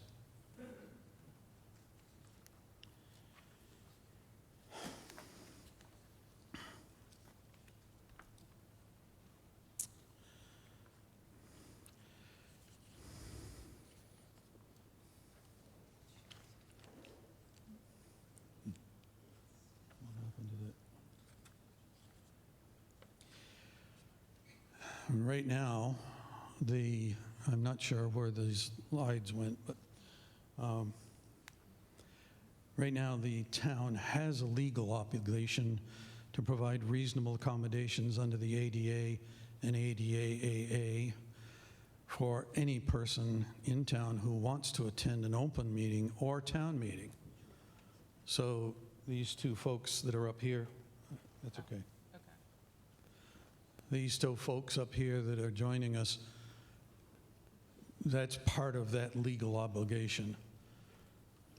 And adopting the remote access hybrid articles would provide a better solution than to accommodate those persons, because as you can see right now, they can't talk. They have to type their question or comment into the chat. The chat then is transferred over to the moderator. And so these three articles, as Mr. Moderator talked about, those are what they are. So one of the reasons that we originally had this, that we withdrew these articles from the January, May town meeting? January town meeting. I believe it was January town meeting, was because we didn't feel that we were quite ready. A lot of unanswered questions that people were coming up and asking us. And so we met with a number of committees and boards to discuss what their concerns were and what their feelings were and their recommendations. And as I mentioned before, one of the things that we took out of what we had in the previous town meeting was the open meeting piece of this. And the open meetings have been extended to March of 2025 by the state. So this only pertains to the town meeting. We sent out a survey to all of you. And with any survey, the people that apparently are in favor of it don't respond. And the only people that responded were those people that can't stand it. They don't want it. I'm not going to stand up here and say anything that can change your minds. All right? We might as well vote on this now, but I'm not going to do that. So there were basically 6 things in the survey that can be lumped into categories. Distractions. Some people told us that remote access town meeting members can easily be distracted while participating from home at their computers. I've gotten up during this meeting tonight to go to the bathroom and came back in and watched. And I saw at least 5 people distracted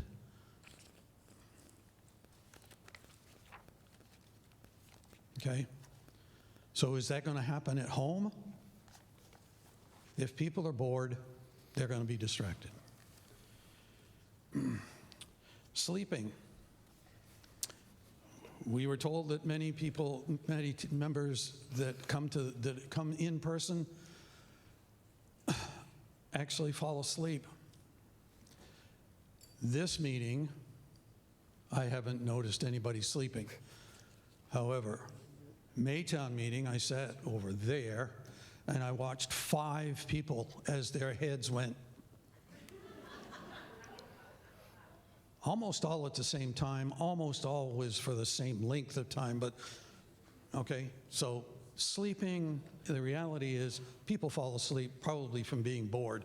And right now there are probably a bunch of you that are bored and wish to hell I'd speak a lot faster. Voting security.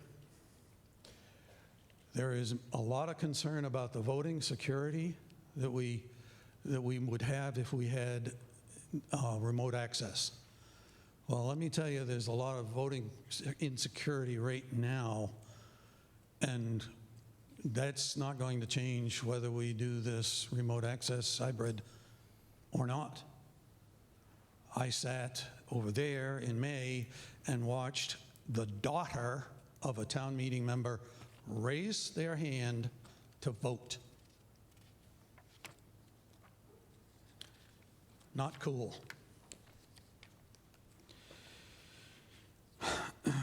We met with the school committee, the members of the school, Mr. Kuna, and several other folks to figure out whether or not this auditorium actually could do what we need to do. And it turns out that that board up there in that back room is very advanced. And there is a couple of pieces of there's a piece of equipment that's being added that will eliminate a bunch of the problem that we have tonight, counting to 3. All right? It's an echo thing. And there are systems which I'm going to refer to them as clickers. Each one of us would be assigned a clicker, and we would vote yes, no, abstain, and they could be used at home, they could be used here, they could be used any place. Those systems cost anywhere between $4,000 and $10,000. This is something that should be implemented whether or not these 3 articles are passed or not. So is that something that our committee is responsible for? No. Talk to some other people besides us. Currently, think of the system, if any of you watch anything from C-SPAN or any of the Senate political shows, and you watch them taking a vote, you'll see they use a clicker type system, and on a board or screen, it actually shows what member voted, how, and you immediately get a tally of who votes for what. And that solves another problem, because one of the comments that people had was that, well, I want to see how other people vote before I vote. I'm not sure why, but anyway.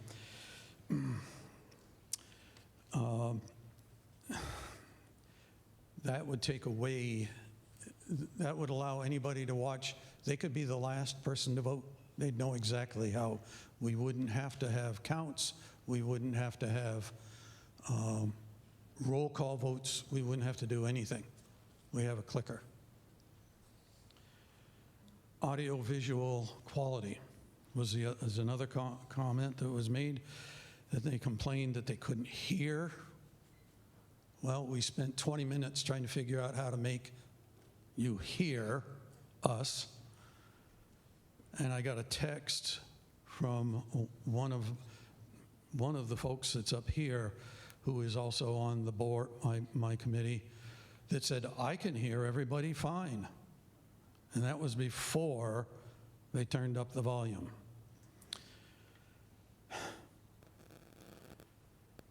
Again, we met with school and other people to discuss the quality of the audio and the visual.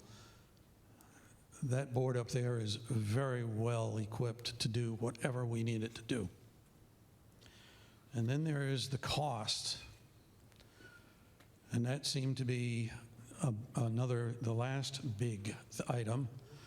And there was an email a year and a half ago that came out that estimated that it was going to be $100,000. That $100,000 actually is more like $4,000 to $5,000 upfront cost, with a recurring cost of probably one IT person at each of our meetings. They're here now. Let's have another one. Let's have another one.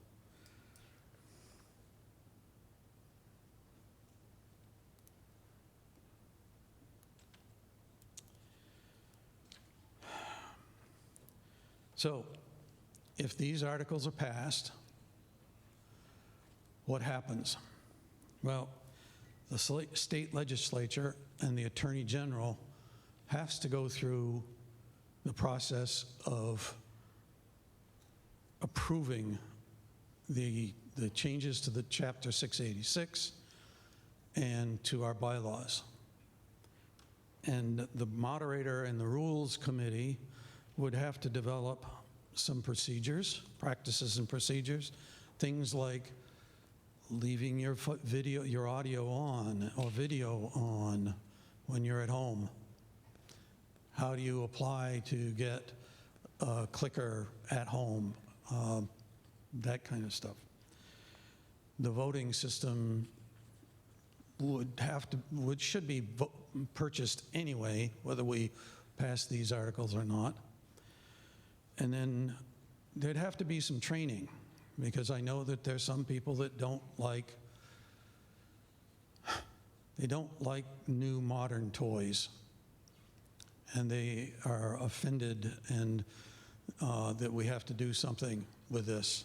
And we don't like change, most of us, but we need to accept it.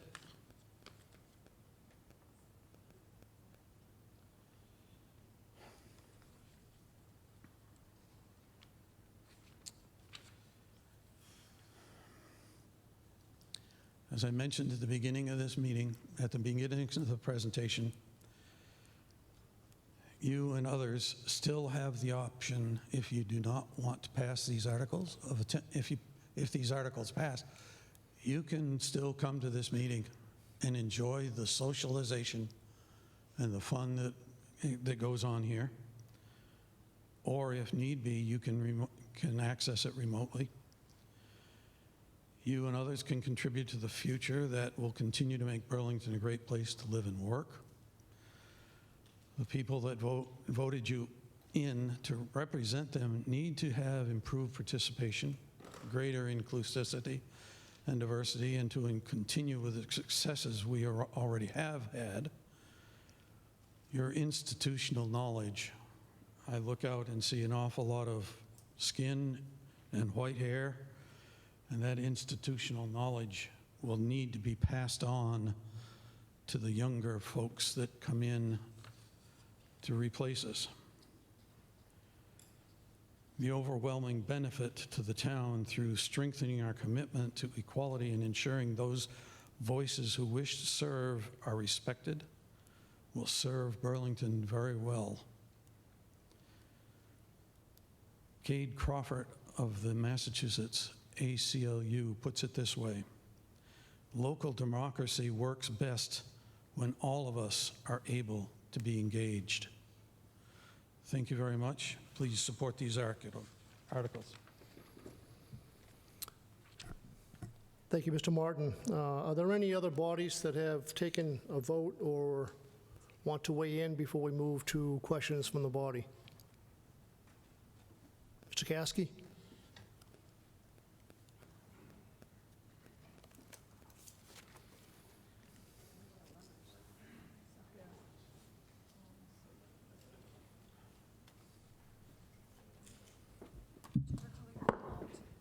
I'll do this one. Gary Caskey, Precinct 6. As a member of the Rules Committee, I just wanted everyone to know that every member on our committee voted against this. We felt that in order to do the people's business, this should be done in person. And I also, while I'm here, I have a question, a legal question for the town attorney. Isn't it a fact that on all these articles, we would have to have a roll call on every article? Could you speak to that?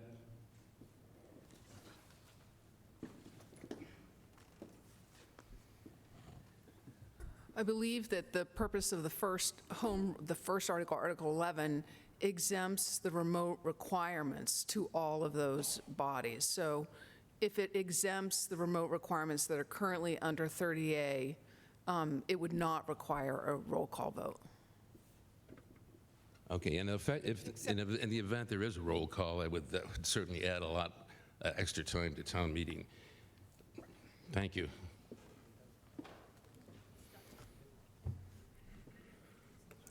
Mr. Moderator, I ask that my compadre, Michelle, handle that question.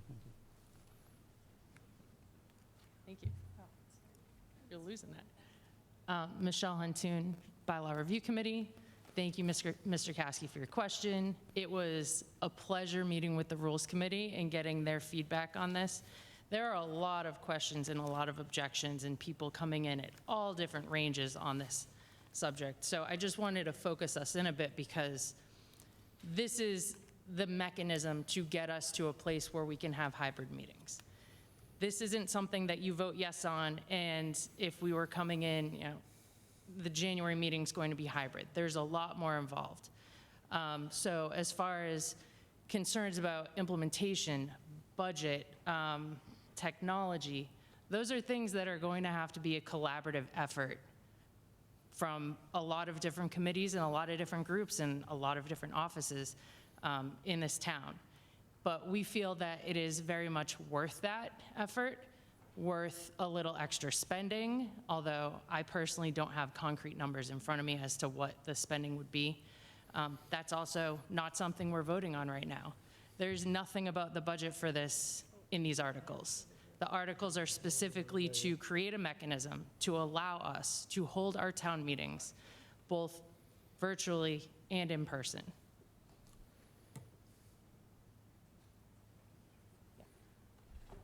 Thank you. Any other committees want to weigh in before we go to the body? That would be a no. So reminder, ask for your patience a little bit ahead of time. This body has turned over a little bit since the last time I was up here, so I'll try to get to you as quickly and as promptly as possible. So let's get to it. Reminder, we're discussing these three articles all together. If you have comments about any of these three articles, please feel free to speak up, and we will vote on them individually. Let's go right to online. Mr. Cormier, go ahead. No, I have to read it. Oh. Okay, John Cormier, Precinct 6. As much as I'm benefiting from this tonight, I'm against having in-person quorum. The taxpayers deserve having people in person.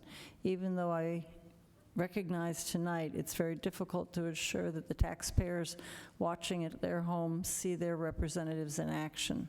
They can't see those at home and making sure that they're representing them in the way that they deem fit.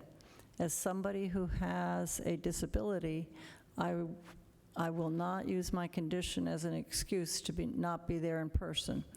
It's demeaning to me that people feel I cannot be there, cannot make it out 3 evenings a year. I can't type quickly enough to convey my actual feelings on the subject matter to do it justice.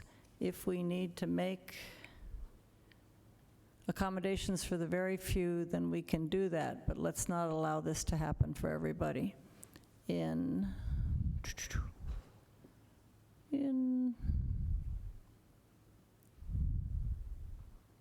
Come on. In my opinion, but let's not allow for everyone, to allow this for everyone, in my opinion, this is no longer needed. Please, sorry. I think we got the, please don't support this, thank you. And then I don't know what, Mr. Miller has his hand up, but I don't know, do you want to type something in the chat, David? I guess we'll come back to you. Thank you, Mr. Cormier. Other members? Mr. Peru?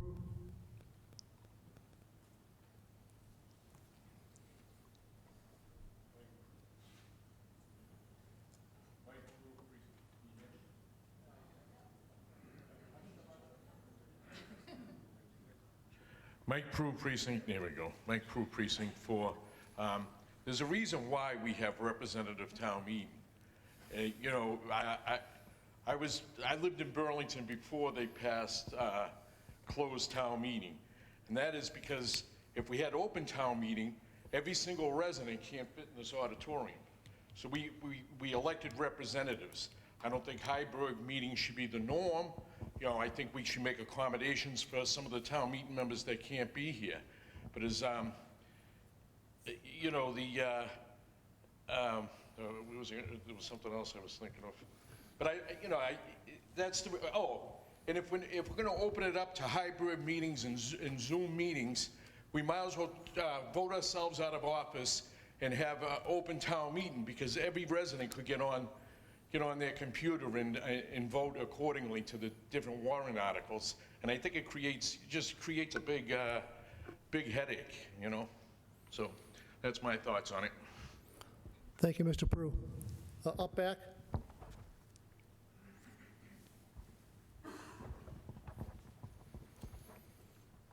Thank you, Mr. Moderator. Nikki Cadillac, Precinct 6.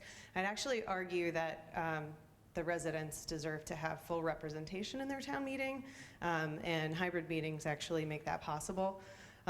This is not the time for testimonials, but if you know any of my history, you'll know that if not for hybrid or remote town meetings, I wouldn't be doing what I do right now. I wouldn't be a town meeting member. I wouldn't have the job that I do, which serves the community. So I just have just a couple notes.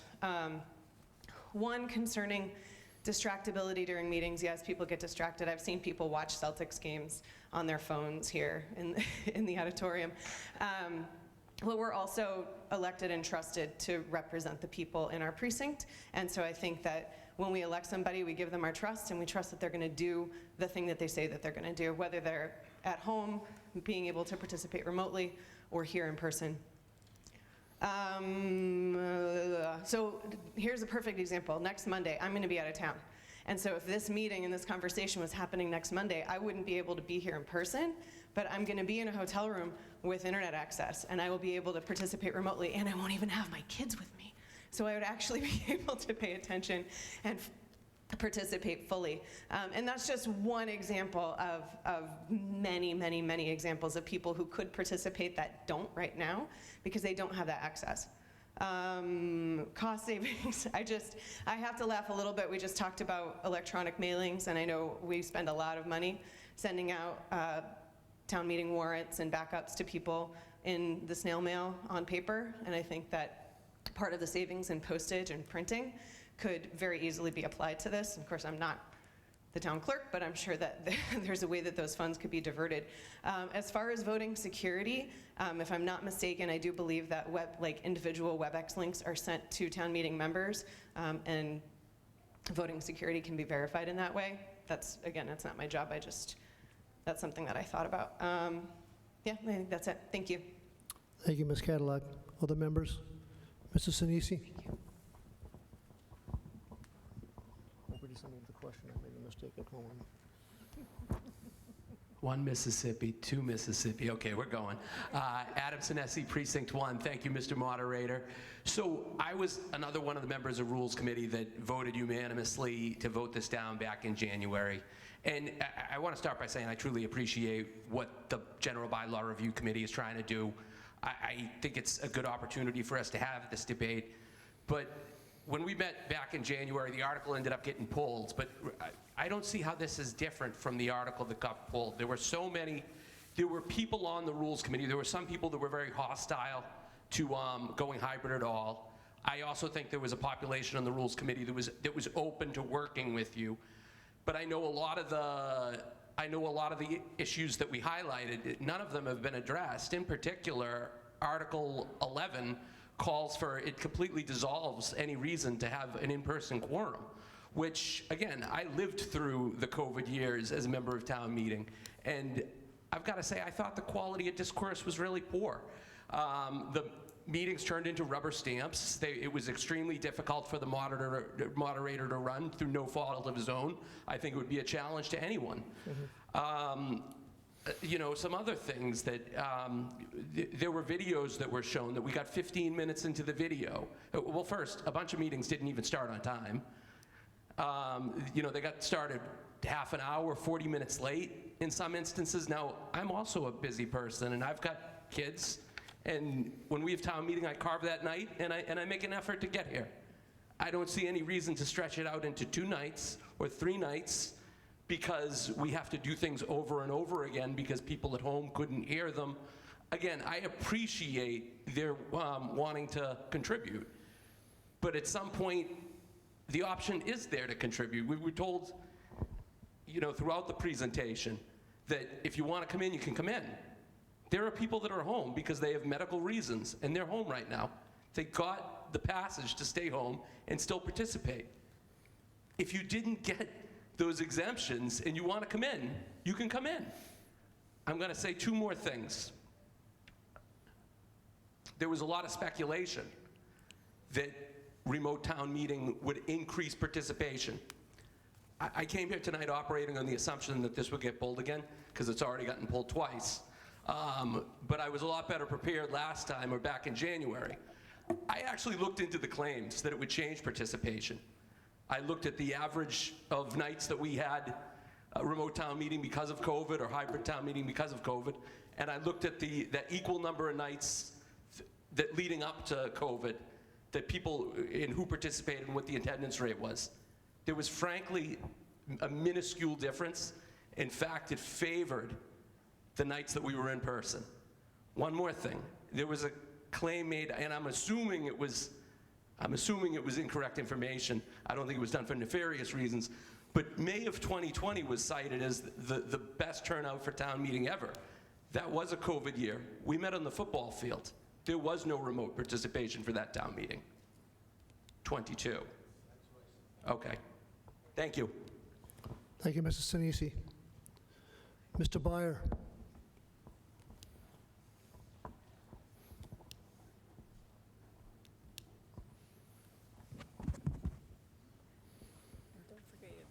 Four, five, six. This working yet? I'll go. Thank you, Mr. Moderator.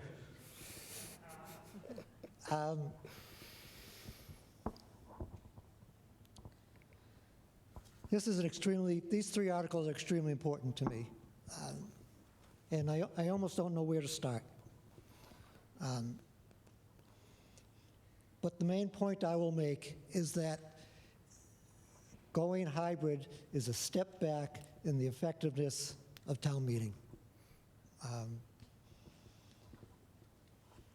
As I stood up there tonight, watching everyone come in, and you look at the interactive discussions going on between town meeting members and the administration and other elected officials, this is a legislative deliberative body that, I'm sorry, it works best when we are here in person. It just does.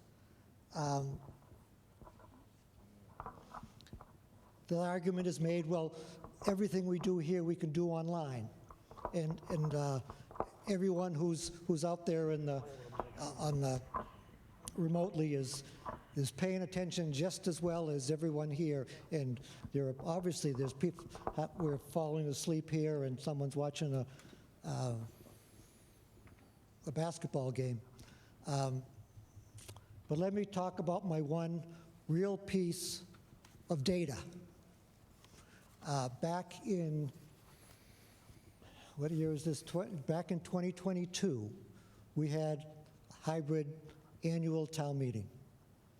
And at every meeting in the budget time, we go through each, the moderator reads off the budgets. People who wish to hold things say hold, and on we go. We go through the whole budget and see what's been held for further discussion. We got through the whole thing. 6 or 8 budgets had been held, all by people in person. Just before I moved on, someone online came on and said, wait, I wanted to hold these 3 budgets, 2 of which had already been held. I understand people get distracted here, but people get distracted at home. And I watched 50-odd little squares up there and tried to see who was paying attention. And it's simply not true that the people at home are paying the same level of attention as a group. The people at home are not paying as much attention as those in person. Now, why did it work?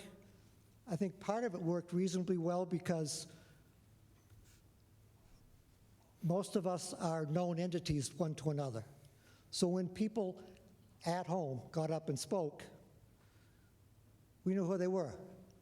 We could put weight to their words. It's not as good as having them stand up in front of the body and make a passionate argument, but I think it worked okay.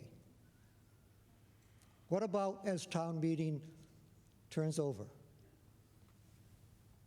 You want to listen to those people? You don't know who they are and what they're saying?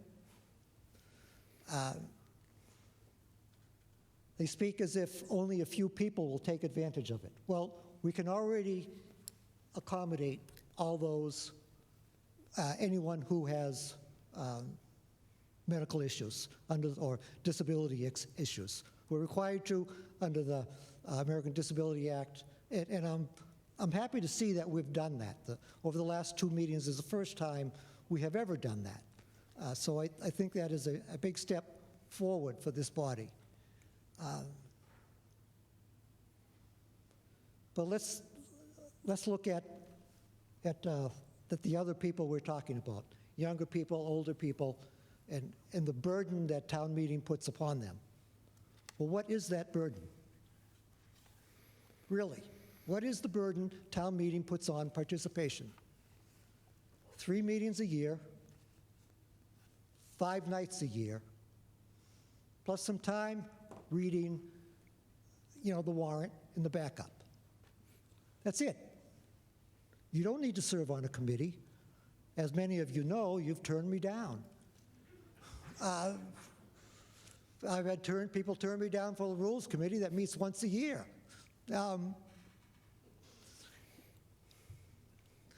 So, and not only is it minimal, you can put those dates on your calendar for the next 5 to 10 years. They're set by our bylaws. All right, every now and then there's a religious holiday that makes us move the Monday to a Wednesday. We did that this meeting. Last winter, I believe, we postponed. Well, my connection with the weather gods isn't so good. It snowed. We can't prevent those. Those things happen. But by and large, you can put every meeting on your calendar right now, if you wish. And town meeting isn't a right. Every one of you went and got elected. You essentially stood up in front of your precinct and said, I wish I were to represent you, and I am willing to do the work that's needed to do it.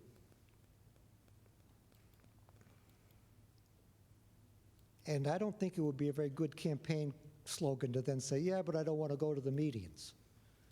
And I'm not saying that to be flip.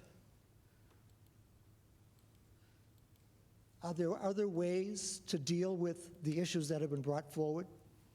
Are there elderly members of this body who you wouldn't give a ride to if they needed one because they don't like driving at night? If they can't contact one of you, please contact me. Actually, I'll make Kathy go do it, but, that's an accommodation we can easily do. For those who have kids, there is a town, don't ask me which one at the moment, where the Girl Scout troop uses babysitting as a means of raising funds to cover town meeting. These issues can be handled without going to a hybrid meeting situation. And I think I could go on another hour or so about technical issues. Of course, we had none tonight.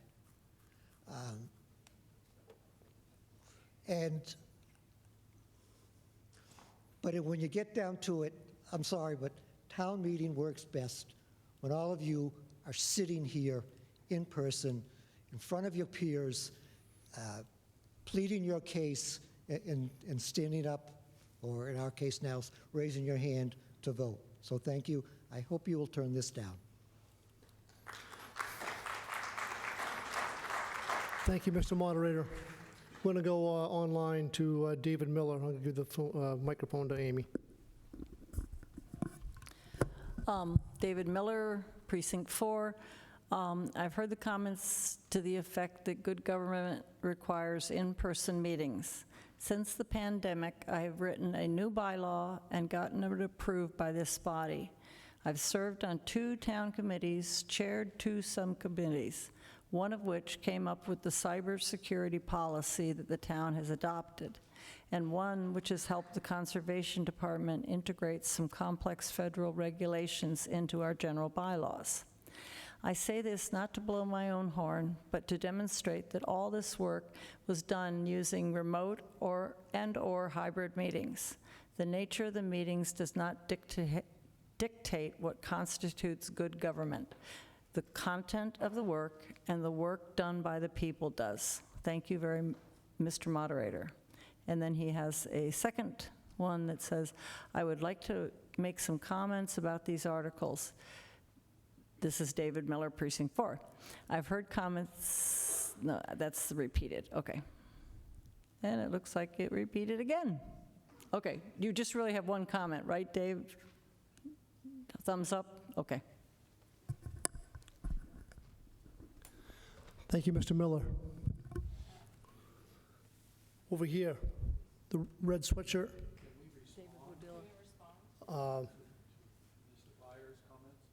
Sure. Sorry, one second. Sorry, he was already recognized, so he's got to let him speak, and then you can respond to comments. Go ahead, sir.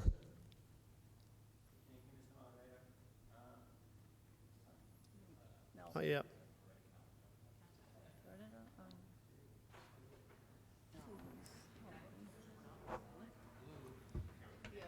Now it's on. It's on now. It's on now. No, the other one is on. All right. Hi. Yep, there we go. All right. Thank you, Mr. Moderator. Alex Rutfield, Precinct 5. I got elected in April. Was really excited to come to my meeting in May. And then I found out I had to take a work trip. It was a new employer. I didn't have push. They had made concessions in other areas, so it's not really their fault. But I couldn't come.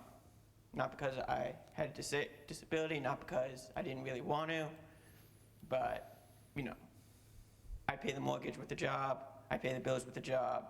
This I do for a passion, out of a passion for politics and because I care about the community. But that wasn't going to help pay the mortgage, so I had to do what my employer wanted and go abroad for a couple weeks and miss the meeting. I emailed the moderator, said, is there anything I can do? He said I couldn't. I ended up watching 7 hours of YouTube to see what happened. But, you know, I couldn't vote. So had we been able to do hybrid, I could have easily just logged in. And, you know, I'm looking around, no offense, but I might be on the younger end, so I'm still, you know, dealing with the mortgage, trying to figure out how I'm going to raise a family here. So I can't, you know, be the guy in charge of the company and say, here's when I'm going off, here's when I'm doing my business trips. You know, I still have to take others' opinion on that and just go with the flow a little bit. And I'm also looking at, I also just checked Google Maps for other reasons. There's a 10-minute walk from here to Route 3A where you could maybe get a bus. And I say maybe because it's almost 11. Buses aren't running that frequently anymore. So if most people here, if not everyone, probably drove here. If you can't afford a car or your budget's really tight and you need to watch your mileage, then that is a hindrance to getting here, plus watching the kids, plus the fact that it's already 11 and half the town is probably going to bed right now. So all of those issues, those hindrances just stop people from trying to get involved in town meeting. It gets us more towards the people who are better off. It gets us to the older people who have more sway in when they can leave town, when they have to leave town, and getting here easily on a weeknight, that just shifts all the people who can come to this meeting and participate. If we have hybrid, all of that goes away. Now, I do admit, yes, if you're in person, you can get your voice heard a little more easily, you can get a little more attention. That is true. So if you are able to come in person, then you really should. But some people, for medical reasons, because they have to put the food on the table first, or because they just don't have the budget or the transportation to get here easily, they just can't. And we want to hear those people as much as we want to hear everyone else here. So I think we should really support this to make sure that we get more representation, more public attention, and people from much different backgrounds and different socioeconomic situations coming and representing their precincts in town meeting. Thank you, Mr. Rutfield. Mr. Martin, do you want to follow up?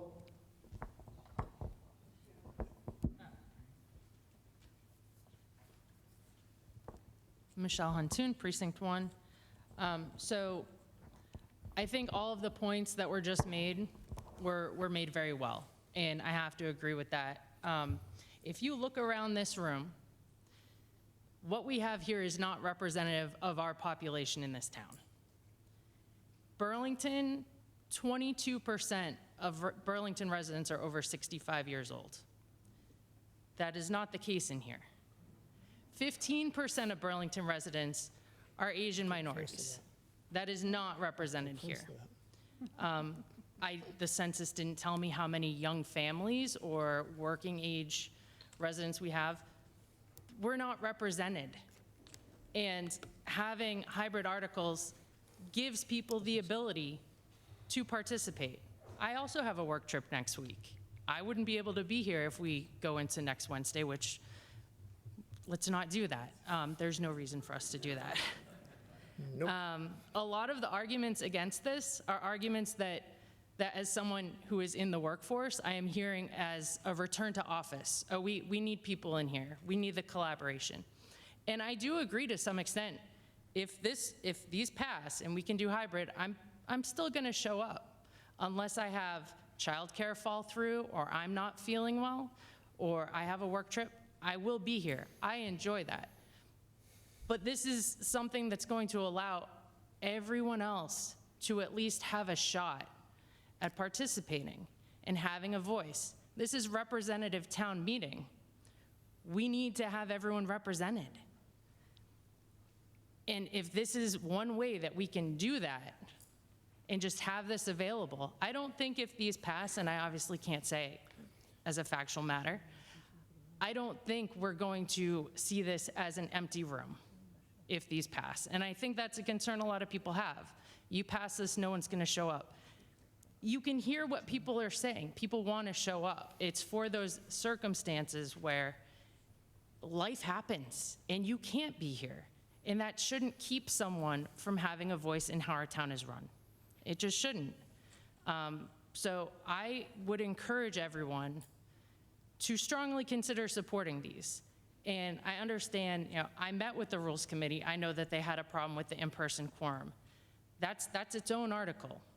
So I'm not gonna tell you, vote on the articles accordingly, but if that's your issue, then speak up against that if you want. I know we're talking about all of them at once.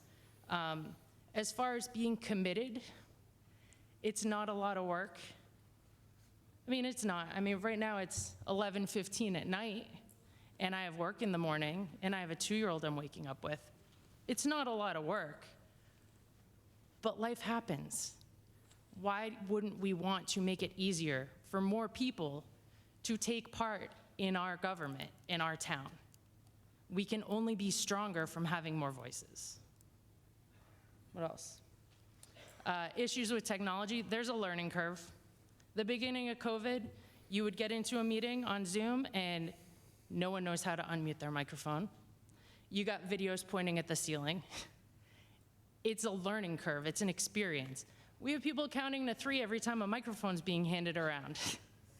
There are always going to be issues with technology. I don't think there's an argument for, let's just stay stagnant, this is how it's been. I don't think that's a valid argument. I appreciate it, and I get it. You're comfortable with what you know, and it would be uncomfortable, and it would be more time-consuming, but it's worth it. Thank you. Thank you, Ms. Huntoon. Mr. Hannafin?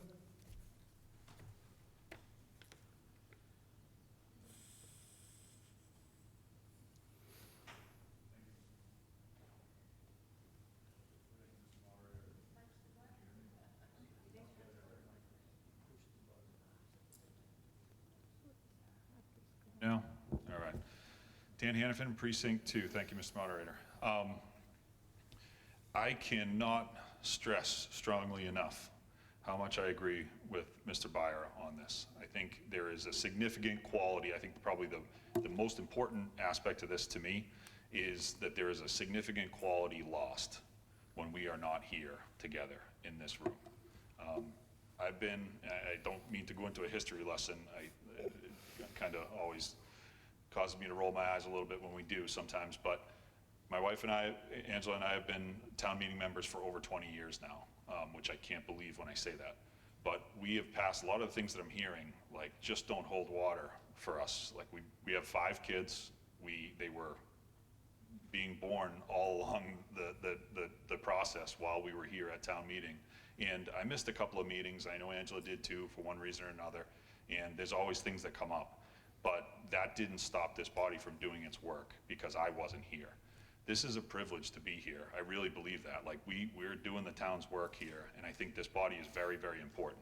I think if we vote this in, like these things forward, and we start doing hybrid meetings regularly, I think you're gonna start seeing the numbers dwindle, and there is no way that sitting at home behind a computer while you can watch whatever you wanna watch is locking you in as much as you are when you're here. It absolutely is not the case. I mean, I'll arm wrestle anybody for that. Like, that is like 100% definitive. That is not happening at home as well as it is happening here. It might be for some, but for the most part, it is not the case.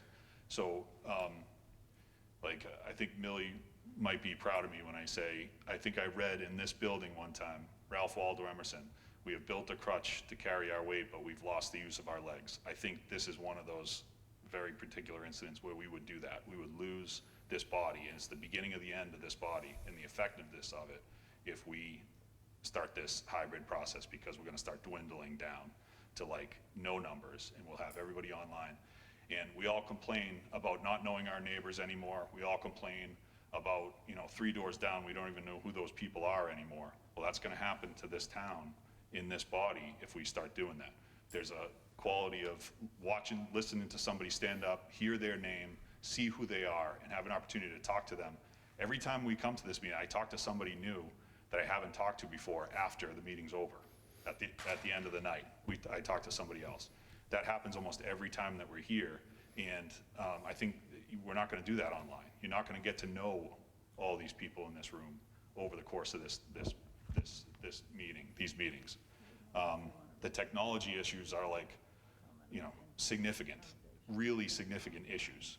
The time it takes, like, that presentation was long, but imagine if we had technology issues on top of it, on top of that presentation. And every time we stand up, the microphone maybe has a little bit of a hiccup, but we fix it relatively quickly. When that happens online, it's another 5 minutes. The meetings during COVID were absolutely unbearable because of all the technological problems and the issues that we were dealing with. That's gonna continue. That's not gonna change. I don't care how much we spend on whatever system we're dealing with. It's going to be a disaster at times, and there's no way you can deal with that. It's just the nature of technology. So I won't keep beating the drum, but I think there's a significant amount of, the last thing I'll say is I think there's a significant amount of decorum that's lost. Every once in a while, we get into a little bit of a scuffle in here, and things happen, whatever else. And that's the nature of, the passions that people bring to the table here.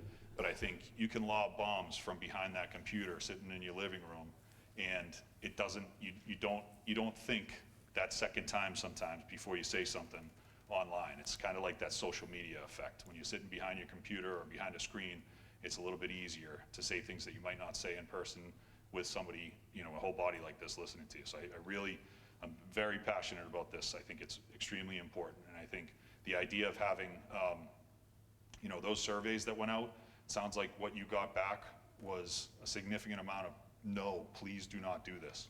So It was what? It was split? Okay, well, in any event, I was one of the ones that said, no, please don't do this. So in any event, I'll let it go at that, but I'm very, very opposed to these articles. Thank you, Mr. Hannafin. And no, there are no scuffles in this body. I don't know what you're talking about. So, right here, gentleman right here.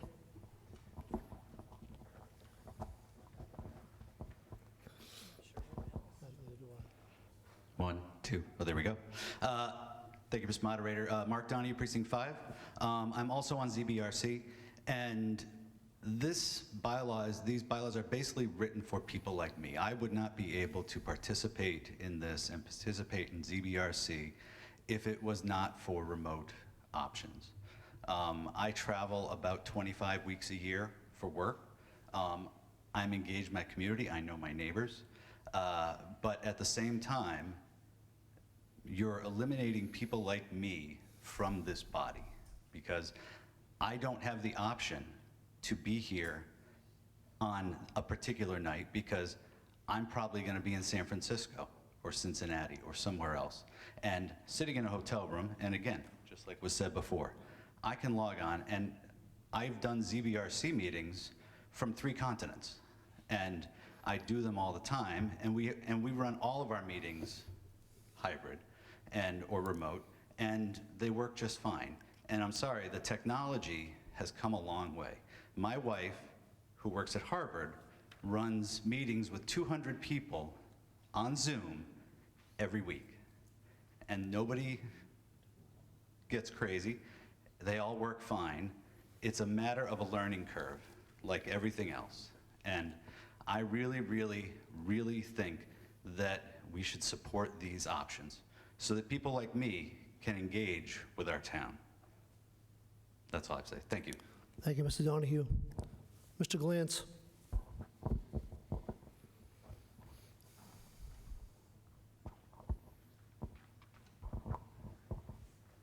One, two, three. Hey, I can count.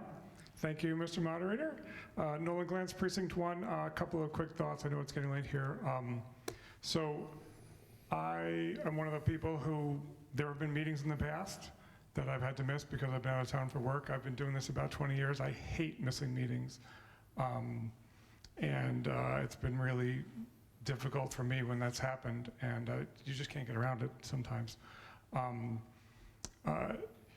Also for work, we have a small office here in Burlington, but our headquarters is New York, and I got people in Florida, I got people all over. In fact, we've got a development team we work with who are based in Kiev, in the Ukraine, and since before COVID started, we've been doing remote work, and we've been doing these kinds of hybrid meetings and things, and there's learning curve, sure, but it works amazingly well. In fact, if you think about, there are things that you can do with technology that you cannot do in person. Now, I myself, I'm going to come still, unless for some reason I can't, because there's advantages to being here, but there are advantages to being remote as well. For example, we could have automated roll call counts. Every vote could be 100% recorded. For example, we could do, like a lot of times I'm in here, someone brings up a good point I hadn't thought about, I want to go research it. I go look it up during the meeting so I can think about what they said and figure it out or look up an article. I'm doing that on my phone here while I'm trying to be in the meeting. It doesn't work. When I'm sitting there at home on a computer, I've got all the tools available for me to be a more productive member of the meeting. So it's not just about, oh, gee, I feel like being at home. No, it's quite the opposite. I think there's a lot of advantages to it, so I think you should consider voting for this. Thank you. Thank you, Mr. Glantz. Sally, Ms. Willard.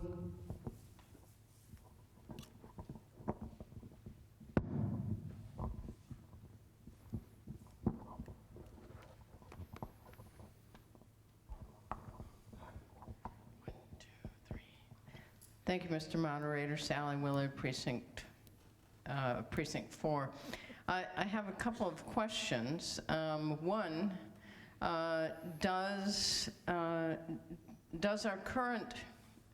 do our current requirements for participation remotely preclude someone who, like Mark or Nolan, who may be out of the country traveling? Can they attend remotely? That's one question today. Or do we have a requirement that they have to be sick? Under state law for the town meeting, they would have to be sick. They would have to have an excuse, like a medical excuse. It couldn't be just traveling, as opposed to the regular remote requirements for, the select board or the Conservation Commission or the ZBA, so long as a majority of the members were present under the regular rules, not under the exceptions that exist until 2025. But under the regular rules, the quorum has to be present, and then there can be other members that can be remote for whatever valid reason is necessary.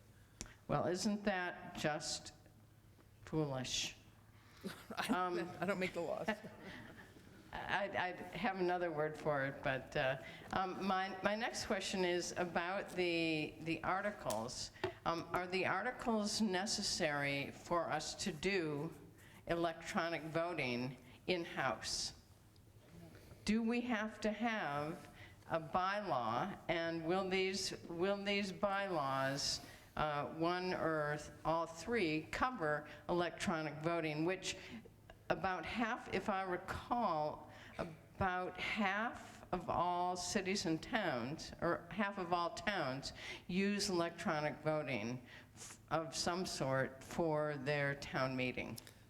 I think half that's a reach. I don't think it's half. There is a number of them. So you would have to have a bylaw, and you have to make for representative town meeting, you may not vote in secret, right? So you have to be able to show, as Mr. Martin explained earlier, on the board where the people are voting. And I represent a town that does that. It's a representative town meeting, and they have a bylaw, and they have a screen that has everybody's name on it, and they all have electronic voters. I also represent a general open town meeting that they do electronic voting as well, but they have a bylaw. So you do have to have a bylaw for electronic voting. And would electronic voting be covered by these? I don't believe that electronic voting is covered by these. That's not, my read of this is not by electronic voting. So you would have to vote, under these, you'd have to vote like we did during the hybrid, so that everybody could see who's voting, and then the moderator calls the vote. That's why you have to see each other in both ways, so it's all in public. Okay. Would we need a home rule petition in order to allow someone who is traveling to attend? I mean, I understand it's a state law. Would we need a home rule petition in order to allow someone who's traveling to join the conversation remotely? Yes, that's what these bylaws propose. Okay. In that case, I support these bylaws. Thank you. Thank you, Sally. Mr. Hartling?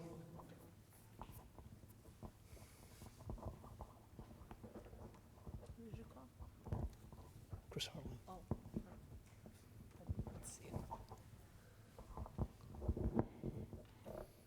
Thank you, Mr. Moderator. Chris Hartling, Precinct 3. I don't think that hybrid meetings is going to make these meetings more culturally diverse, nor do I think it's going to make more people over the age of 65 participate.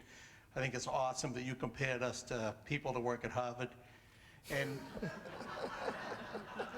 how would we have gone for beers all those times with Noonan if we were at home? Accessibility. This is a handicap accessible building. Accessibility, this makes me accessible to the Board of Selectmen, and make me accessible to everybody else in this room, make me accountable to everybody. I think it's a no-brainer. I think we need to keep coming here and being accountable to each other and making the effort to get here and participate. Thank you, Mr. Hartling. Mr. Sachs?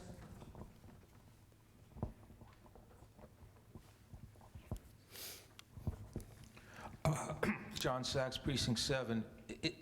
It strikes me that we already have couple people who are able to attend because they're sick. And I don't think anybody on either side objects to that, and it hasn't caused a lot of problems. I understand you have to get permission to do that. And I don't know whether I'm suggesting an amendment to these bylaws, but it strikes me, there's no question it's easier when everybody's here in person. We've had some horrendous meetings when, in the early days, when technical things were going crazy, it took us 40 minutes.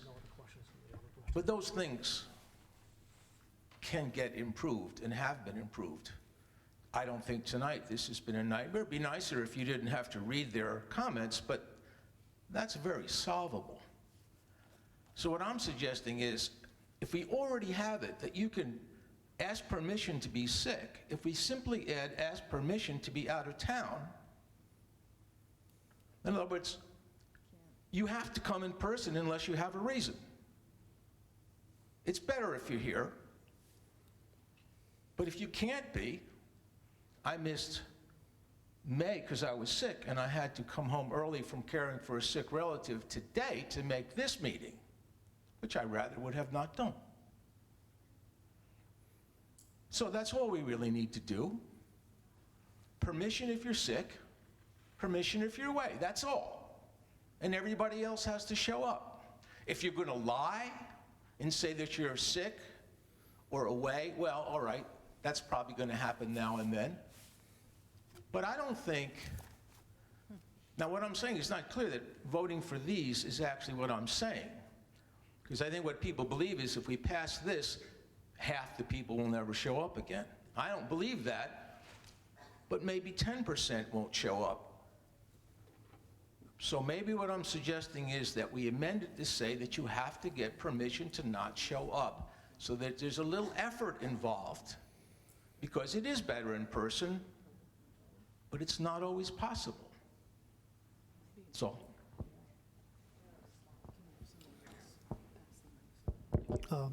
Ms. Hunter, Michelle Huntoon. So just to respond to that specifically, in one of our previous versions, we did have language in saying if you couldn't attend, you would have to get in touch with the clerk, the moderator, a certain amount of time ahead. But as we were going through the process, it seemed like it was making a lot more work for people and just putting these additional hurdles in an arbitrary line. Because we're adults, how sick do you have to be? You know, how bad of a childcare issue do you have to have? You know, oh, your work, you know, you get out of work at 6:30, you really can't get here by 7. So we really didn't want to put someone, you know, whether it's Amy or Bill or whoever, we didn't want to put someone in that position of saying, that reason's not good enough. We want to be able to treat our fellow town meeting members as adults who are, you know, making decisions that are right for them and for the people they represent. But we did consider it. thank you. This gentleman here.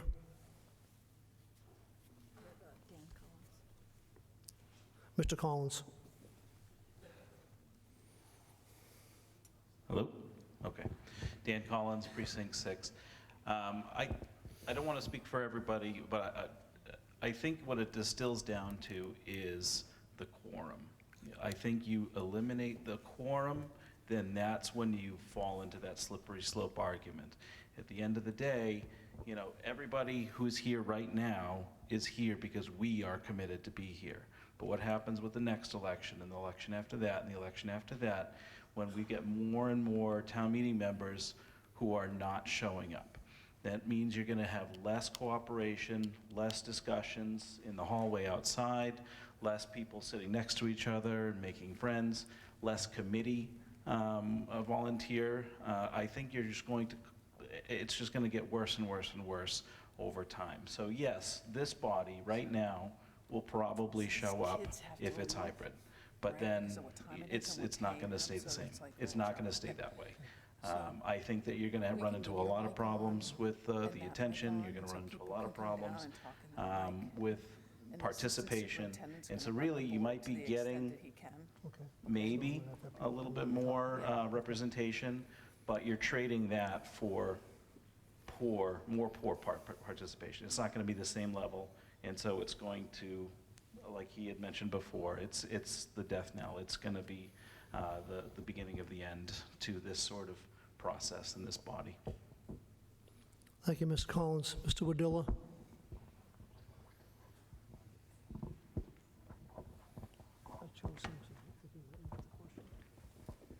Thank you, Mr. Moderator. Dave Wadilla, Precinct 1.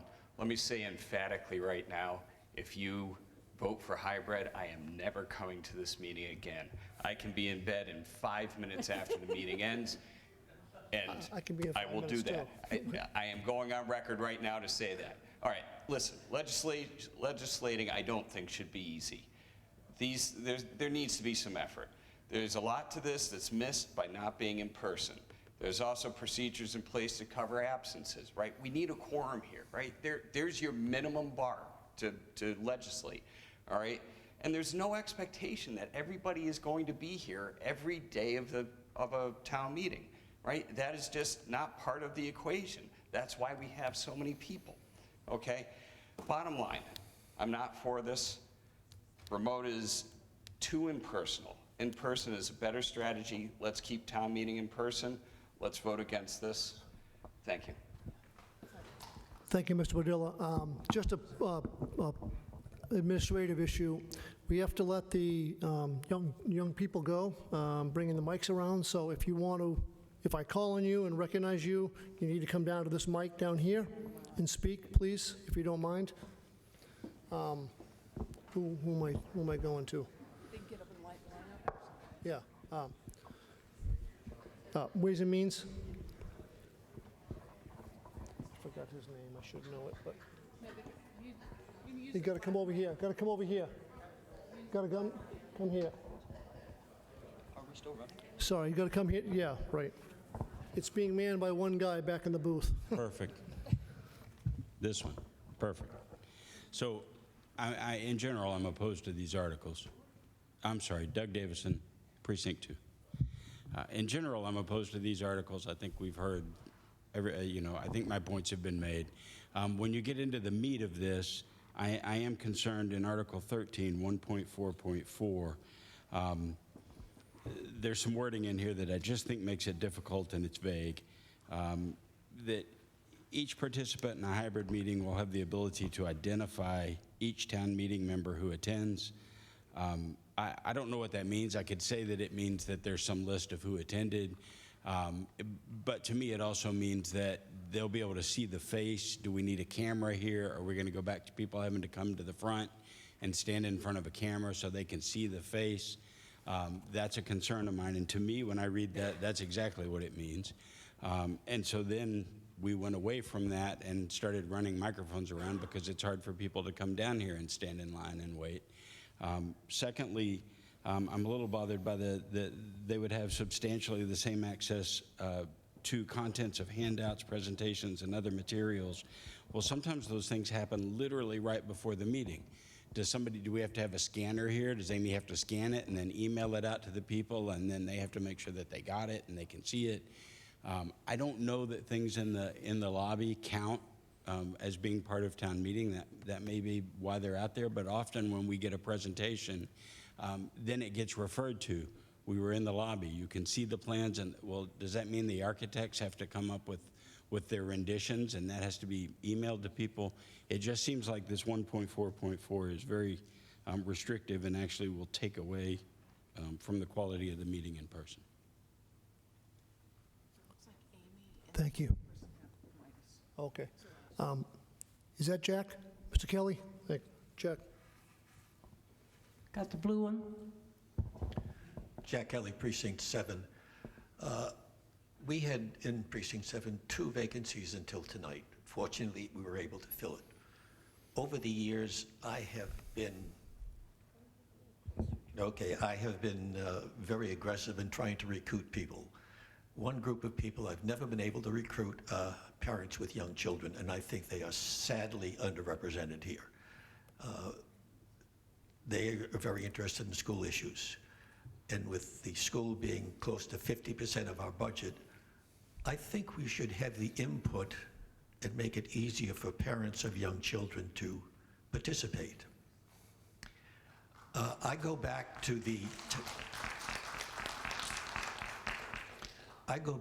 prior to representative town meeting. I was one of the first representative town meetings in 1972, but before that, I was at open town meetings. And I remember there were times we had to cancel them because we didn't have a quorum. We've never had to do that with a representative town meeting. There are other people, it's not just a medical reason why you can't show up. It's not just a travel reason. If it wasn't for COVID having hybrid meetings, I wouldn't have been able to come because I was a homebound caregiver for 24/7. I wouldn't have been able to come. I'm sure there are other people out there right now who are in the same position I was in, but they have something to contribute and something to offer. Let's make it easier for parents of young children to be part of this meeting and contribute to what's going on. They are our future, not the old super seniors like myself. Let's go for the young people to point the way. Let's not be Luddites and ignore progress. Thank you, Mr. Kelly. I think it's Mr. DeBona up back.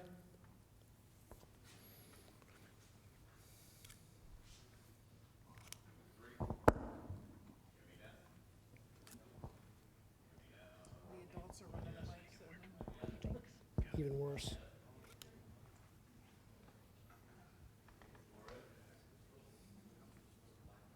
Come over here or come down here.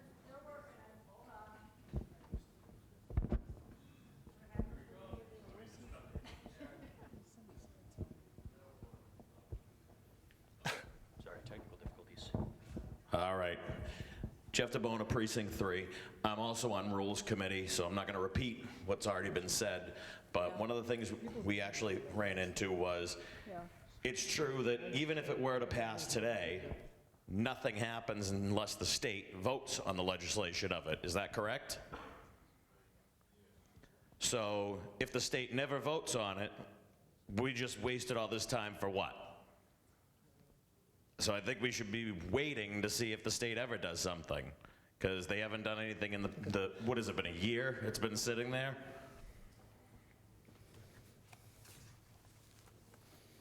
So that's all I have. Thank you, Mr. DeBona. Ms. Byer.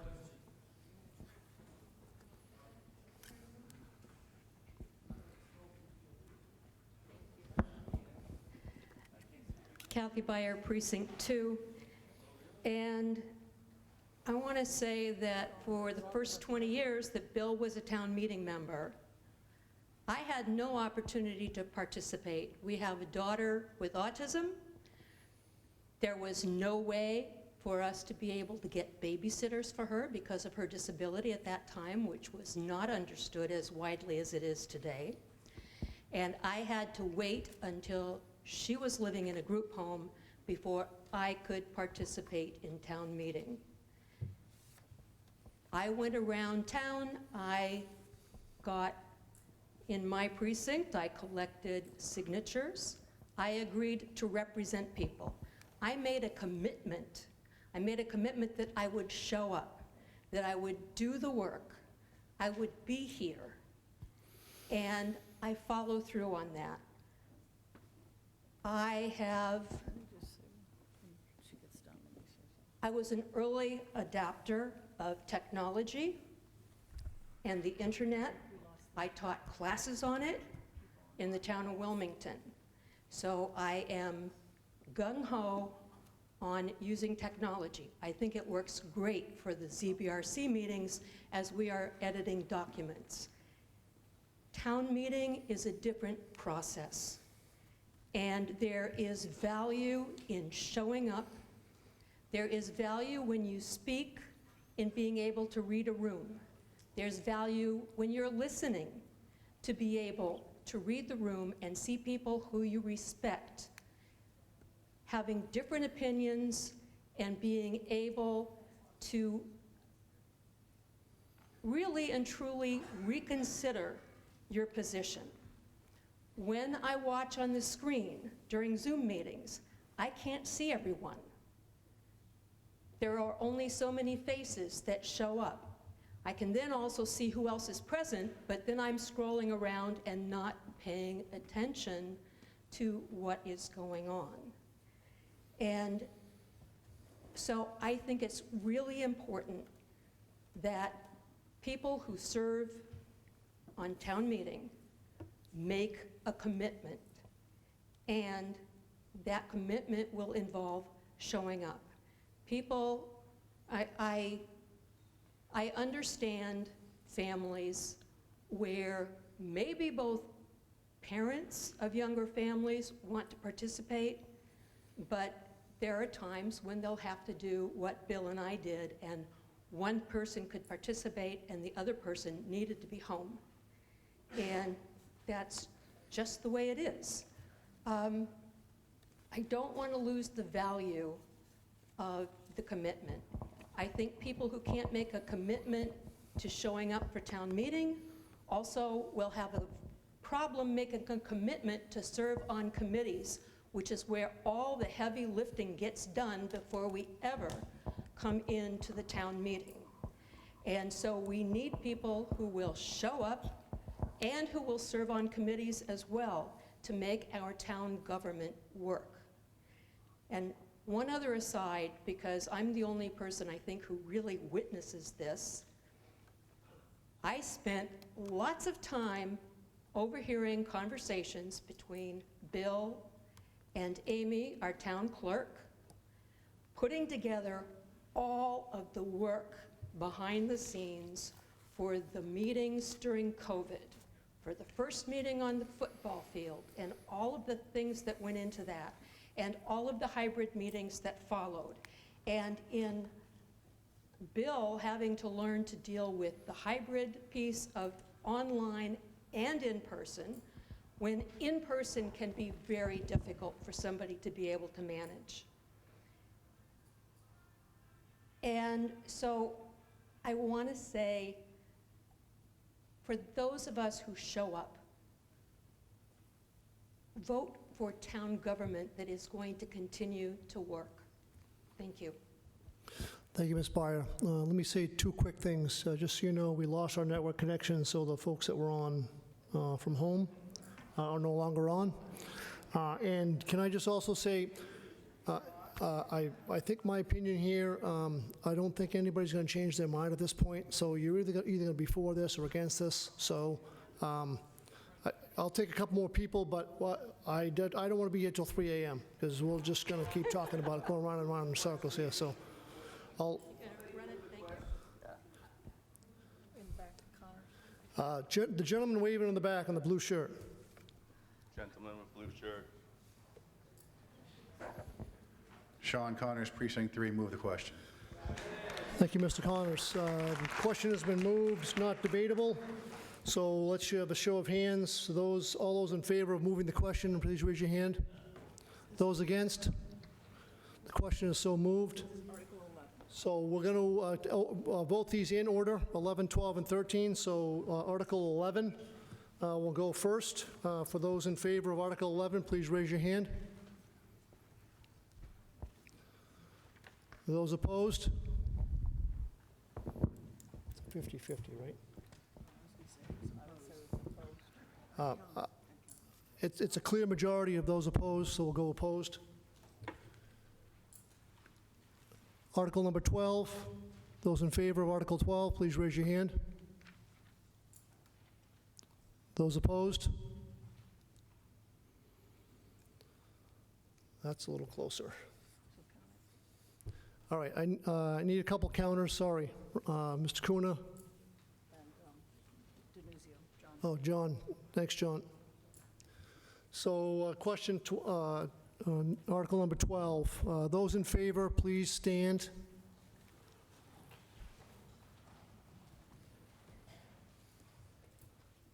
Really hard. This is hard. It is hard. I give so much respect to you guys. Oh my God. 10. 10 and 25. Did you get these, guys? Did you count them? So 13. So 13? So 13? So 13 and 25, 30, 38. Okay, thank you. Those opposed, please stand. Okay, maybe it wasn't that close. No, the people stand. Yep. Kind of proves your first one. Okay.